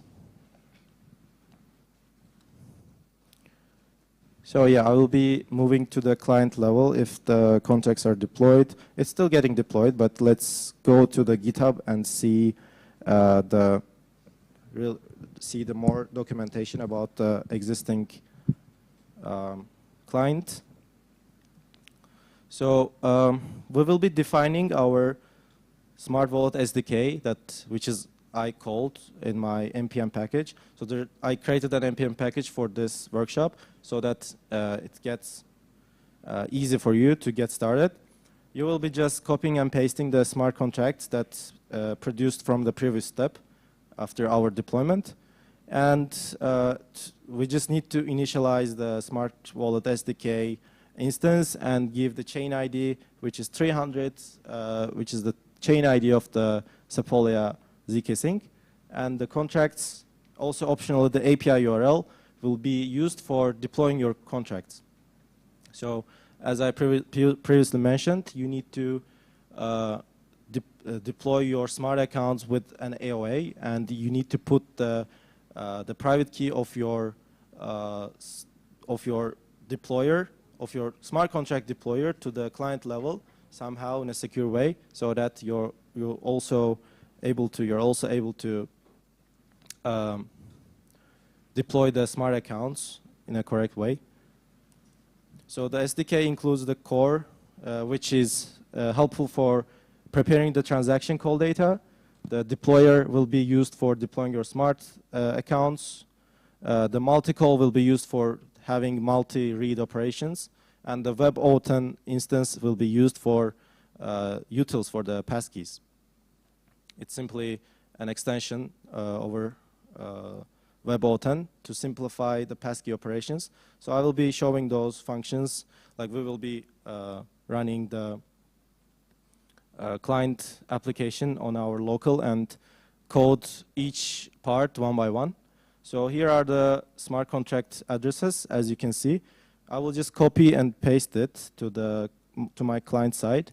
So I can go to my client, and I will be initializing my SDK on the source, and I will call it sdk.ts. So we're working with mostly TypeScript because there are lots of libraries to work with, and it's quite going well with the web development.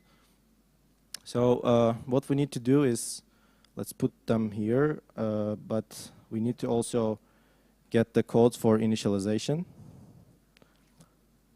So yeah, these are the codes for initializing your SDK. We just import the Smart Wallet SDK and then set the contract addresses.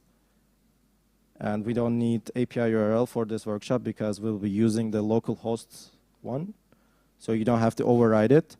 But if you want to deploy it somewhere in the web to share with your friends, you will need to update this API URL value with your domain. So the SDK instance is ready. We can close the terminal for now. And we can start our development environment, as also described in this README. So, so you don't have to do anything after this. You just need to run the npm run dev to run the development run the development environment. So I'll go to the client and run the dev environment.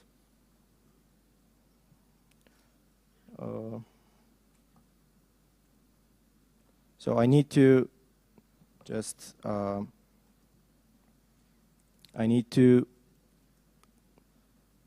go back to my previously cloned version because like my private key exists there. So it's in my Smart Wallet directory. I can go to client and just npm run dev.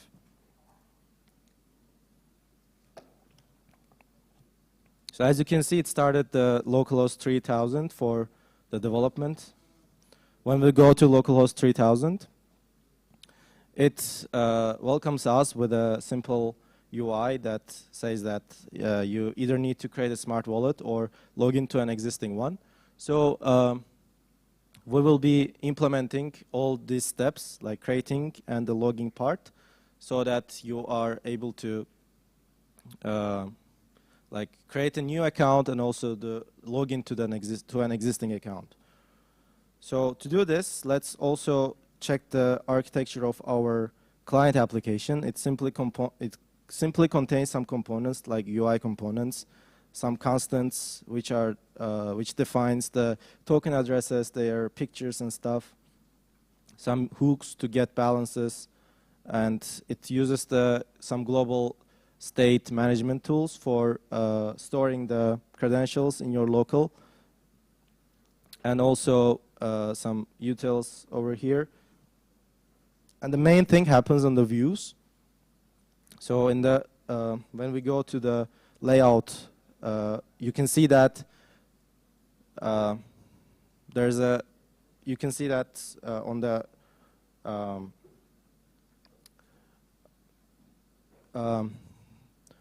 there are two views, like home view and the auth view. In this part, we will be seeing so when we run our development environment, we only see the auth view where the authentication happens. Like there are two steps, the deployment and the login. So we will be firstly implementing the deployment. So let's go back to our README file and just copy and paste this registering part and put it to the deployment. We need to import the SDK that we created, the SDK instance. And finally, it gives us the status, and if it's 1, it means that your deployment is successful and you can continue and do some other operations like setting a global state and more.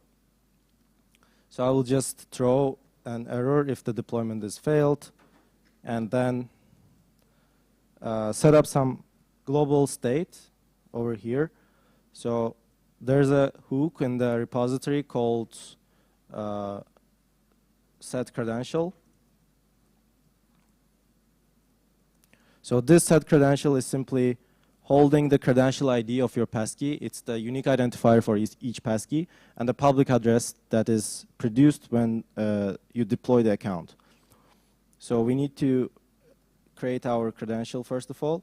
So the credential is simply the passkey ID and the public address, and we will set the global state, as you can see, and then we will be initializing our core instance with the given credential, and we will also set the set this credential to the local storage, because when we refresh the page, we need to somehow get the latest account that we logged in or registered. So that I also created a storage instance, storage util, so that it's helpful for like setting JSON formatted values to your local storage.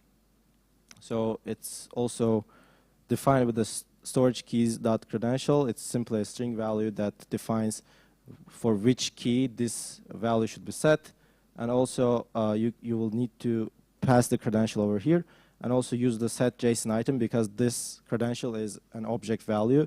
So it works, so it only accepts string values on the other case. So we will just use the set JSON item function. So let's go back and see whether it's going to work. So when I try to press the create smart wallet button, it will probably fail because I missed some part, but I will explain soon.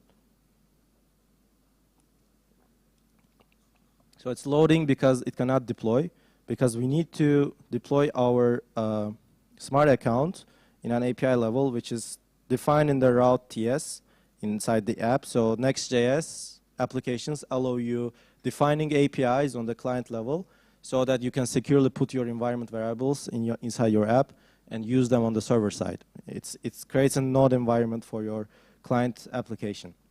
So here we need to put our factory contract address that we produced before, which is also, we put also to the SDK instance creation part. And I will just paste this account factory to here. And as you can see, it's thrown an error because it couldn't find the address of our account factory. So I'll go back and refresh and try the deployment again. I will give my biometrics. And it should work. Yeah. So we deployed our first account. We can go to the Block Explorer and see what's here. So when you see a contract over here, it means that you have deployed there's a contract associated with this address. So this is not a dummy address. So there's a contract. We failed to verify this contract, but anyways, it's simply the main implementation. So what we can do now is simply go back to our application and see that there's a disconnect button over here.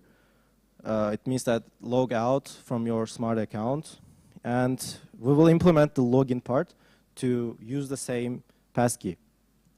So when you go to the passwords of your device and go to the local host, you can see the passkeys over here. Like this is the one that I created in the latest time, like 1 minute ago. So the passkeys are bounded to your domain. So if you create a passkey on your local host, you can only use it on your local host. So you have to be careful about this if you build an application. So passkeys are, as I said, bounded to your domain. and only used in the domain that they are created. So we will implement the login part to use the existing passkey that we created like 2 minutes ago. It's also defined in the README, so you can just simply copy and paste this inside the auth view. Auth view, if you forgot, it's simply this page.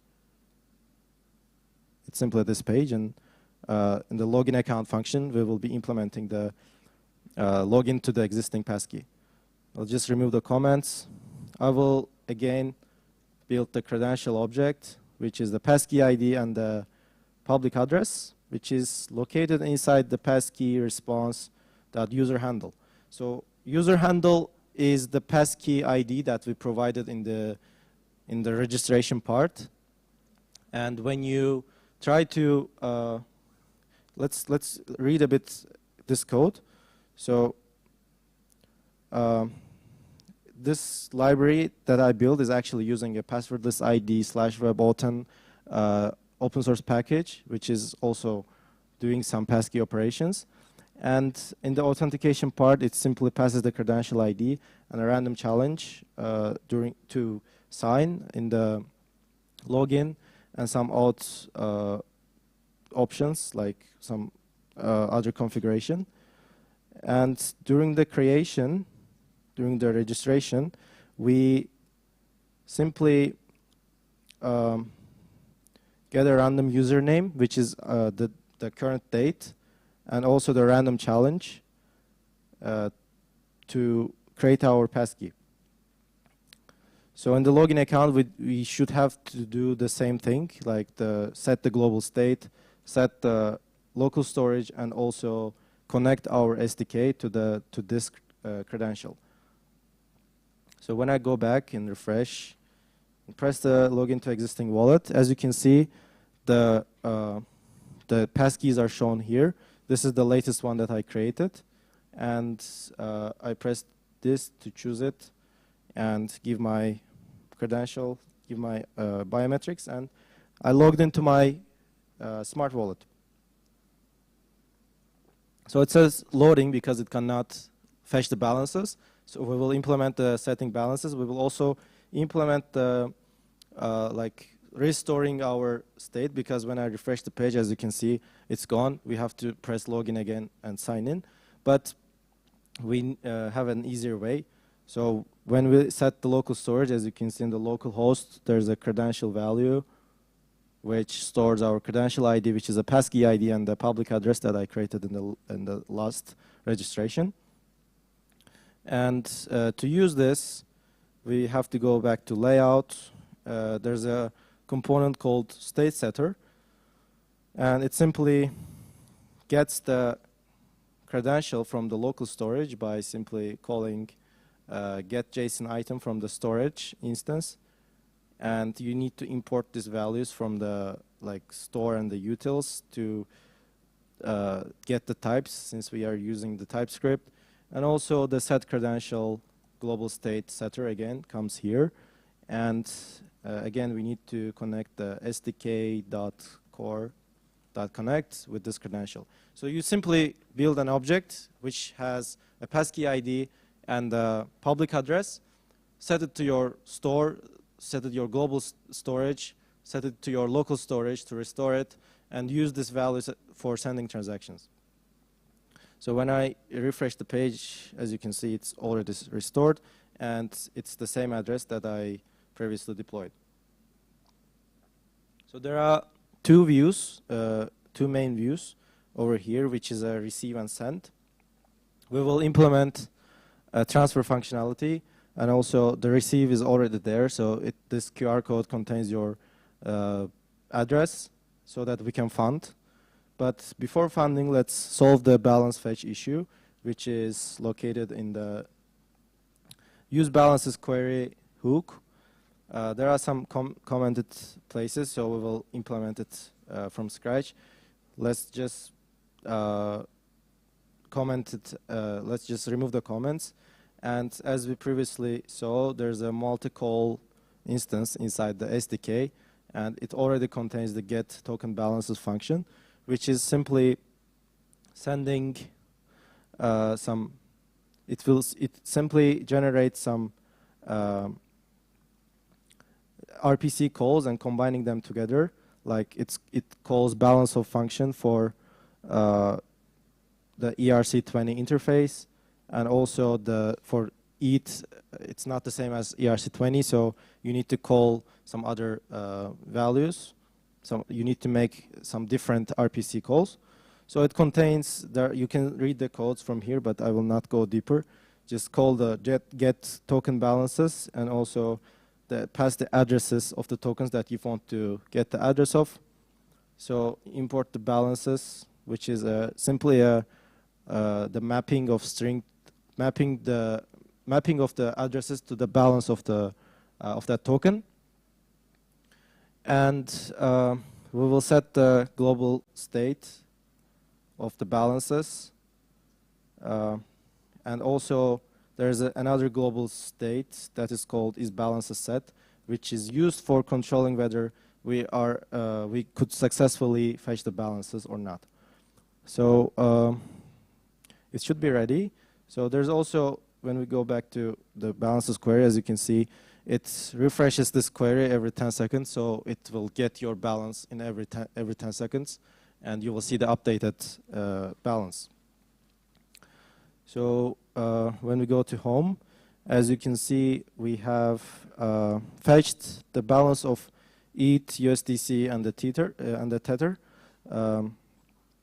So we will be using with Ether today because I don't have enough USDC on testnet. I will be showing the operations with the Ether, but the ERC20 tokens are quite the same with the Ether if you want to generate transaction.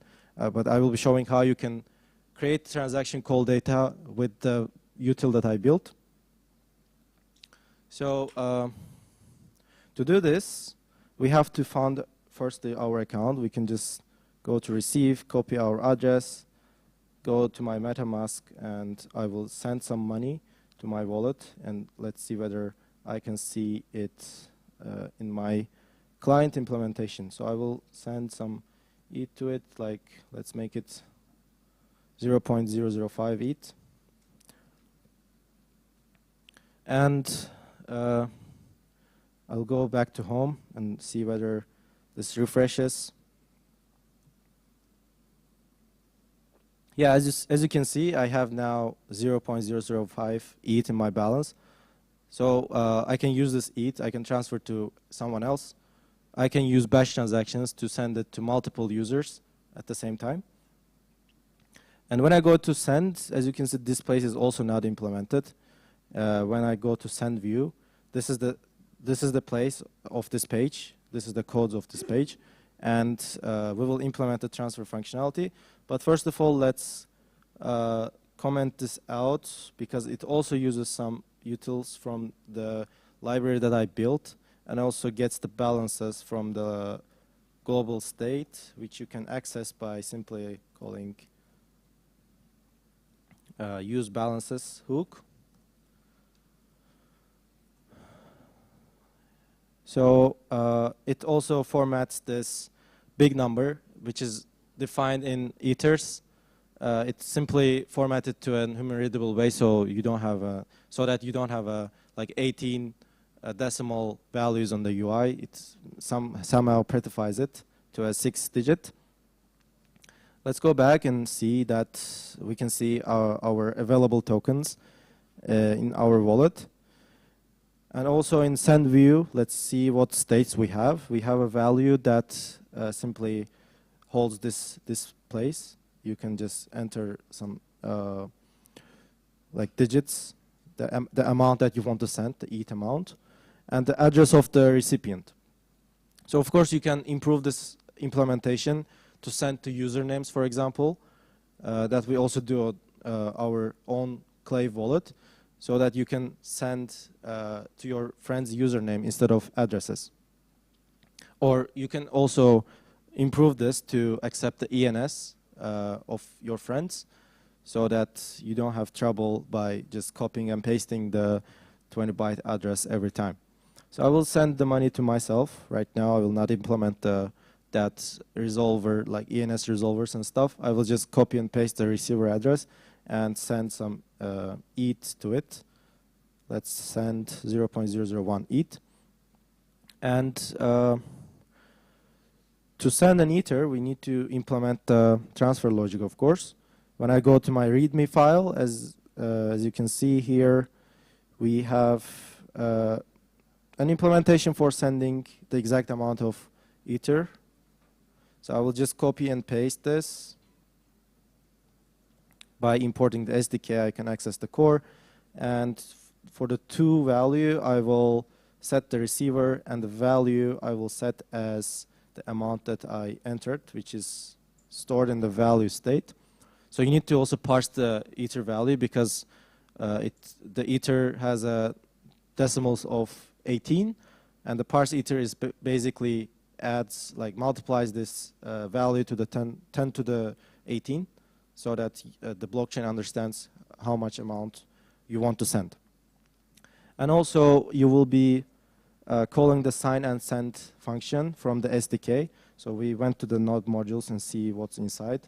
So this function also appends a paymaster to your transaction so that you don't have to worry about paying the gas. So you will simply pay for your user's gas so that people just simply can send transactions without worrying about how much Ether they have for the gas. So it gets the transaction by calling the sign function. It simply does some interesting stuff from the things that I implemented. You can also read those codes from the repository. It's open source. But since we don't have to worry about the difficult parts over here, we just have to create the transaction which simply like sets the transaction object for your blockchain, sets some required parameters like gas price, gas limits, chain ID, and other parameters.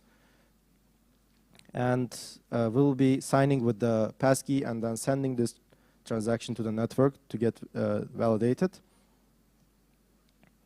I'll go back to the client application and press send.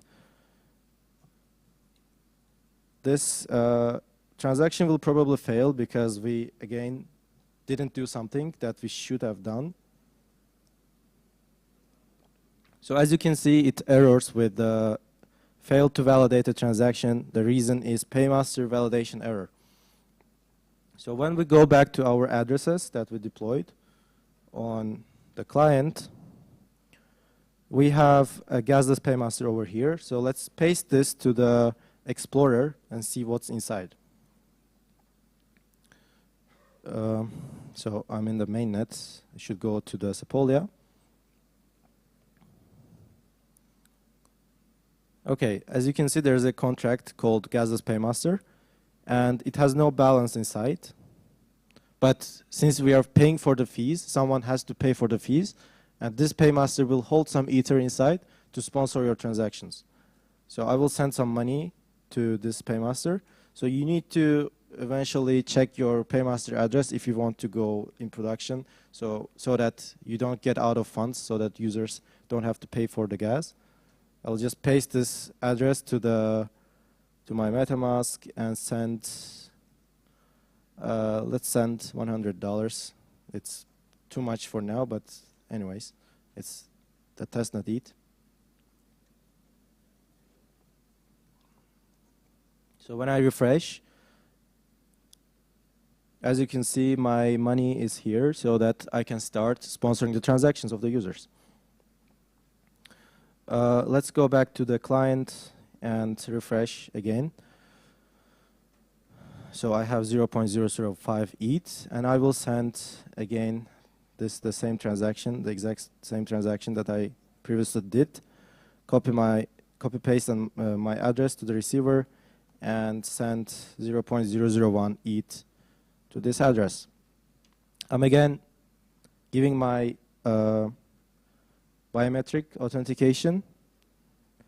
So it appends the signature and sends the transaction. So the balance will be updated in 10 seconds, but As you can see, it went down to 0.004. We can go back to the address on the Explorer and see the transaction history. So what happened here? So in the transfers part, as you can see, I just now sent 0.001 ETH to this address. Let's go to the transaction and see inside. So here, the zkSync Explorer shows that this fee is paid by Paymaster, which has an address of this, and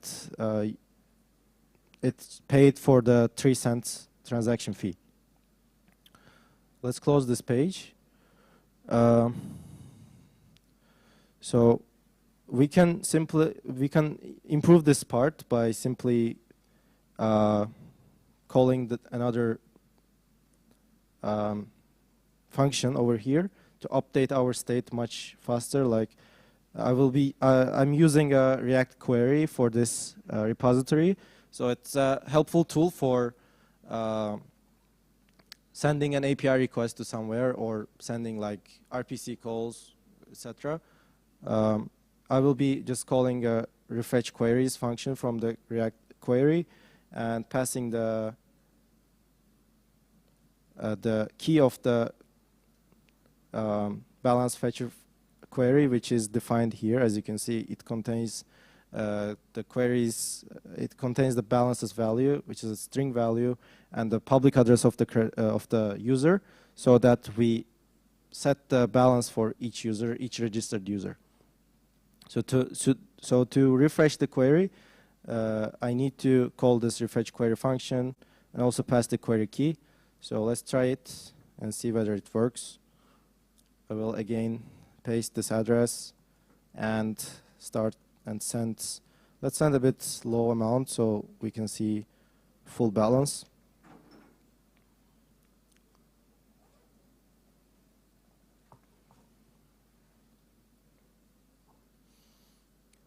Okay, it went down. As you can see, my balance went down. So for the next part, we will be sending a batch transactions. So as I previously discussed, batch transactions are used for combining multiple transactions into together so that you just sign the transaction once and then send to the network. So we will be using some utils again from the SDK that I built, but we will be sending an ETH amount to different addresses. So let's go back to send view and expand this part as like add another state as receiver 2, and also the value 2 to send also different amount to different addresses. The selected token will be the same, and I will be putting another input over here so that we can also set the state for the second receiver. So this is the receiver 1 and this is the receiver 2.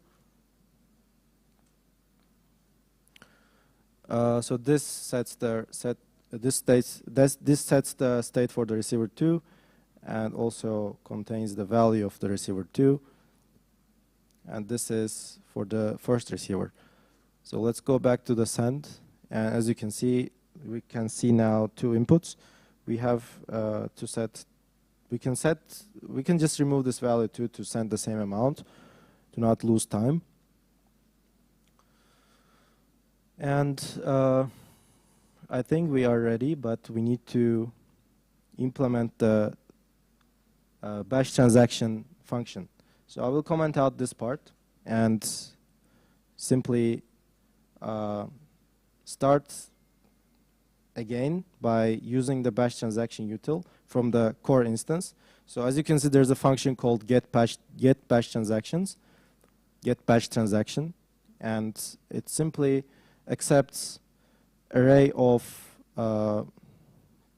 transactions which has a 2 address, a value, and the call data. So since we are transferring ETH, we will be just setting the value and the 2 fields. So when I go back to my get batch transaction function implementation, I will be setting the 2 as receiver and my second 2 value as the receiver 2. I will also putting the value as I did before, like I have to multiply it by 10 to the power of 18 since Ether has this decimal. I will be setting the same amount for this for the second receiver.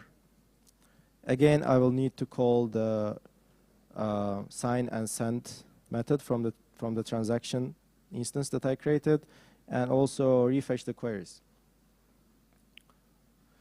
So let's go back and see how much balance we have.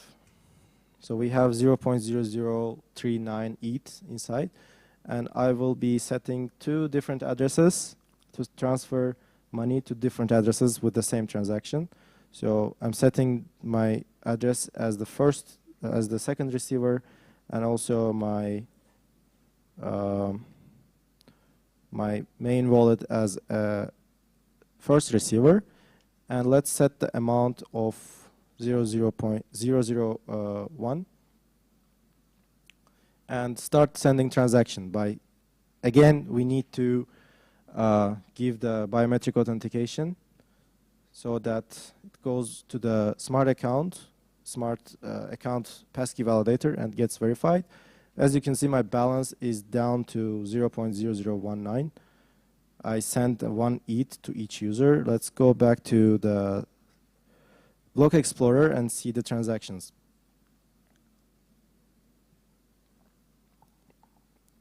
So in the transfers, it seems like multiple transfers, but I actually sent it with this method to the blockchain, so that it transferred twice, but actually I sent 1 transaction. So let's go to the transaction and see what happened again. So as you can see, our wallet transferred 001 ETH to this address and this address with the same transaction. And also we sponsored for the gas. So let's go back and see what else we can do. I think the implementation is done for our wallet. So what we have in the end? So we have a smart wallet that we can log in, and like in the beginning we all of course like deployed our smart contract, and now we can just simply log into it with our biometrics, which has like we have a multiple RPC calls in the home page, so that we fetch the balances for different tokens. We have a send functionality which we can send multiple, which we can send Ether to multiple users at the same time with the same transaction, so that like you don't worry about the gas fees and other stuff. And we sponsor the transactions with the gasless paymaster. And we also have a place to receive your funds from different wallets, so that you deposit, you top up your balance. And you can, of course, like disconnect and create a new wallet, continue to your path with the new wallets, and do additional things. So let's talk about a bit. I can accept some questions if you have any. Yep. Thanks.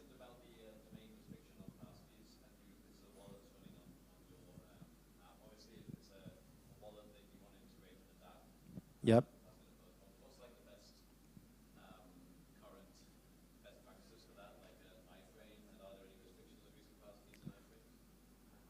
If you're building a mobile wallet, there's no restriction for the web views on iOS side, but Android doesn't allow you to use your passkeys on the web view. Currently, I think there are some passkey wallets that are built in the browser level, and they're using they're using a pop-up to navigate to users to their domains in another window, and there they sign for the transaction in that domain so that they can use that same passkey for different. Yes, it works for the iframe on the browser level. Yeah. Yeah.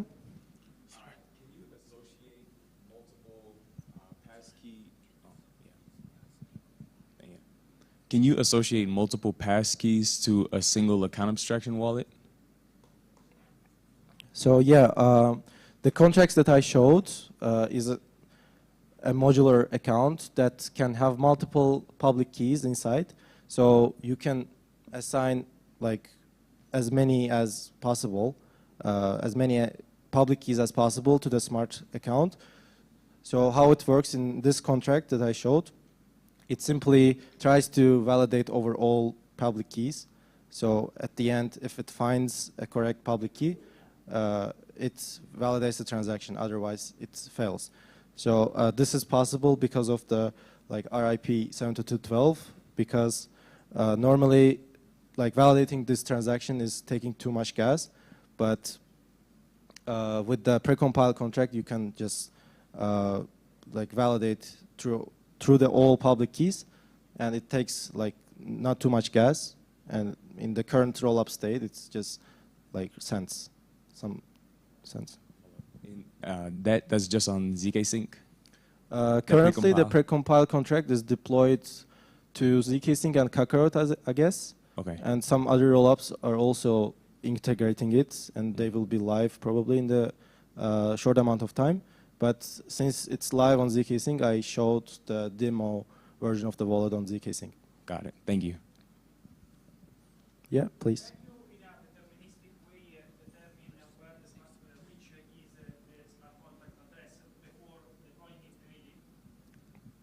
So yeah, during the deployment, you provide a salt to your account. So like you generate a random value for each wallet, so that you don't have like you don't run into the trouble that you try to deploy the same address. So in ZK Sync, there's a function called create2 in the system contract. So it computes the address for your salt value. So I can show from the code actually. So during the deployment part on the client side, we simply call the function from the deploy account, from the factory contract, which is called deploy account. We pass the salt value to the deploy account function, where it calculates the public address, and it's a deterministic way actually. With the same salt, you produce the same address. But the problem is that it's different for the other chains. For the ZK Sync, the create2 produces a different value for different public address than, for example, from base. So that this is the current technical problem on going cross-chain with ZK Sync and other chains. So you cannot produce the same address for ZK Sync and other chains. Yeah.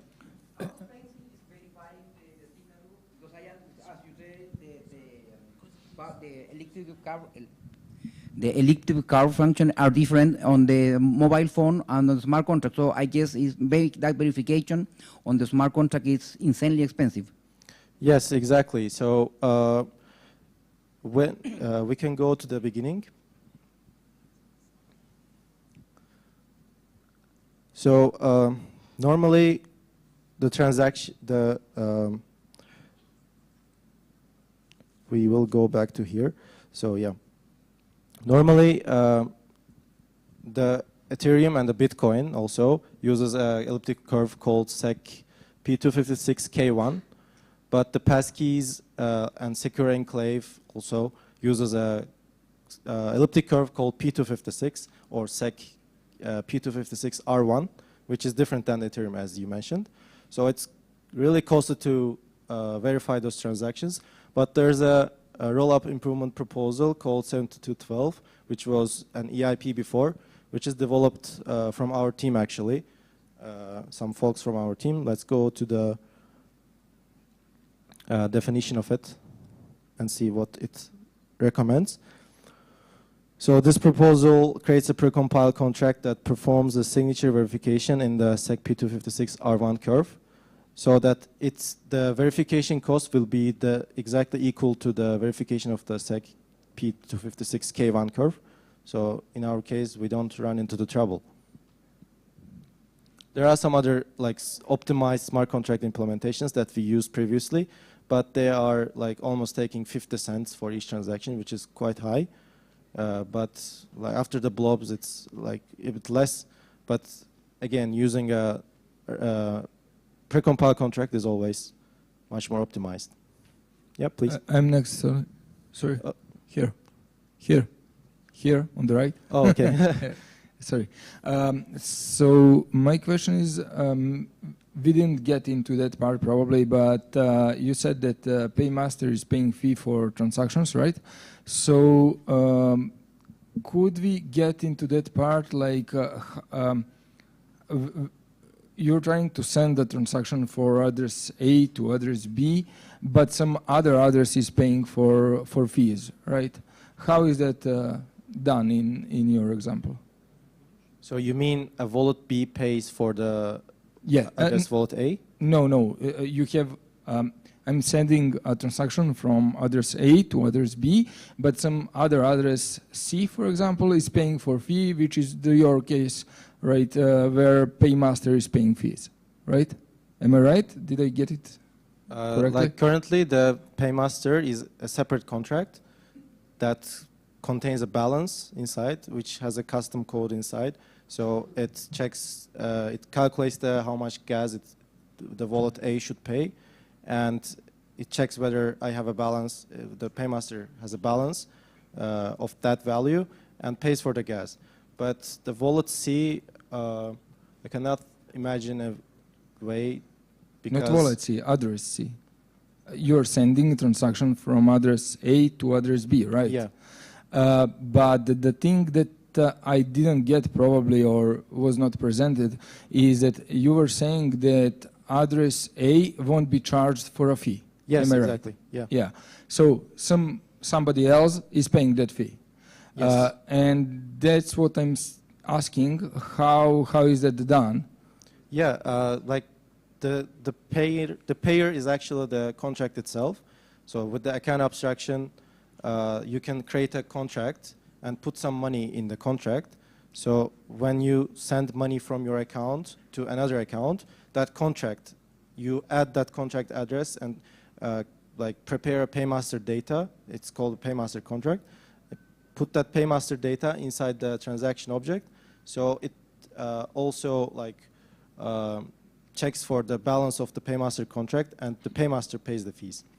Yeah, and that part is clear. But if contract does that, if contract is paying for fees, and address A, that is sender, needs to tell to that contract what to do, and that's possible only through a transaction, and the fee for that transaction needs to be paid. Yeah. Who is paying it? The paymaster contract. And that? Yes. Yeah. That part is not... I will show the paymaster addition to the smart the transaction in generation. So when you go to so this is the code that I built for the SDK. So it's simply when you try to send a transaction, it appends a paymaster to the transaction data. So this append paymaster is simply adding the gasless paymaster address and telling that this is a general purpose paymaster, which is a gasless paymaster in our case. May I interrupt you Yeah, here? sure. So now we have a transaction setting from, setting to, setting data, setting custom data, right? Yeah. But that transaction needs to go to a contract. That contract will know what to do next, right? Yes. And that costs something.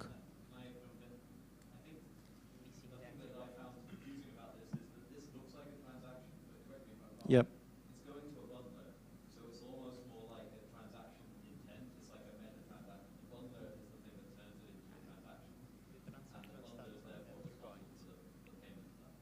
So does that mean when I see that transaction on the Ether scan that I'm not the sender of it? Like it's actually like this in the other chains, but ZK Sync supports a native account abstraction so that there's no bundler. You just send the custom type of transaction to the ZK Sync network using a provider instance of the Ethers, for example, and contract like the network itself understands who should pay the gas and who actually sent the transaction. So you actually correctly see the sender and the paymaster on the Explorer level. But in the other chains, it seems that someone else sent the transaction. It's actually shown in the internal transactions. Like there's a new tab in the Ether scan. Maybe you noticed that. Yeah. It shows in there, but in the ZK Sync, since there's a native account abstraction, it's shown in a correct way. Okay, thank you. Welcome. Yeah. This is kind of an aside, but do you know the latest on the proposal that you just mentioned in terms of integrating that to an L1, like adding the precompiled to mainnet, let's say? Is that going to happen, or has that just kind of blocked? Yeah, there are some like updates about this, like in the internal talks with the Ethereum team. There are some talks about like implementing this to the mainnet, but the proposal is suggested by the Ulash from, like, he's sitting on the left side of you. Maybe he can answer about this question, like whether it's going to be happening on the mainnet or no.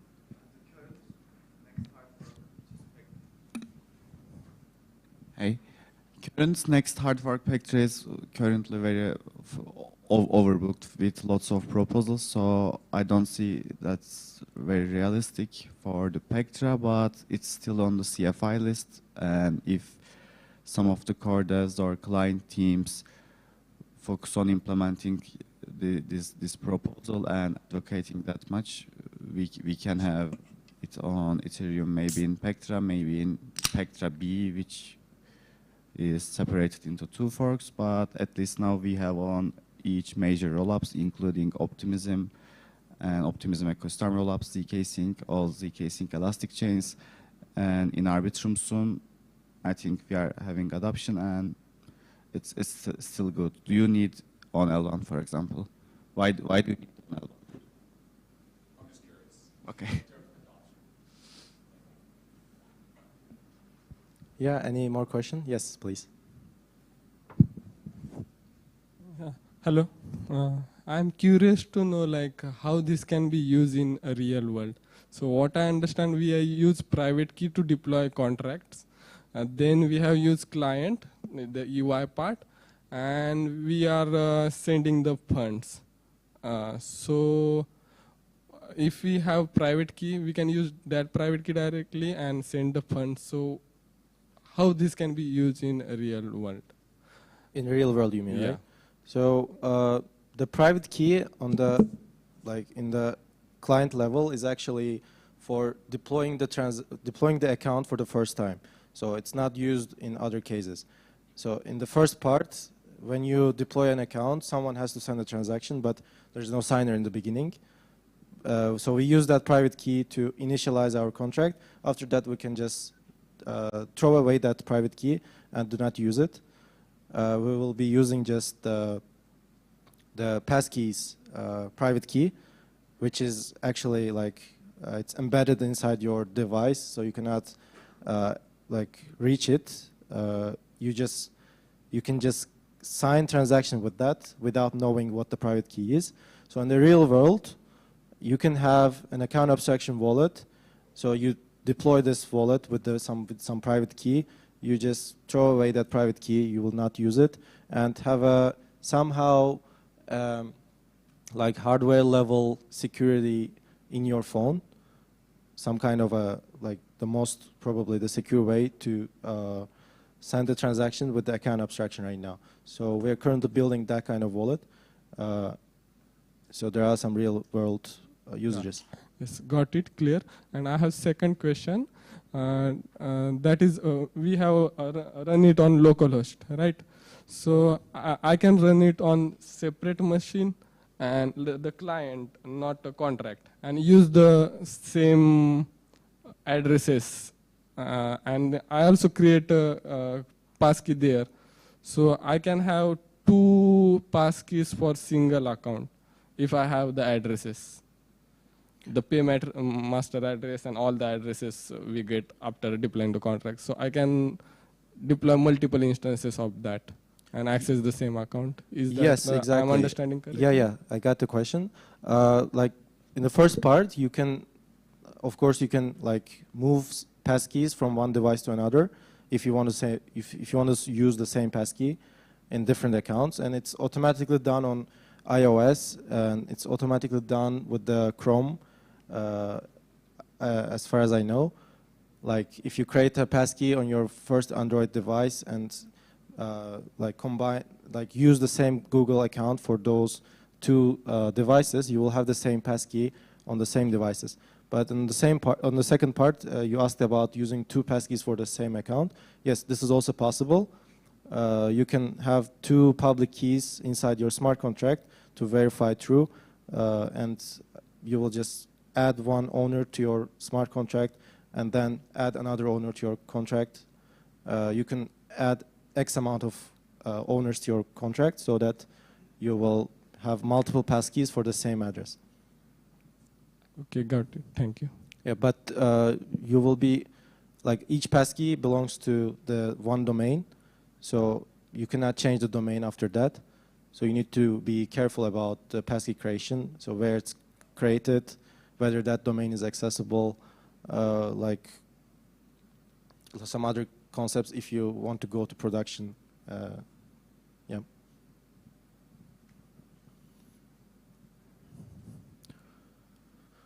So, yeah.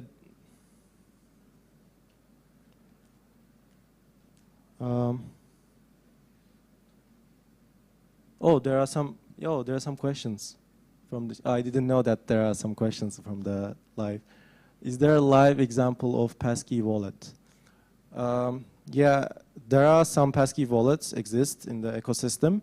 So one of them is Coinbase Smart Wallet, which is accessible on the browser level. So you can just simply use your browser to access to the smart accounts. Also, there are some mobile wallets, which one of them is we are building called Clave, and like these are 2 different these are 2 different implementations. One is the mobile, one is the web implementation, but they are trying to solve the user experience problems on the ecosystem. Can you show Clave and how it's used in real life? Well, it's probably not allowed to do some the commercial things here, but like you can see on YouTube, for example, you can go to the our website and getclave.io and see the real world usages and how we like simplify the crypto experience for the newcomers and also the existing users. If, for example, iCloud key store safe to use for passkeys, syncing passkeys doesn't have same security, doesn't have some security issue. Probably it's a question. So the iCloud key store actually, this is not the, like normally you have credit card information in your iOS devices, for example. The passkey, private key is stored also at the same place. So when you create a passkey, its private key is stored in the separate place from your device's operating system, so that it's quite safe to put your passkeys. It's called the Secure Enclave. You can search about it on the internet. So I would say it's pretty secure, as like putting your Apple, like your card information to Apple. Yep. Ledger.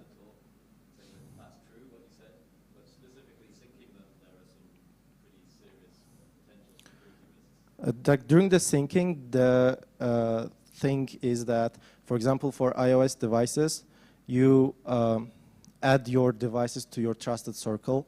Of course, there might be some attack vectors, but also some security measures are taken for securely like syncing those passkeys through your devices. Like if you want to access a passkey from your other device, for example, or add that device to your trusted circle, you just have to pass through a two-factor authentication on the Apple side and do some additional stuff. But if you want to not sync it, you can also continue with that option. The example that I showed also like syncs it to your Chrome account so that you can use it in different places. Also, Android, I guess, introduced some new stuff with the passkey. So if you create a passkey on your Chrome, you will be able to access it from your phones also. So they're also bringing some additional things, additional updates. Currently, it supports the zk-sync era network. Will it support other networks in the future, such as EVM, Optimism, SUI, Solana? Well, as I previously told, there are some technical difficulties on calculating the same address on zk-sync and other networks like Optimism and other like EVM chains. For Solana and other blockchains, it's kind of different implementation. So probably our next goal might be going to cross-chain in the future when we have enough technical capability to do it. But right now, we are only going zk-sync because we're trying to make the UX much more simpler. And when it's cross-chain and the addresses are different and there are no ways to do like multiple, for example, we are currently supporting a social recovery method where you can add your friend as your guardian. So if something happens to your phone, for example, or you lose your passkey somehow, you delete it accidentally, you can request your friend to recover your account in 48-hour time lock. So this is also possible with the account abstraction and with the smart accounts. So when you go cross-chain, you have to like add those guardians in different networks one by one, send transactions for each network. And this is probably going to be solved with the key store rollups in the future if there are going to be a good implementations of them. But yes, since there are some technical difficulties, we are trying to keep the user experience as simple as possible. And yeah. What would be the best method to implement a social recovery in a passkey system? So the contracts that I showed also contains like the contracts are designed in a way that you can add modules to your contract.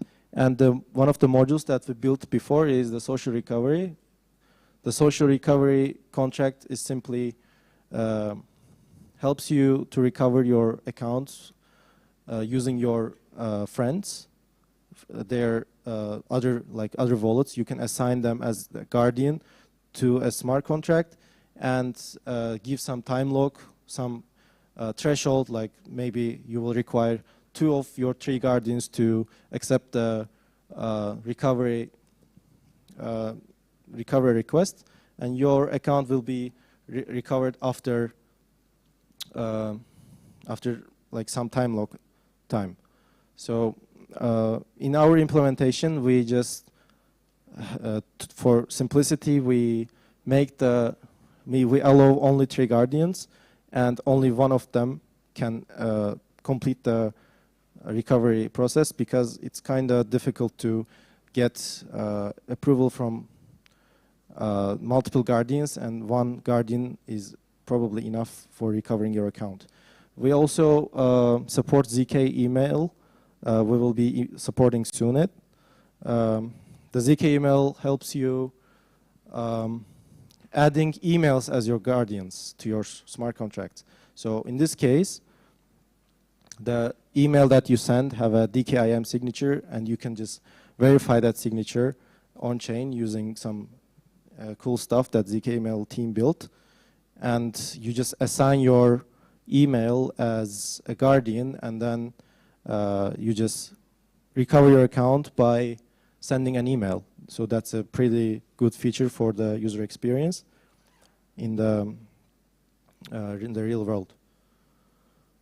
What is a typical transaction cost for passkey transaction on ZK Sync? So typical transaction, as you previously saw, is probably 1 to 3 cents. It depends on the network availability, but it's the same as sending transaction from your AOA. Because there are precompiled contracts, the cost is pretty low, and you don't have to worry about the gas fees on ZK Sync.